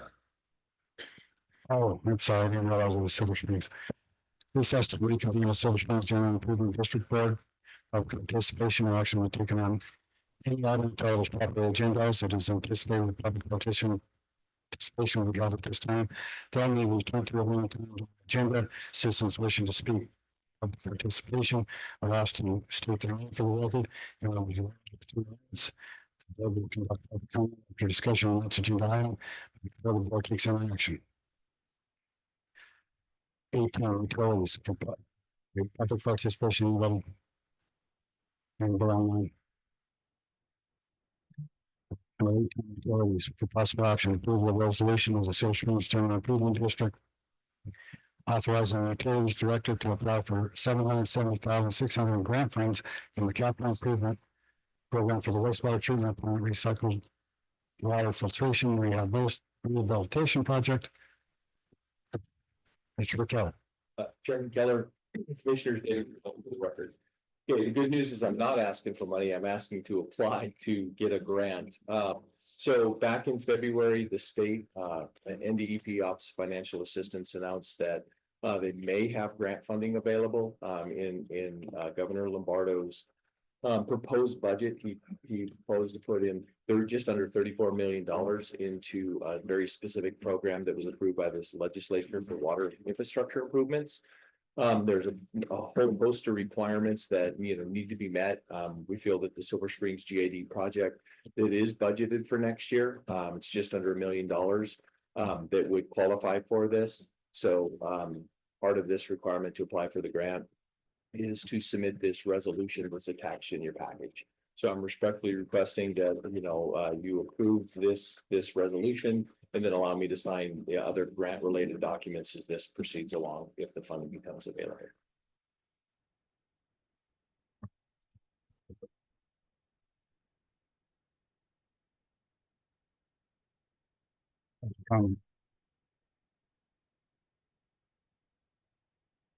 That's the board resolution. Move to approve a resolution of the Silver Springs General Improvement District authorizing the utilities director to apply for $777,600 in grant funds from the capital improvements program for the wastewater treatment plant recycled water filtration rehabilitation project. Second. Motion by Commissioner Hendrick, second by Commissioner Castellano. Those in favor say aye. Aye. Motion passes 5-0. Public participation will actually be taken until properly agendized. Any public participation? Seeing none, we'll adjourn to reconvene as Lyon County Board of Commissioners. Agenda requests. Do we have an agenda request? Commissioner Jacobson? Go ahead. I just wanted to see if we can go ahead and bring forward an item to revise the policy that we have for appointing advisory board positions that was so messed up when we looked at it last time.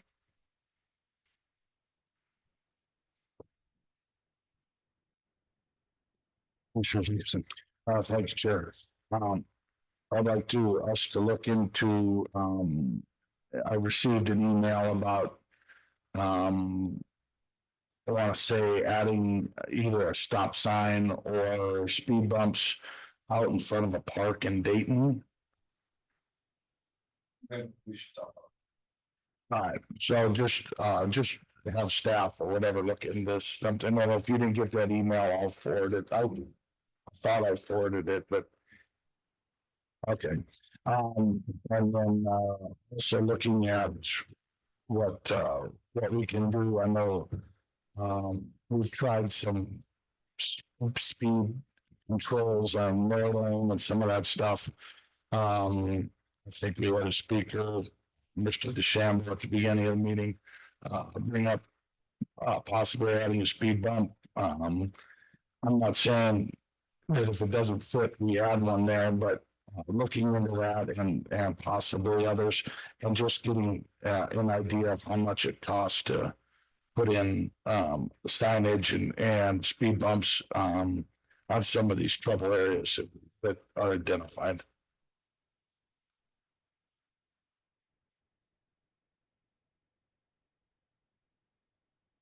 That's yeah, I was wanting to ask for an update on the insurance settlement for the reconstruction of the Dayton train depot. And I don't know if that's something we can get. And then it's probably not time before our next budget hearing, but and not to be the diverse, but again on this Commissioner travel, I mean, I'd be on board with it. I'm too. I don't know if there's time to bring that back at some point.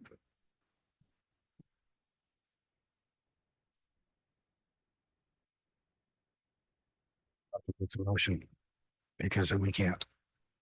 Voted against it, it has to be someone that voted for it. So I'll make a motion to bring it back.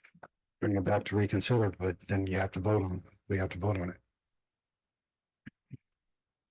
I will make a motion to bring back the revision of the 25-26 budget regarding commissioner travel budget. I think you're gonna have to wait on that to see if it's an open meeting now. I don't think all you can do is bring it back with the same result because I guess now you can go for less. It's a new motion. It'll be a different motion completely. Maybe ask on Lyon County Manager, so, you know, you can return to an item at any time. So you can return to it now and readdress it now if that's what the board would like to do. We don't have another meeting before the final budget hearing. So. I'll leave that up to you. Mr. Chair, I would request that we return to item 16C.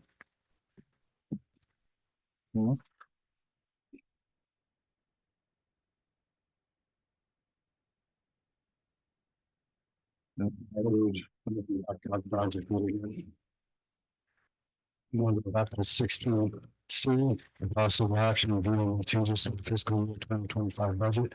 This includes, it is no limit to directing staff to restore the commissioners 2024-2025 travel budget. Was 30,000 for fiscal year 2025-2026, restoring the commission's travel budget without an additional 16,000 to the 14,000 that was included in the general budget, as well as keep the general fund contingency at 3%. It could be accomplished by reducing the ending fund balance accordingly.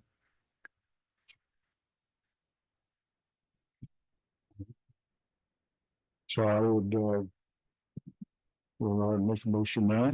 You can make Well, I will move to direct staff to increase the tentative 2025-2026 travel budget amount for commissioners travel by 7,000 to a total of 21,000, with keeping the general fund contingency at 3%. And reducing the general fund ending fund balance accordingly. Do I have a second? One second. A second. Favor survive. Yeah. Any more comment from the board? I will support that, but I'd like to bring a representative from NACO and whether it's national or on Zoom or local and just ask questions. Why aren't we stepping up and opening up some of these to Zoom when we're in a budget crunch and we're looking at reduced staff, reduced income, reduced everything. Why Zoom can't be an option for some of these meetings still? I can't wrap my head around this day and age why that isn't a possibility. So I guess I would like to get a state NACO rep that maybe even just zoom in on the meeting so that we can ask, because I this day and age I just can't figure that one out.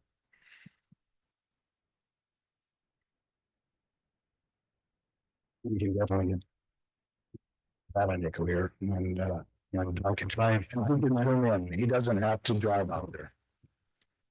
I have people that I can probably get from National NACO, see what. Public comment? Public comment? Favor say aye. Aye. Motion passes. No, for the record is zero.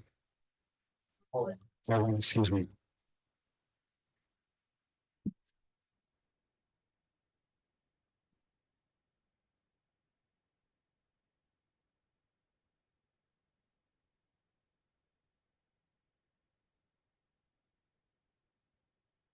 Here we're done with commission, agenda requests, going on to commissioner comments.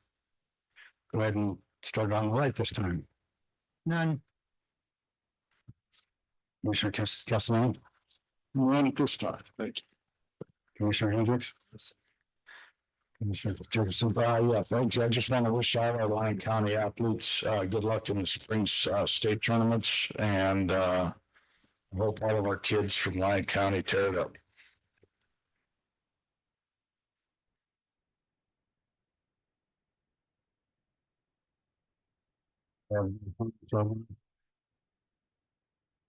Participation, and action taken into our now and properly agendized. Get a card here from me. I'd like to know what the county stance is, the board of commissioners stance is on the Virginia range horses. And the number of traffic accidents we've had on Highway 50, 95A. And the amount that it's cost Lyon County and deductibles for the 3 sheriff's cars that have been totaled out. And also like to know what the county commissioner stance is on removal of BLM horses.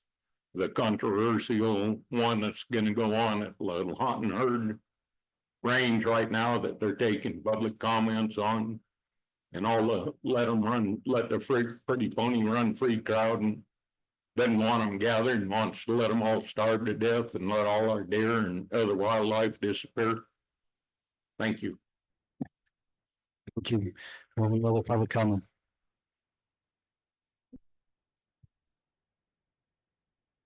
Still, it's 3:30.